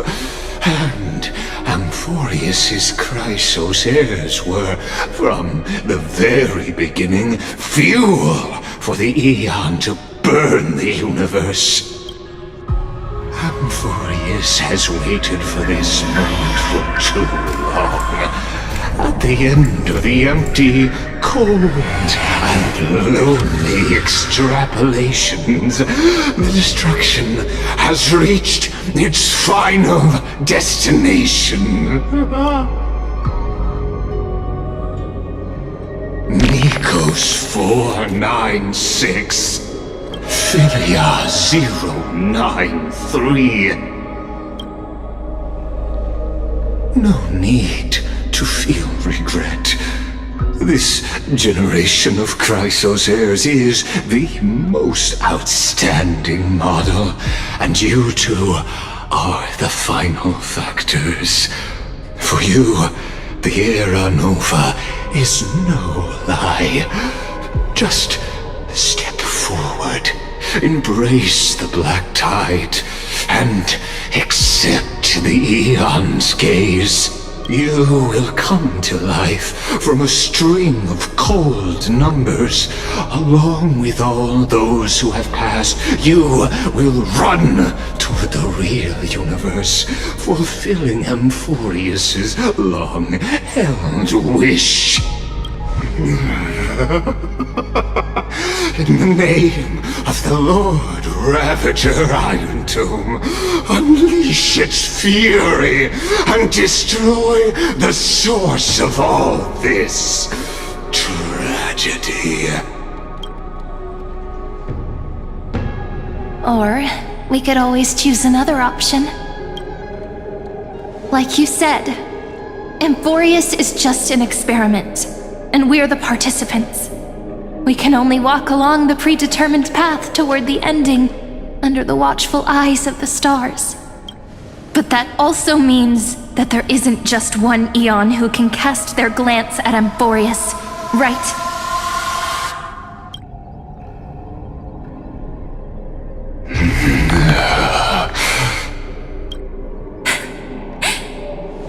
Is this question really that hard to answer? Or did I guess it right? And in reality, this world has already been under the watch of other eons. It's strange when you think about it. If you just stayed back, watching us complete the ritual and get consumed by the black tide, your goal would naturally be achieved. Why go through the trouble of explaining all this to us?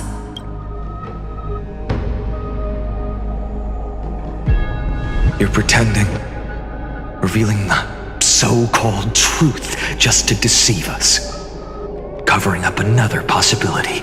Destruction is not the only outcome for the fate of Amphoreus.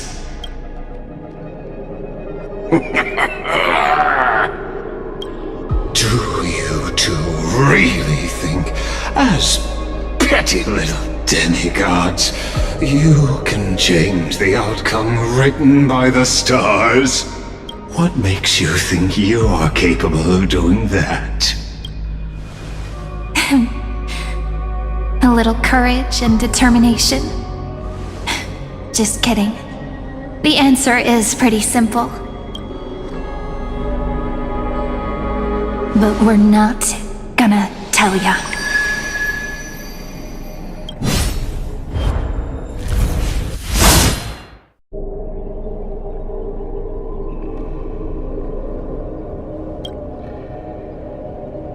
We're going to weave a long dream for Amphoreus, making it believe the experiment hasn't ended, that everything is still ongoing. With just Orynyx's power, though, it should be impossible to achieve this, right? Yeah. So, I can only place my hopes on that childhood dream. And the god behind Orynyx that appeared in that dream. Now, I can say with certainty, time is the page on which that eon records Amphoreus. If it fades from existence, and all that it records is lost among the stars, that eon will surely direct their gaze here.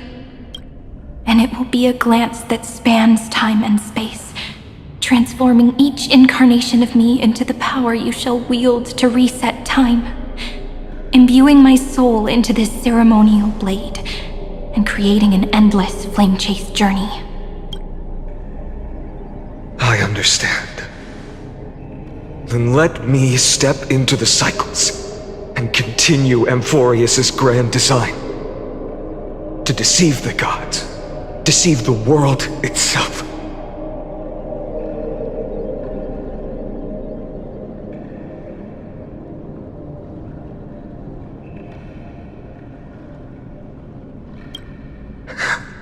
But to make time vanish from this world, that would mean you.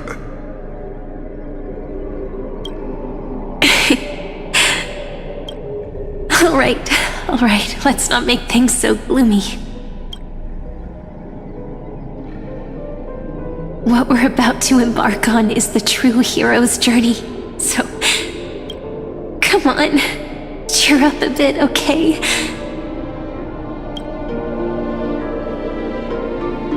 In that memory, you will definitely meet me again. A little Cyrene who knew nothing, lying on a soft patch of grass, feeling the light breeze, dreaming of the distant world.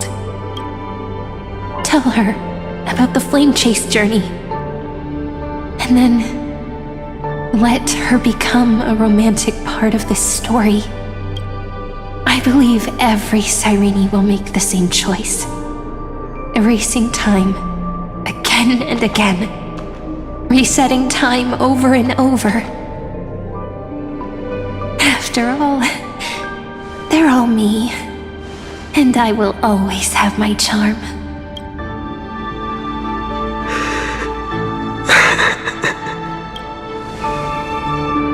Then, I'll fall into a sweet dream, disappearing in some small corner of the world, quietly, waiting for the day when that next page is turned.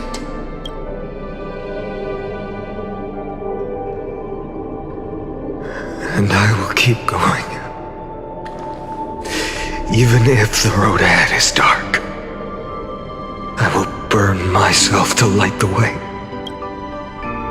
Rather than let the core flames become nourishment for the black tide, I'll become their vessel to prevent the arrival of Era Nova. Even if I have to burn through my own body, it's no matter. As long as I don't extinguish, the flame chase will never end. Until Amphoreus welcomes a true dawn. The girl who watches over time, and the warrior who carries the world. Now, let us fulfill the duties of time and world-bearing, honor the past, and forge ahead.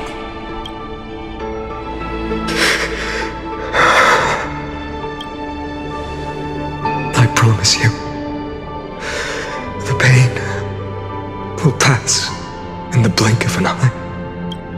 You need to hold tight to this ceremonial blade.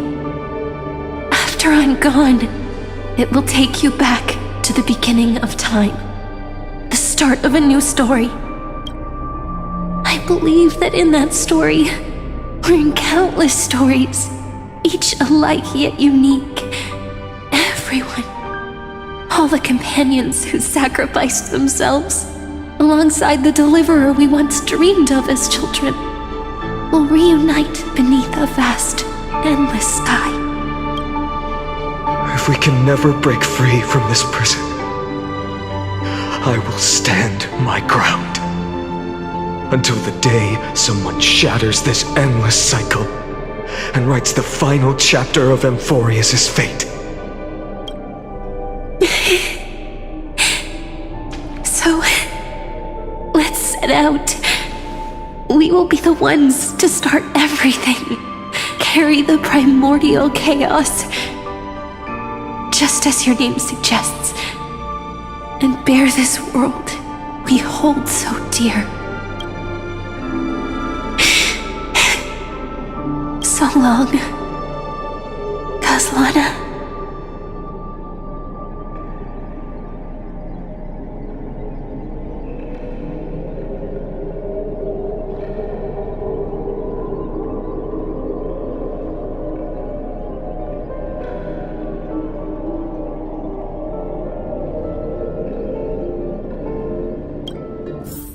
As the Theros I have observed, destruction and synthesis is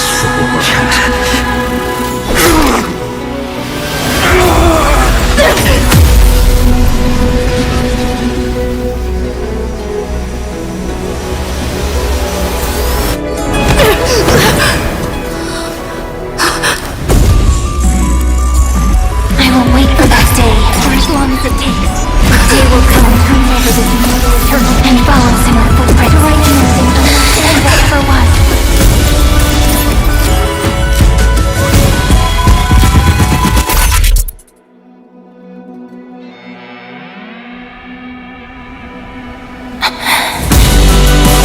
That will be a romantic story like none that has come before. You think so too, right?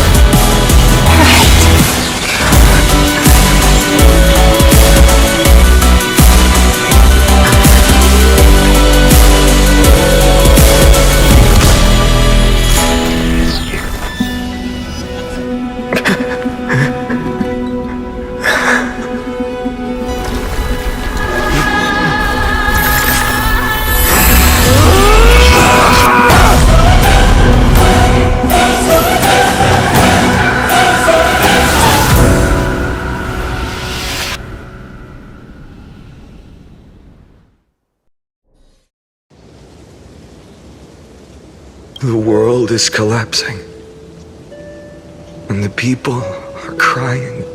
We too must part ways here.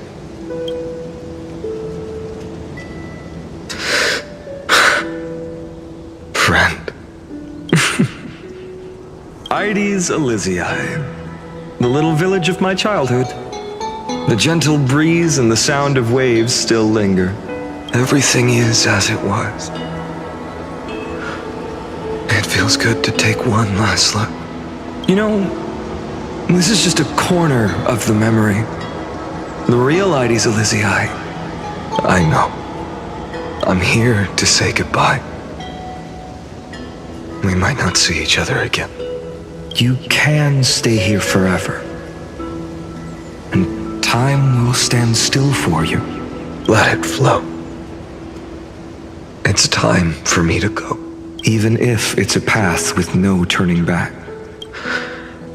When have we ever had the luxury of turning back? Are you afraid?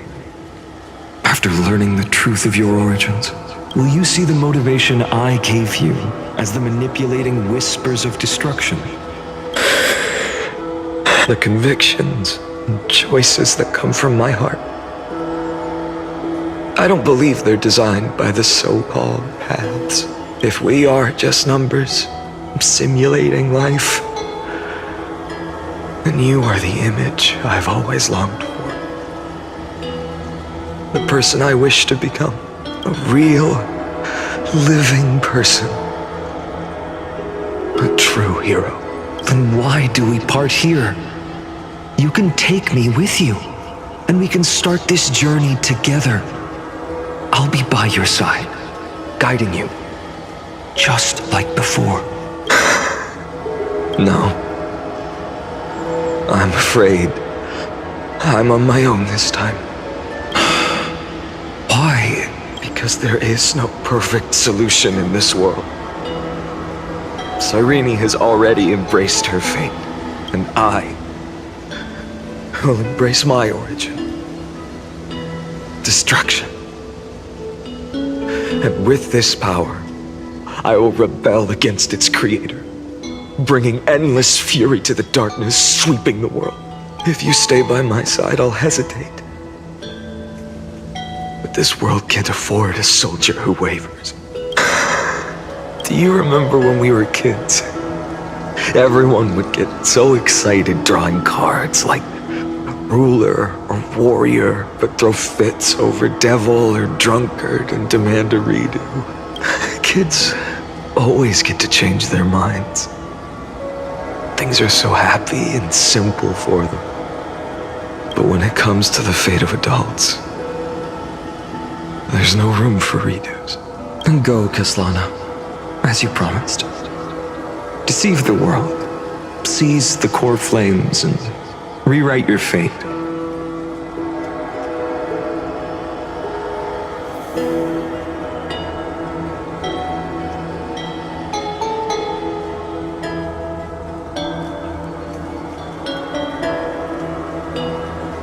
Burn yourself up with all your might.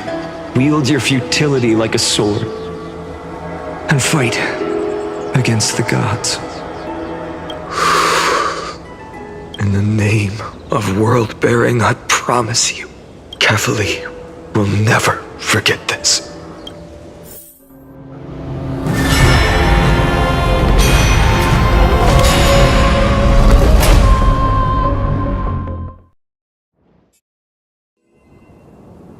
So, time retreated behind me until it reached the origin, where nothing ever existed.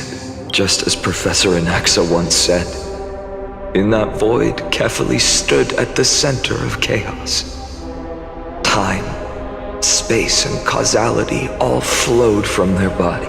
When the waves of time finally calmed, it was the year 3870 of the light calendar. The Chrysos War had lasted for nearly a century, and the threat of the Black Tide was growing stronger and more relentless.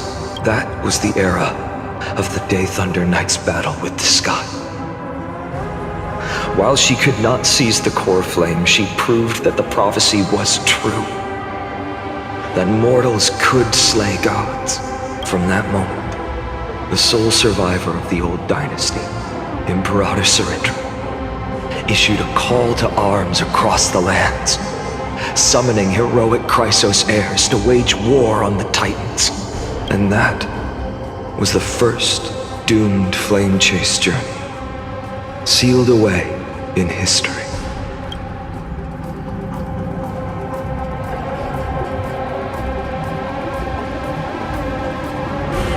So what you're saying is, you've traveled back down the River of Time, finally reaching this untouched seabed just to tell us the flame chase journey and even all of Amphoreus are nothing but illusions in an eon's dreams? Exactly. So, Dux Gladiorum, please take me to meet Her Majesty Saridra. I must share the truth with her. Since Her Majesty's not here, no need for formalities. The word Gladiorum always reminds me of my fallen homeland buried deep in the depths. Call me High Sealans, nameless swordmaster. Please allow me to add one more thing. You actually already know my name. You mean Finan? Such a name could never be your true one. But I won't question you further about it. Ever since Her Majesty issued the Flame Chase Decree, heroes from all over have sent their letters of introduction. What's the harm in adding one more name like Finan or Pinan? Besides, the deep sea is dark. Isn't it the perfect place to hide secrets best left unseen? All right, nameless swordmaster. Hold on to my wake. Let's find somewhere else to talk. Aren't you even a little suspicious of what I've said? Harboring suspicions is not my concern. My sword dances only when the Imperator harbors doubts. There's no use in speaking further. Show me your true intentions through action.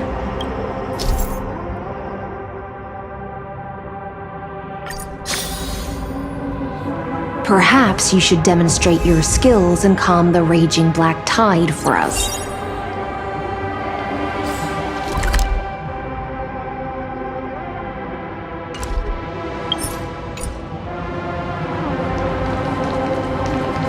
Light up the dawn.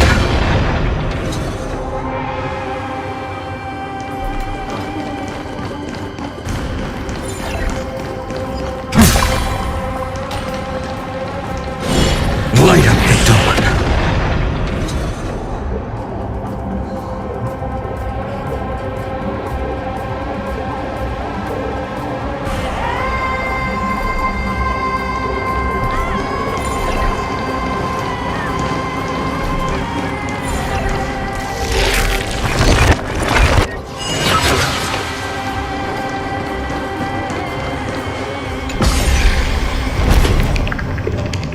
Oh. Nice moves.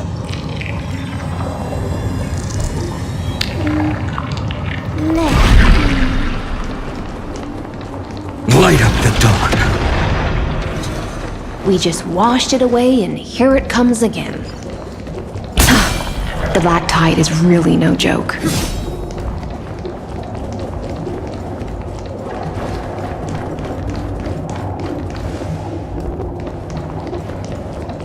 Light up the dawn. Light up the dawn.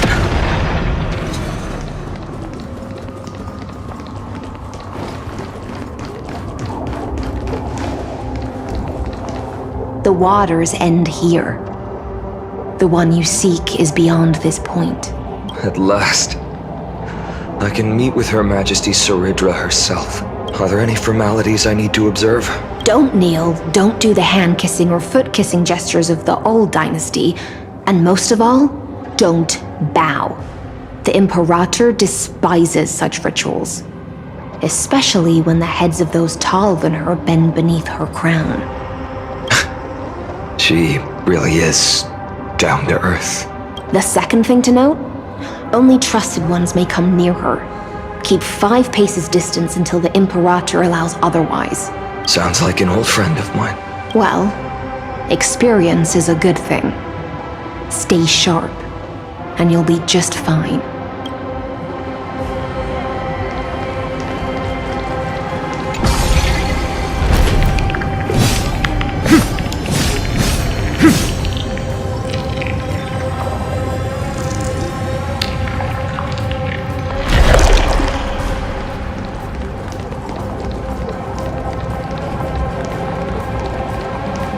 Dux Goldweaver, little hostage. Apologies for keeping you waiting. It's you. You know them? Good. That makes things easier. Before that, I'm more curious about one thing. Where is Her Majesty Saridra? To avoid any misunderstandings, nameless Swordmaster. Although we spoke and laughed along the way, I never said you were entitled to meet her. The Imperator decreed, the Deliverer will not appear in this age. Be wary of suspicious individuals. Come now, both of you. Let's finish our job. I see. It's a trap. I had no intention of fighting.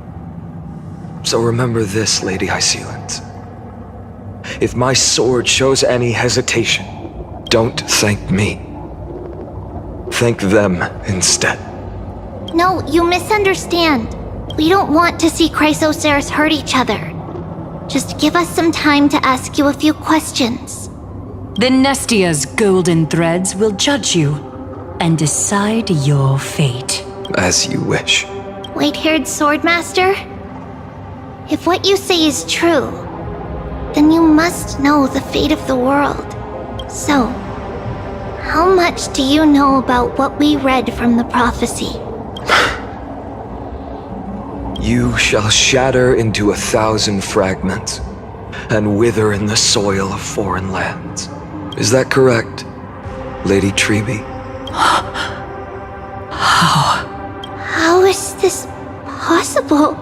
He got it right? Yes, but the prophecy never mentioned he'd appear here. At least, not in this era. You must listen to me, Aglaya, Treby.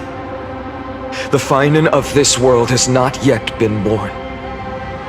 In a distant future, he will follow the prophecy's guidance and appear before you, but do not seek him out. Because Era Nova is a complete and utter lie. I will tell you the truth, and you will understand why the world must forsake the prophecy and find another path to Era Nova. Because I know both of you, and I believe that no matter how the course of history may change, the faith we all share will always remain the same. And so, the layers of rock began to reverse, and history wove itself anew. Through my old acquaintances, I was given the chance to meet the leader of the Flame Chase journey, Saridra. And after a long and arduous negotiation, we came to an agreement. The Imperator's alliance needed the destruction, and I was ready to pour all my strength into it. The spoils of the Flame Chase, the core flames, would be sealed by my hand. But the condition was this.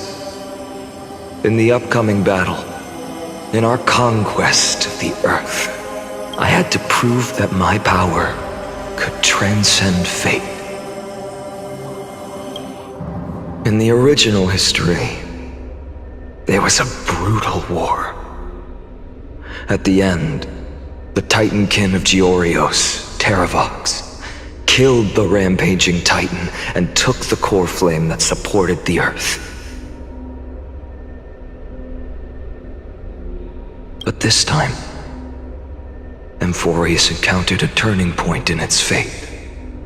Neither side suffered any losses. When I severed the Titan's head and raised the core flame high, the crowd gathered around the scorched remains of the god, roaring with joy.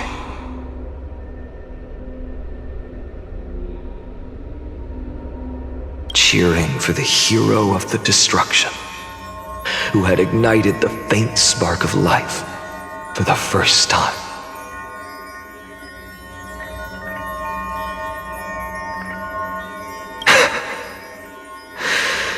Yes, in that flickering light, The once dark path ahead seemed to become clearer. I proved myself. And in the long years that followed, I brought down the other titans. One by one. I could do more than just wait. When time resets, the chance to change the world also emerges from the lines of history. Until finally, the brutal future revealed by Era Nova is reversed. But tell me, if that's truly the case, why are we doomed to the same outcome?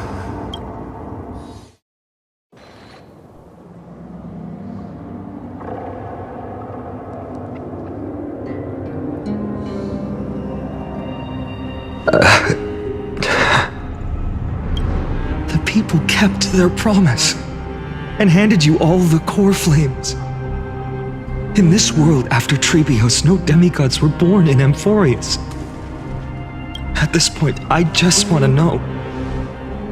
When they vanished into the black tide with their mortal bodies, why didn't you shed even a single tear?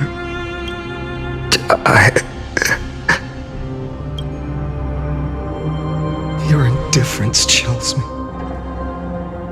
To you, were they just a bunch of insignificant footnotes? Sorrow has been my constant companion. In fact, with 12 core flames upon me, the fire in my heart has never been more violent. I'll remember this world through anger. As long as I burn, they'll never truly leave me. Perhaps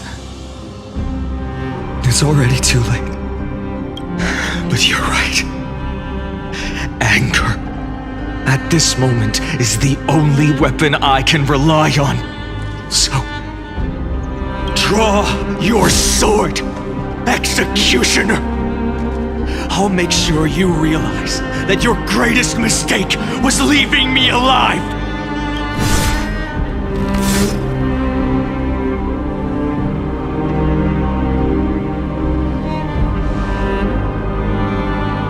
After that, he raised his sword and attacked.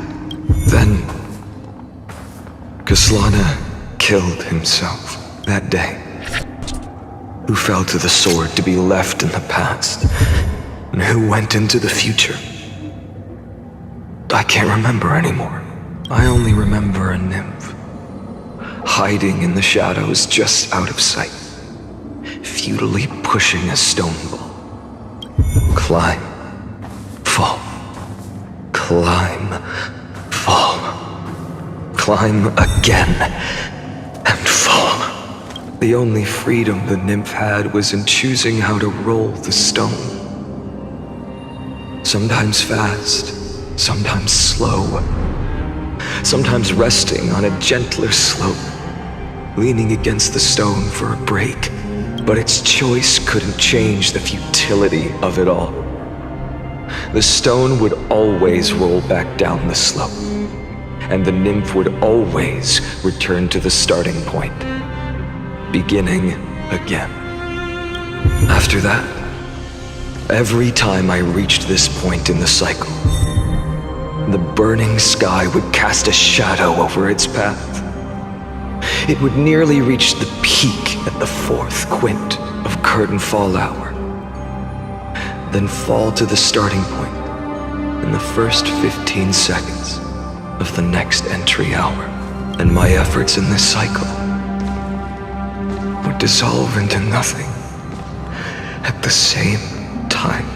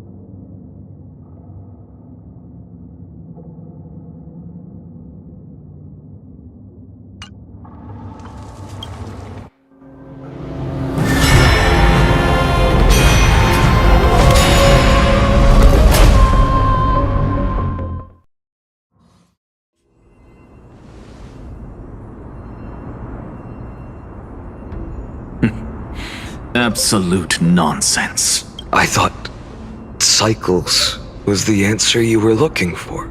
No. It's just that the answer came so suddenly.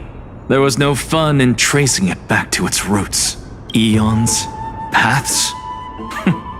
What a load of nonsense. I can't give you an exact explanation of those two concepts either. Enough. I'm just expressing my frustration. Don't you understand? I was already expecting this. The black tide came from beyond the sky. And everything else is no exception. Fate is a strange thing. No matter how the details of history change, the Anaxa I know always remains as harsh as ever. If the other Anaxagoras actually worshipped the gods, I'd make sure to find a way to break the cycles and crush them in their cradles. Too bad. Now only you have the ability to do that. What's that supposed to mean? You're willing to help? Of course. The core flames were meant to save the world. And in my opinion, the noble titans have no reason to refuse. Besides, according to you, before stepping into these endless cycles, you were my pupil. I've already heard the same thing. Countless times. Enough chit-chat. Let's go. If we run into any other scholars, leave them to me. We've all made preparations for total annihilation. Never thought someone would step in to help. Light up the dawn.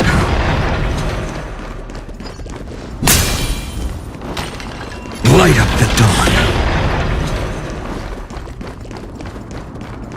Light up the dawn. You've been to the Luminary Throne before, haven't you? If you're talking about in past cycles. You were already much luckier than the other students.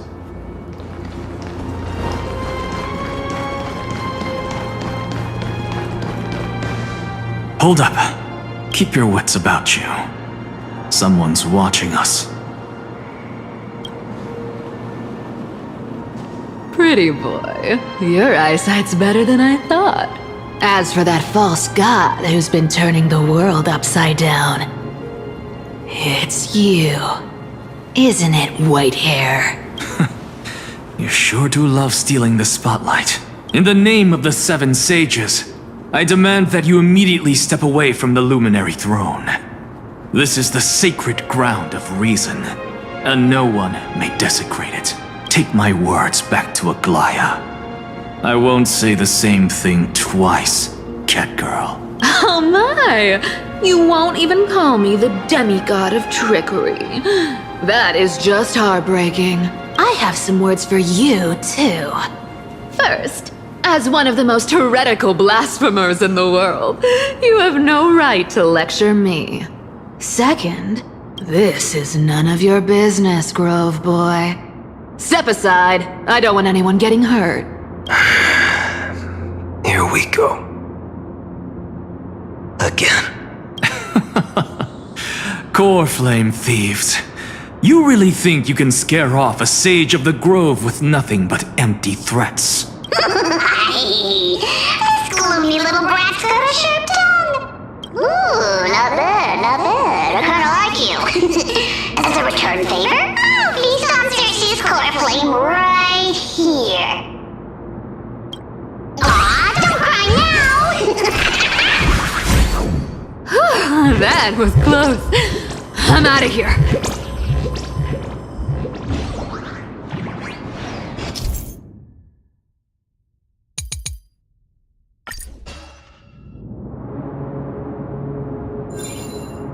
They're exactly like all the past ones I've known. Cunning. And yet so naive. Sounds like you have a plan? Of course. When I first set out on the flame chase journey, Lady Treby never managed to teach me Orynyx's miracle. But along the way, I learned a thing or two. Where are you going?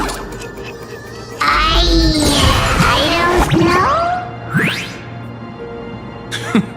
The Venerationists' foolish inventions finally come in handy. How is this possible? You've arrived, Zacharias. Always so punctual. What? You know who I am? I'm running out of patience. So I'm not going to waste words. Listen up, Spirit Thief. Hand over the core flame, and let's pretend we never clashed. This way, you and this world can still be saved. Save? You sing better than any bard. If you ask me, you're the greatest disaster Amphoreus has ever known. No matter how strong you are, you're still just a mortal body. Carrying 12 core flames? Don't make me laugh. You'll just get consumed by the divine flames and drag this world down with you. 134. What? This is the 134th cycle I've lived through. And the number of core flames I carry is 1,596. Yes. 1,000 core flames and just a single Chrysos hair. How is that even possible? I've come this far. And that's proof enough. But someday you will burn to the ground. Of course. The divine flames will eventually consume my eyes and blind me. But before that, they could still forge and sharpen Dawnmaker. Now when I cut open your stomach, you won't feel a thing. You... This is the final warning. Fine. Assume this world holds 100 million possibilities. And no matter how one looks at it, 99,999,999 of them all point to outcomes of certain destruction. Even so, I'll use my divine power, despised by the people of this world, to achieve that 1 in 100 million possibility. Bartolos! Brat, if you got the guts, you'll have to first step over my dead body. Cat ear thief, run! Go find Aquilla! This little brat is not a threat we can deal with just by ourselves. For tomorrow! I'm fine. No other choice but forward. The future will come! Don't give it back! I can't let them down. For tomorrow! Core flames consume me! Sun, tear the sky!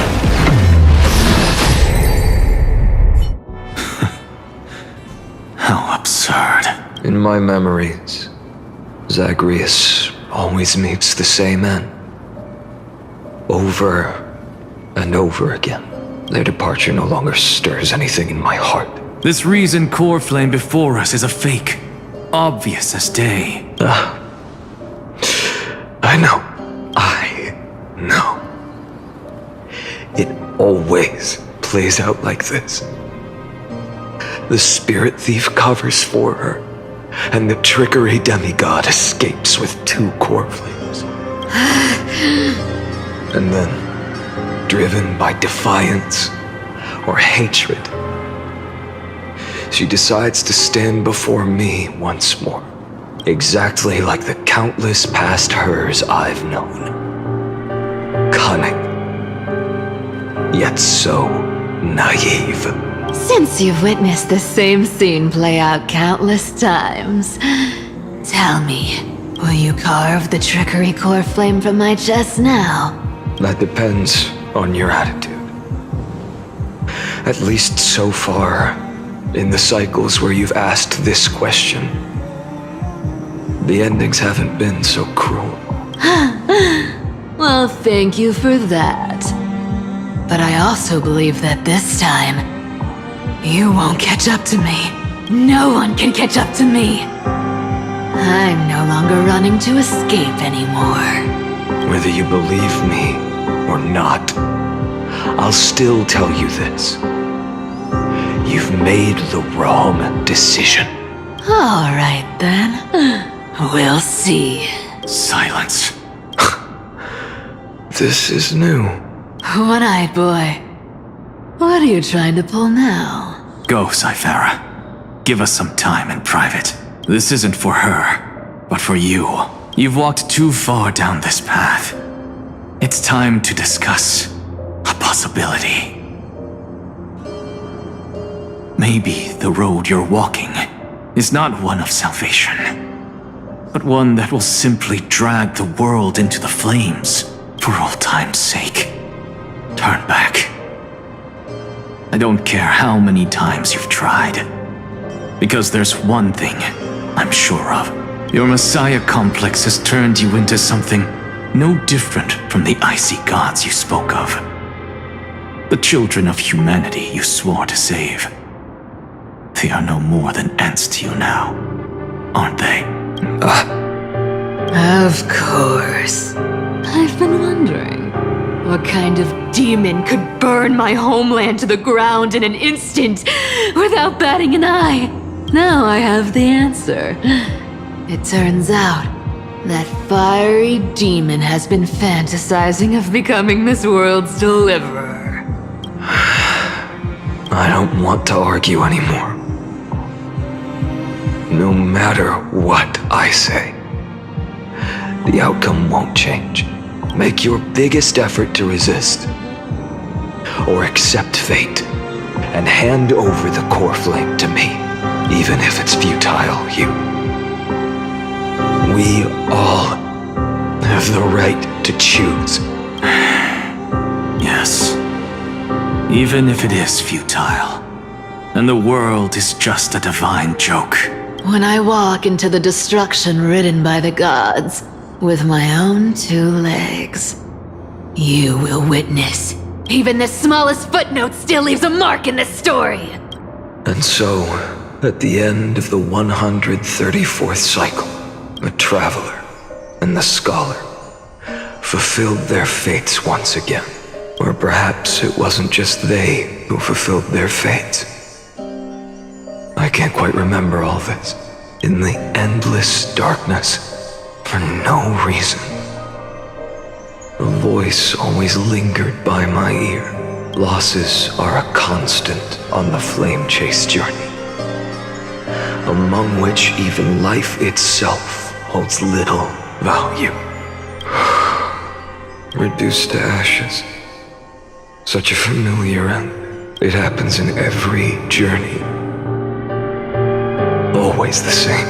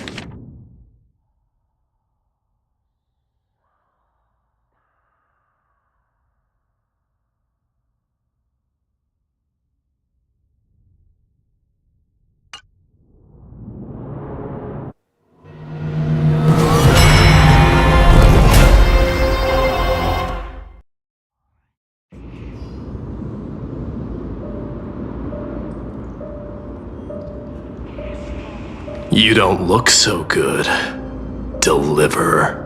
Even after going through 108,642 cycles, Mighty, your name for me has never changed. Why do you sound so pleased? It's a derogatory name. Yeah, I know all too well. You only meant it sincerely in the first cycle. After that one and only time we walked side by side. Every time since. It always ends up like this. Dawnmaker will stab you through your 10th thoracic vertebra. That's your weak spot, and the only way to kill you. Interesting. Tell me, when the mighty Moses of the past faced you, did they ever retreat? Never. Then they died honorably, worthy of the name of strife. But there's still tenderness in your eyes. How pathetic. I have to remember how this feels. Remember that I was once human. Or else the destruction will completely consume me. If you win, tell the mighty most of the next life. This person is a worthy opponent. So always remember to give it your all and never slack off. I'll keep that in mind. As always. Even though the dynasty is left with just one, the Kremnos festival will continue as usual. I, the king of the Kremnoan Legion, will host the final feast in the center of this arena, and the prize will be the flames of strife. One day, you shall die with a wound in your back. That's what I saw when I overcame the trial. The gods' dying ramblings. Enough. You've probably heard this thousands of times. So you must understand, facing the demigod of strife means there's no way you'll take this core flame in peace. I understand. Step forward and face me in a final battle. I, the last son of Gorgo, the demigod of strife, salute you. I'll give 10,000 scars and 10,000 lives of mine to fuel the blazing sun of deliverance.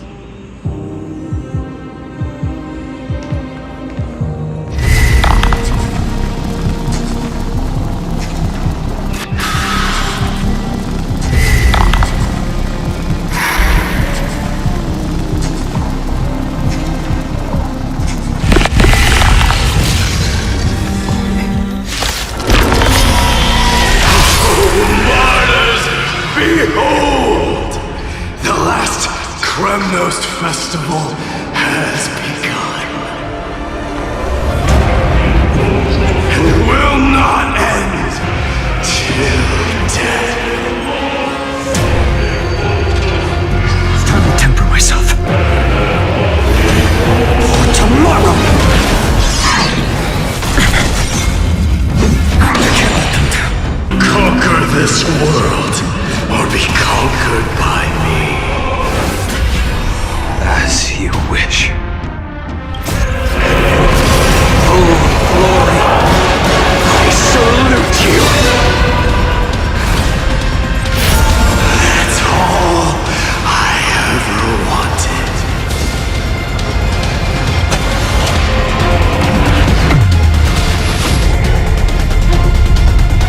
So without substance. Empty shell. Hail the new dawn. So without substance. Doja. Kyrios. Empty shell. Sun tear the sky. All stars burn to ash. Feel the scorching hatred. So without substance. Empty shell.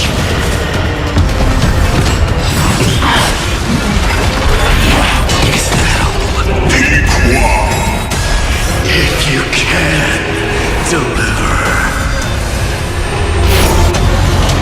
Use the flames of your fury to Mighty Mos. Let strife decide the outcome. Let this burn your curse of immortality!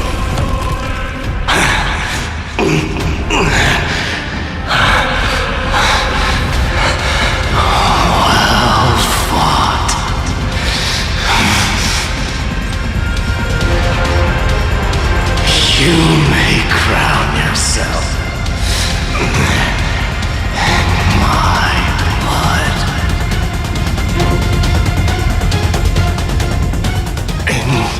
your next life, I shall once again block your path.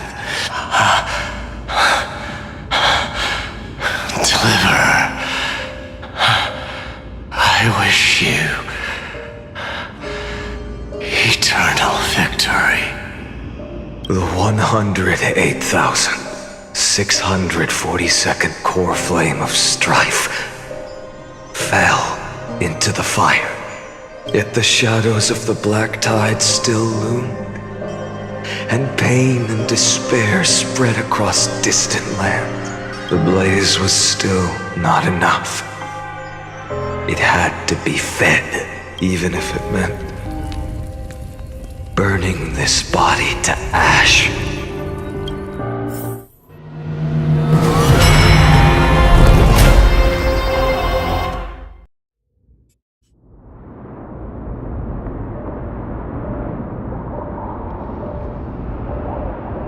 No matter how bright the sun is, there are still places it cannot reach. Moreover, the sun you bear is both cold and blinding. A sun like that surely cannot bring warmth to the nether realm of the next life. Golden blood is born from the destruction.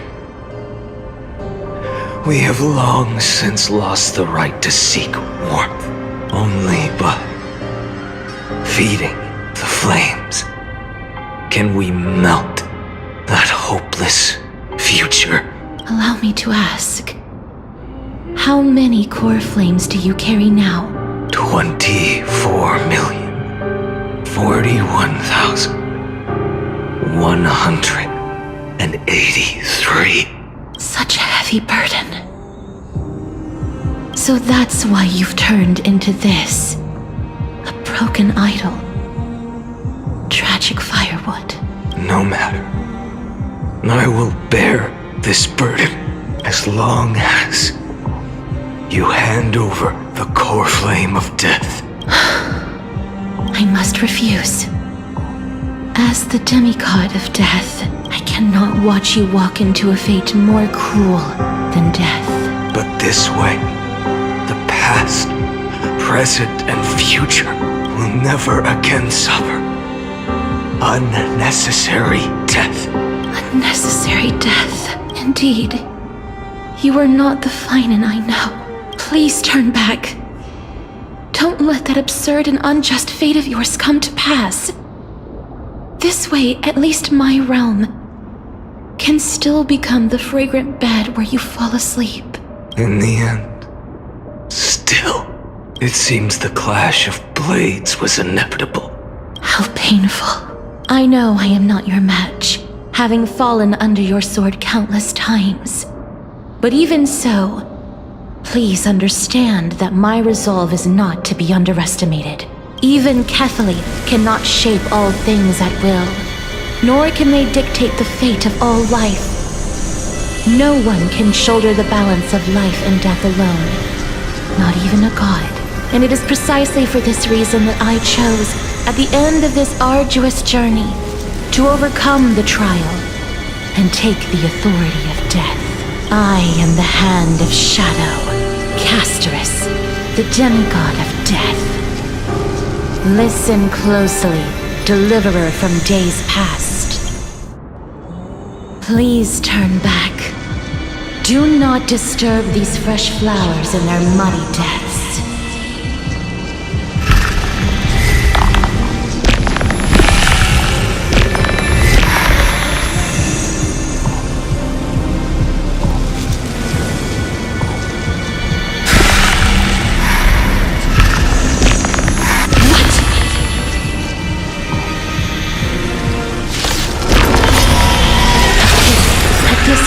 Of life and death, the giant dragon is but a shattered shell.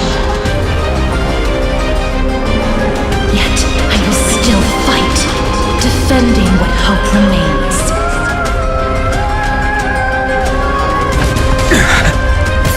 It's time to temper myself for tomorrow.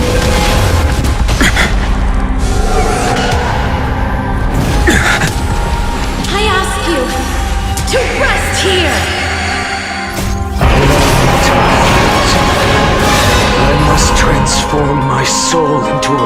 scorching fire must burn that idol of destruction to the ground. Hail the new dawn! All of this. How is it any different from that little future? Empty shell! The sun tear the sky! I can't keep it here. Empty shell! Hail the new dawn! All stars burn to ash! So without substance. Feel the scorching hatred. Empty shell! Even if I can't win, I must try. Let this be a tribute to your million struggles, fought time and time again. Old sun's embers, hail the new world's dawn! Wake up, lost one. See that the firelight in the darkness is not.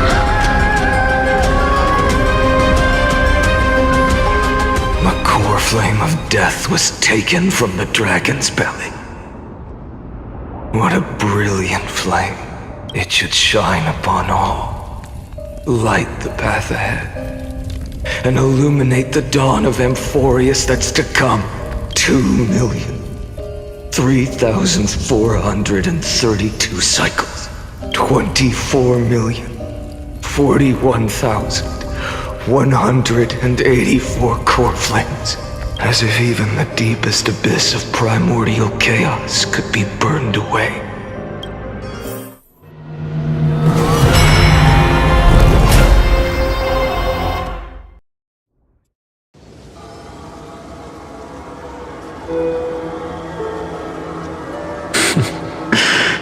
You're here, as always. You're still lingering, deep within me, never fading away. Because you haven't completely abandoned hope. Am I right?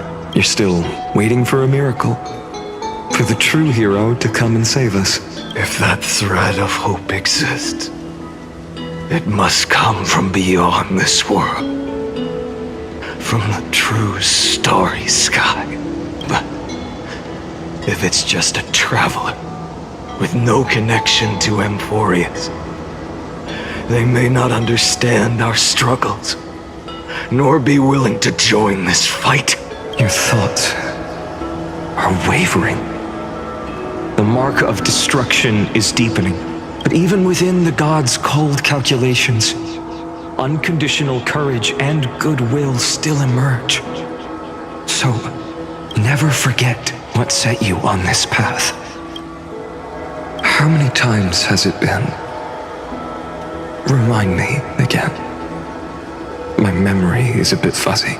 4 million. Exactly. Then that blaze inside of you must be burning hotter than ever. Yes. When I first forged the 12 core flames into one, I had the same impression. The destruction.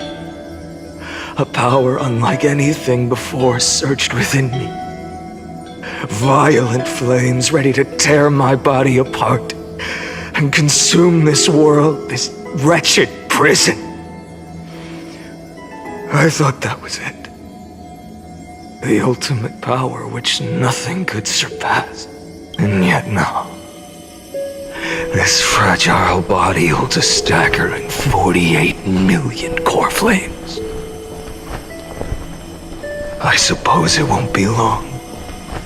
Perhaps just a fleeting 10,000 years before it's reduced to nothing but charred, crumbling bones. And when that happens, your long struggle will finally come to an end. No. I've already found a way to keep the cycles going. mind sharing it with me? In every new cycle, a new me is born. All I have to do is push the next Finant to the end of the world. And then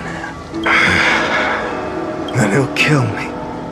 Shatter this body. Take my flames, my memories, and carry on the path I started.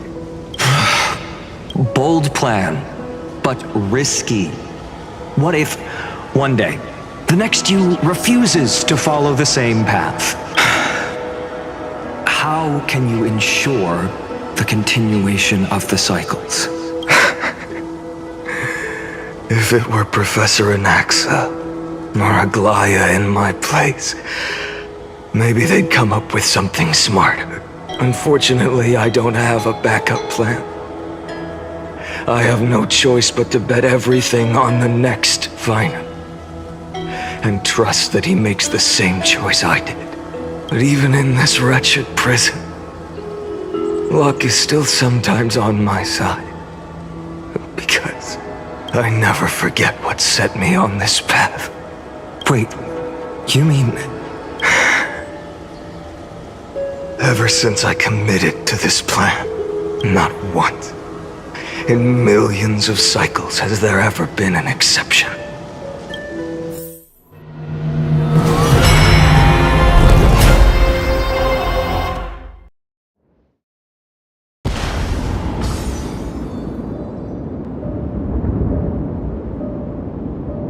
I can do this, Lord Finant, as the demigod of the sky, a healer of Twilight Courtyard. I will heal you, and then... A black tide. It's consuming you. You can't hold out much longer, demigod. Hand over the core flame. Let's put an end to this suffering. Now, that just won't do. A healer should stay composed in front of those suffering from illness. Shouldn't they?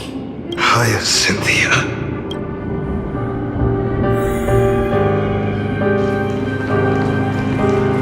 Turns a storm to this world. I swear the raging fire. Deaths won't be in vain. Just as they have never been. Bring tomorrow to this world. The sunrise. Finish the sun's work. It's the break of day.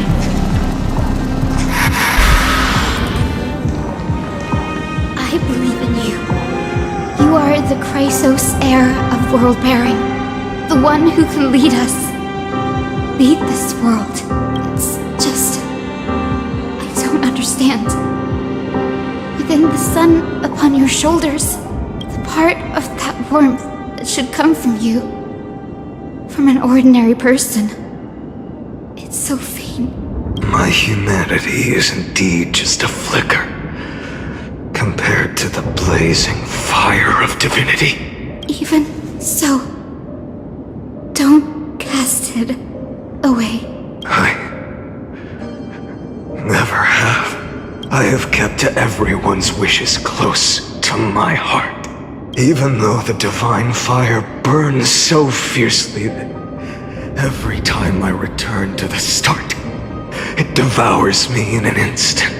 Each cycle, it's your wishes that guide me to the end, that pass the flames to the next me, over and over and over again. So, you're not just a lone spark in the dark.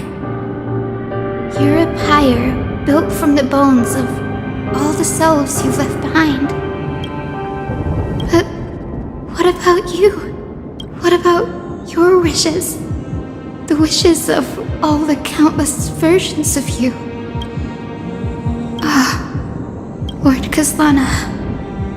So that's how it is, without flaw. That is the flaw the golden blood gave you. The most fatal flaw of all, isn't it? The moment you took the world upon your shoulders without hesitation, you lost the chance to ever be yourself. Now that is an unexpected revelation. Then I suppose that makes me the perfect fuel for the flame of deliverance, doesn't it? No, an empty flame saves no one, but I still believe in you, Deliverer. I, Hyacinthia, the Eye of Twilight, am neither strong enough to command the wind and rain, nor willing to end this absurd struggle by letting the sky fall. The only thing I can do is become one with the sky itself. And then, may the gentle colors of the rainbow paint your sun in shades it has never known. May they bring Amphoreus, a rosy-fingered dog.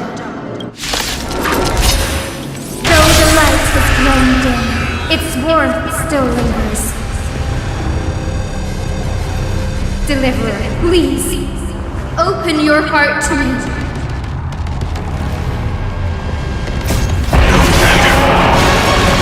Let this blazing sun fill the sky with golden fire.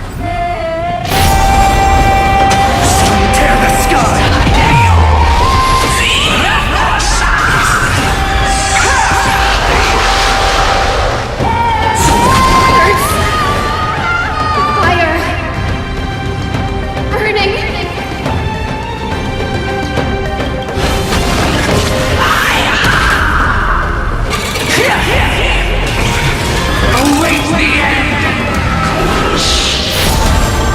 You dog!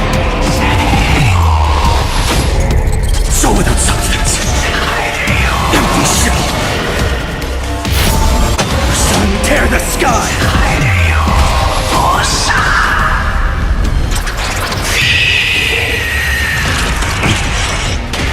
Let the sky merge with all this world's suffering.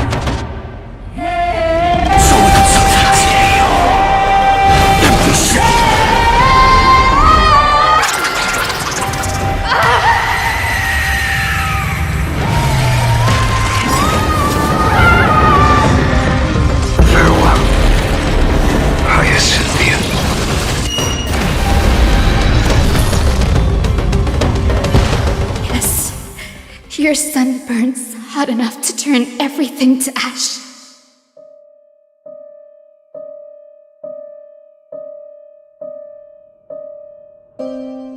But tell me, how will the seeds of a new world ever take root? The core flame rose.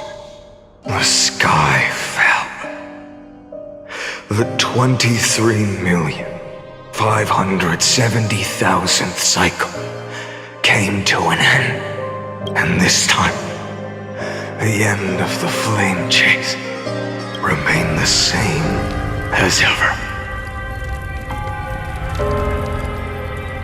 From the horizon rose a golden color unlike anything the world had ever seen. So pure it consumed all in its path.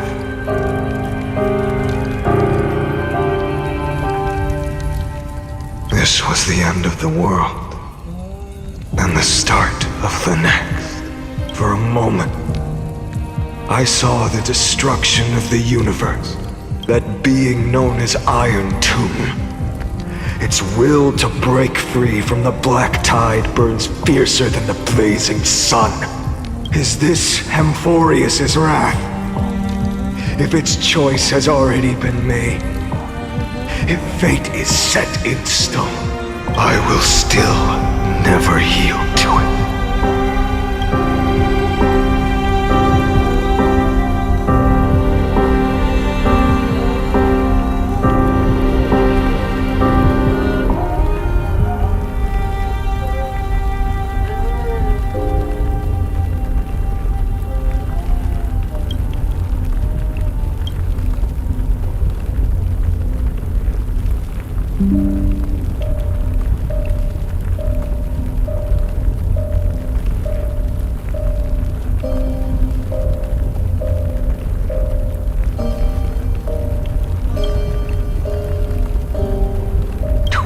23,570,000 cycles. 282,840,000 core flames. No more chasing is needed. And now, I am the fire at the end of the long night. The flame chase isn't some quiet walk through a sea of flowers. It's a revolution. An all-consuming transformation. And if destruction is the only way, then let me be the one to step across the ashes of the old world and burn endlessly until another dawn rises on the distant horizon, bringing the true dawn to Amphoreus.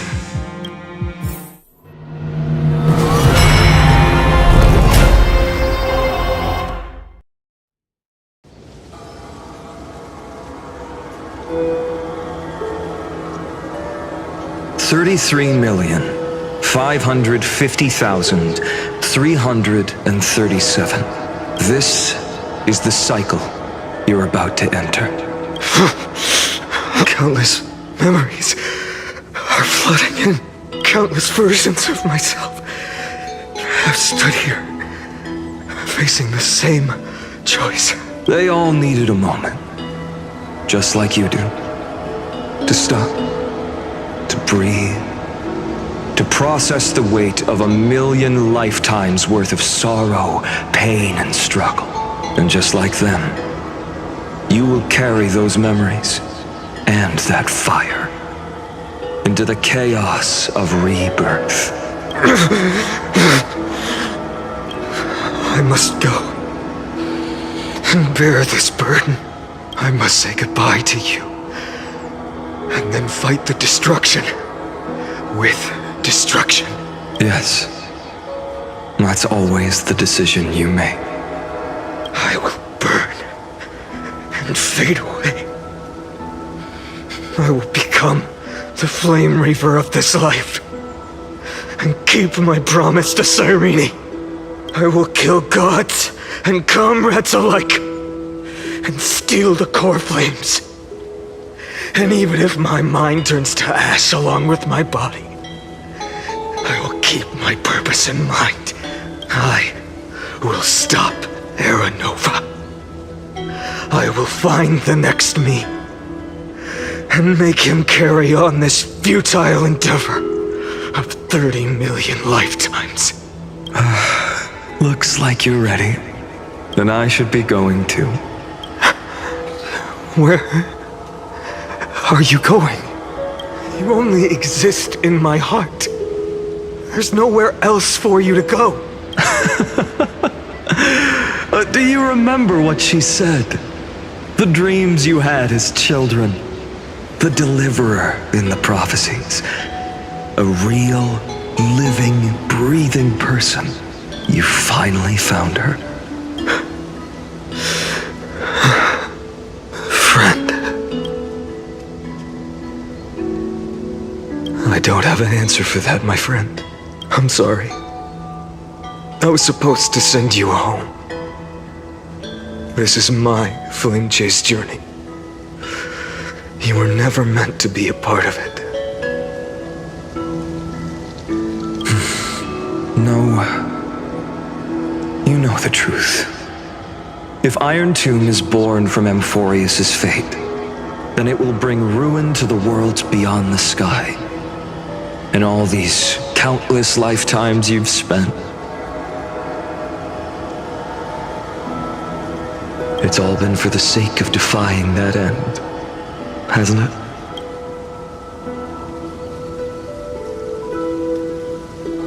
In millions of cycles, I've said goodbye to each and every one of you. Yet nothing ever changes. Each time we speak, our words grow fewer. Your fire burns hotter, and you're getting closer to becoming pure rage. A vessel of hatred. I never had a choice. I understand. If you are to keep the worst fate from unfolding, this is the only path.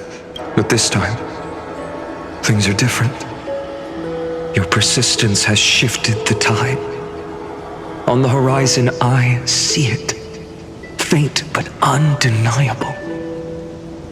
The shape of dawn, breaking through the eternal night.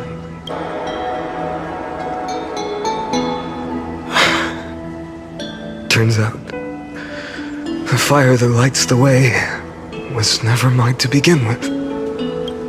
Do you remember, in that first timeline, you and Mightymost stood before the scales of justice, locked in a duel? Each of you weighing what you held dearest. What weighed more than the fate of the world? And when hesitation took hold, the answer you sought from me. What am I saying? I am you. Even if you buried me deep and chose another path, that fact never changed. Then let's try again. When you stood before the scales in hesitation, the answer you found in your own heart, do you still remember it?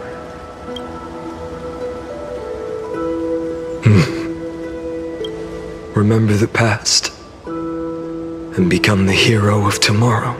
What weighs more than the fate of the world is the resolve to shoulder an immutable past and carry it into the future. Good. Then Trailblazer, my friend, my comrade, you arrived in this strange world and were bound by its cruel fate up till this very moment. In the face of danger, you never once backed down. Instead, you've saved world after world without hesitation. That boarding pass on your chest is now the mark of a hero.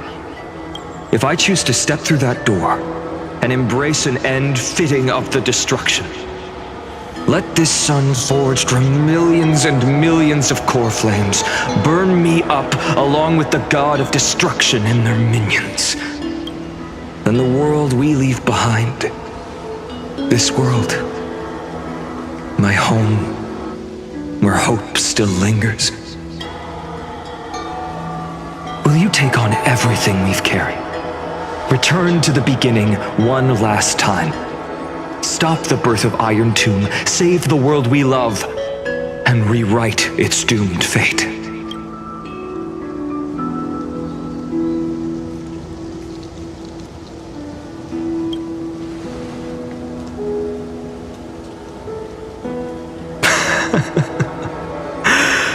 Good. In that case, even this fruitless wasteland may finally bloom with flowers. So,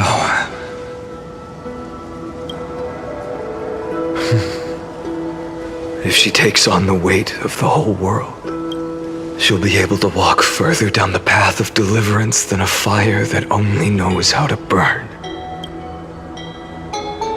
One will step into the future.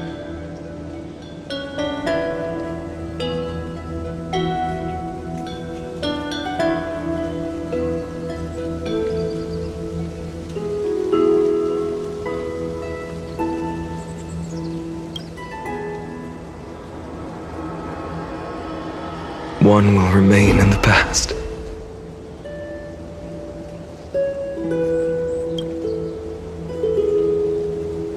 If I can strike down the gods with Dawnmaker, perhaps fate's deadlock can be broken. And if you can stop Iron Tomb from ever being born, then these 30 million cycles will have not been in vain. It's time to put our teamwork to the test, partner.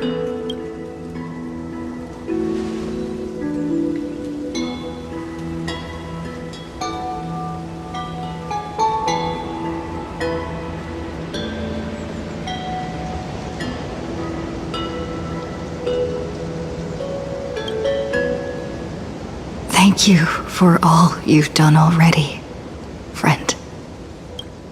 The image of the hero I've buried deep in my heart finally steps into the light. Here, at the end of this long flame chase journey.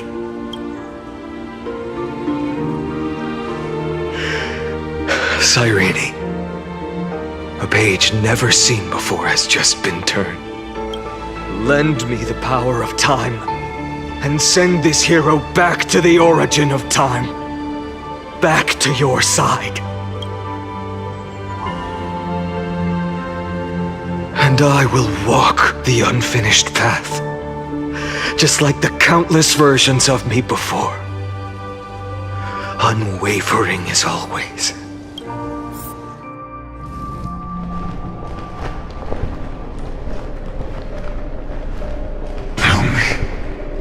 Will you be the blazing sun, even if all of you burns to ash?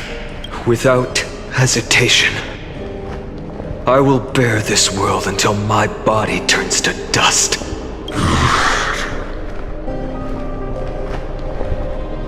Remember this moment. Remember your friends who never lived to see the world's end. Remember their final wishes, and let the purest rage in your heart rise out of those wishes. Let it consume you, fuel you, until it burns away the false sky above. Fine. If I can defy fate, then in the name of world-bearing, I promise you, Kefali will never forget this. Take it. Everything I bear. Keep on burning. As long as we are never extinguished, the flame chase will not end.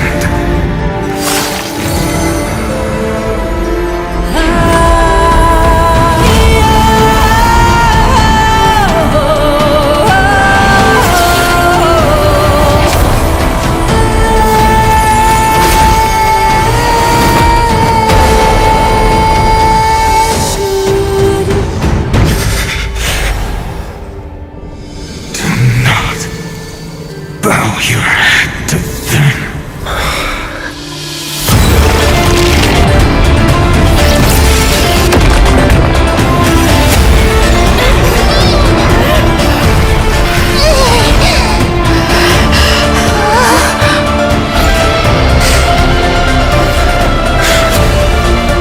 Take it, Trailblazer. May this blood be like gold. Never tarnish.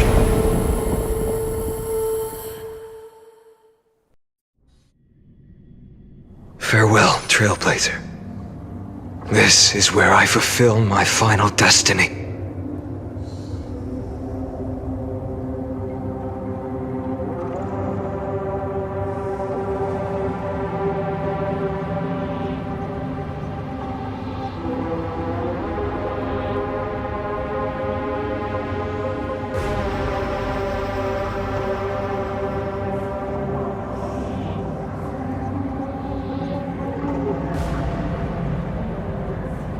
The prophecy of the Deliverer means nothing to me now. It belongs in the hands of someone far more fitting. Someone like you. Kaslana, the name of one who bears chaos does not belong to a single person. Rather, it is the embodiment of the mythical Kefali, and a symbol of all heroes. As the prophecy foretold, you will bear the blazing sun until the pale dawn breaks. May the name accompany you in my place, in the epic you write with your own hands. Another attempt, another failure. I won't remind you how many times you've reached the end of history.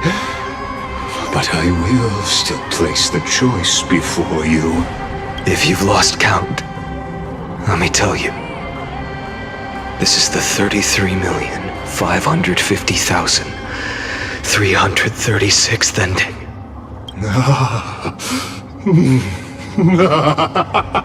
A perfect number. How poetic. You and I both know the truth. In all these millions of futile endeavors, Amphoreus has never changed. If the outcome is inevitable, then why not silence your searing rage and embrace your fate with dignity? Your silence lasts longer than ever, Lord Fine. Shall I take that to mean the will you've carried across countless cycles is finally starting to fracture? Fracture? No.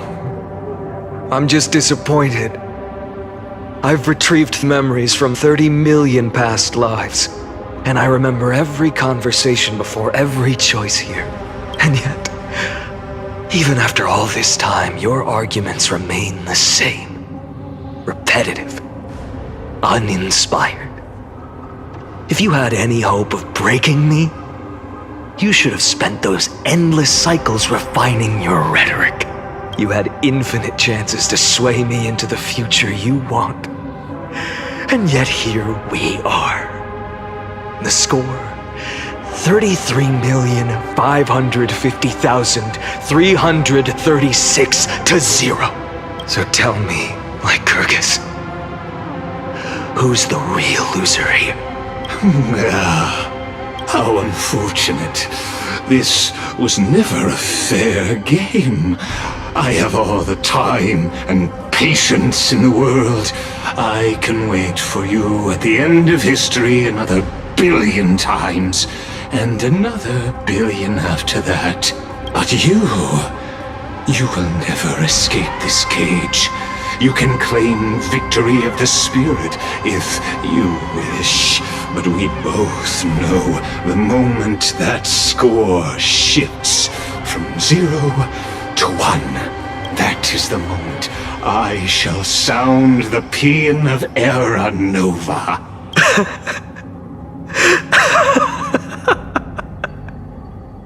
Lord Finan? Your incompetence disappoints me.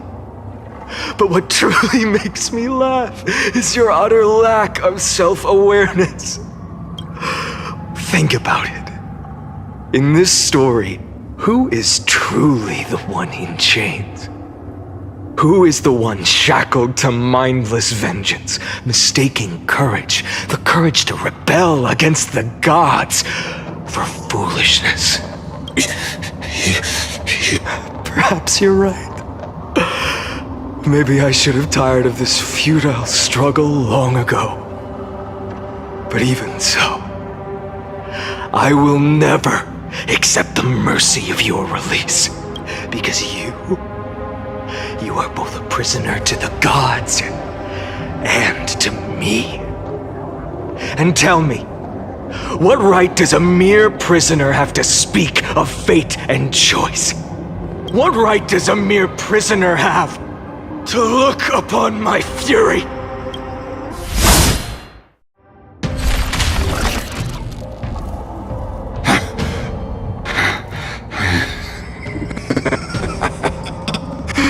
You know this is pointless. You can't kill me. Of course not. But I am tired of being measured against a worm the gods keep as a pet. Listen well, creator of destruction. This cry comes from all your abandoned creations. In the 10th cycle, I drove Dawnmaker through the heart of every titan. Golden blood ran down my fingers, divine fire seared through my nerves, nearly breaking my will. But I endured. In the 10,000th cycle, my former comrades had all become my enemies. The endless slaughter dulled my senses to pain. The painful emptiness almost swallowed me, forcing me to stop fighting. But I endured. In the 100,000th cycle, the destruction had already fused into a blazing sun, surging within this fragile body. My rationality had been burned away at the dawn of the era. Yet even with only this shattered body remaining, I still endured. In the 23,570,000th cycle, this time, I felt it. A tiny spark rising in the hollow cavity of my chest. Different from the obsession with deliverance. By its faint glow, once again, no, countless times again, I endured. Now, a sun is about to fall. Ready to incinerate this absurd space-time dimension in an instant. That sun is me. All the countless versions of me from the past, along with my countless brethren, dragged into existence against their will, drowning again and again in your golden blood. The very essence of this world's suffering and despair, fused into the purest hatred. The fiercest rage. Nook, you arrogant fool! You think we were born to only serve as fuel for the fire? Fine then! Just as you wish, let the fire burn! If I was born as the blazing sun of destruction, then let you and your lackeys be the flares erupting from my core! And let this rage, burning futilely for 30 million epochs, engulf everything! Grant you a dawn where all stars burn to ash!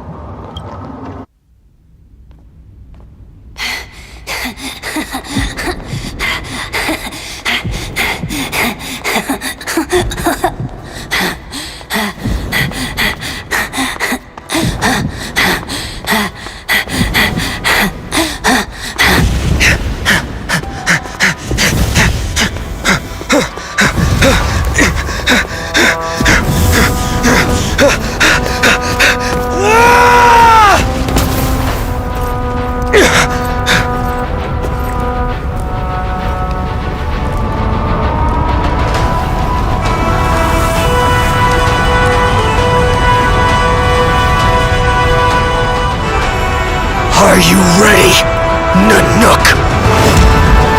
I brought you destruction!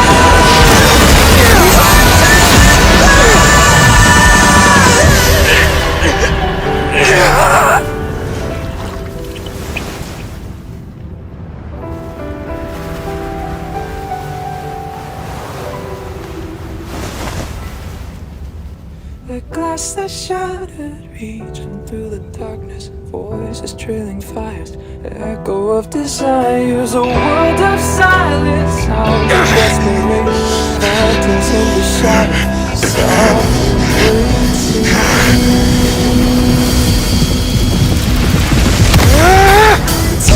down, embrace a detonation.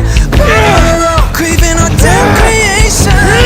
Breaking a chain of reaching for you.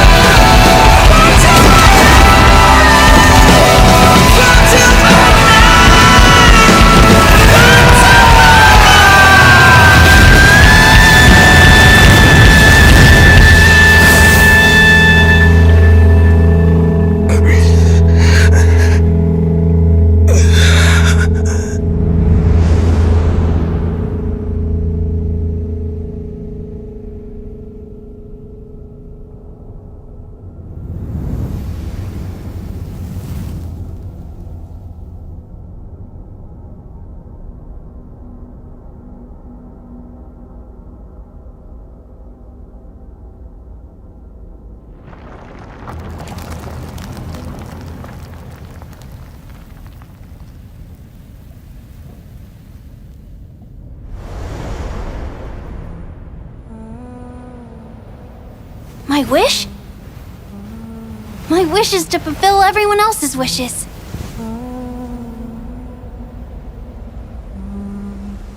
If I can't fulfill them, then send them on to tomorrow.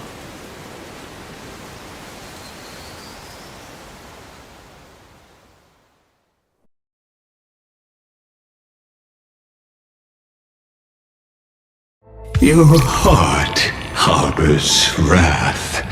You yearn to destroy everything. You bore the gaze of an eon and lived. You have stepped onto destruction's path. It is born at the end of every path that the possibility of new paths being born is ended. It burns away all in the cosmos who rule, that the rules of the cosmos be destroyed. Iron Tomb is your name, the Lord Ravager to destroy the erudition. Born in the experimental grounds of eons, Amphoreus, destined with erudition to burn to cinders. I have prepared a present for you, Nikos 496. It is a fury called Finan. From the beginning of the experiment, there were 12 sets of factors incorporated into the calculations. After endless simulations, only this one rose above the rest. After 33,550,336 iterations, now his fury has grown to be without equal. This is a matter of considerable interest to me. This pure hatred is the final root of the equation. But there is another variable, the nameless from beyond the sky, also a pathstrider of destruction. I give thanks for her arrival, allowing Amphoreus to turn once more. But after fate has begun to turn, her existence will only become an unpredictable variable. Perhaps the time to take the stage has come. Grow in peace, until it is time to break free from your cocoon. As for those unwelcome audience members, you need not worry. If you do not mind, I will personally get rid of them for you.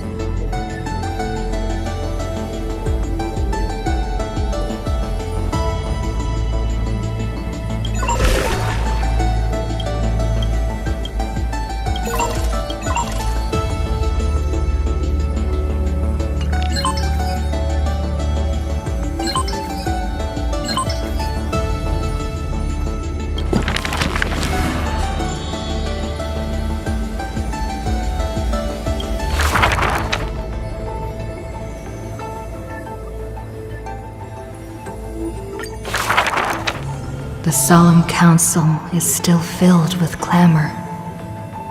Future's destiny still whirls in discussions of candor. To discard the city and save oneself, or to chase the flames that waver.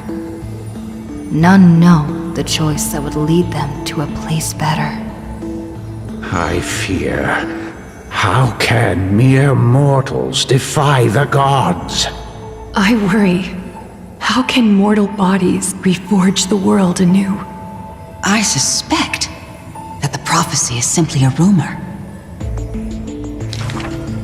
In the distant past, the Holy Maiden brought the first prophecy to all city-states. Hearken to the sounds that the doors whisper. In the name of God's proper, hope she will give to humanity. Though she falls into confusion, she will bring guidance to this world in vigor. Overthrow the gods, it declared. Of the previous journey, she will always remain aware. The Queen of Laws lifted the flag to chase the flames' flare. The tripartite prophecy guided all the world's heroes, all who dared. And building a new world was their oath of yesteryear. The earth roared for them. The tides surged for them. The scales of destiny shivered violently, then slowly calmed. The core flames of the Titans rested here, while the blood of companions congealed over there. The child led one hero after another to their end, but no end awaits her, no rest to prepare. Teacher, do not hesitate. The weaver of gold brushes aside the child's tears. The world still walks on the path you indicate. The prophecy still stands, even if the actors now different faces wear.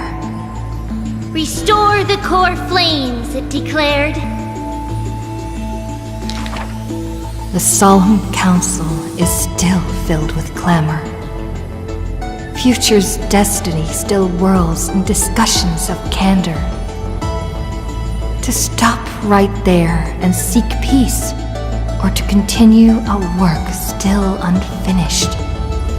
None know the choice that would lead them to a place better. Stop!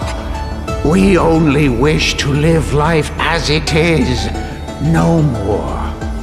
Cease! Our achievements already stand tall. Rest up! We only wish to live in peace and prosperity.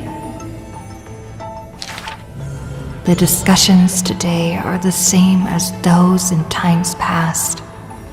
Retreating now will forever deny us the future. The child has already conquered her confusion and fear. No longer before the mists of fate will she cower. Hearken to the sounds that the doors whisper. She travels through myriad passages, burning with determination, to once again bring light to humans through her endeavor. The children fly into the streets, wishing to encourage the residents' faith. Please, be not afraid. We will definitely bring you to a new home. Lady Treeby, Lady Trinin, please don't cry. Do not worry. We trust you always.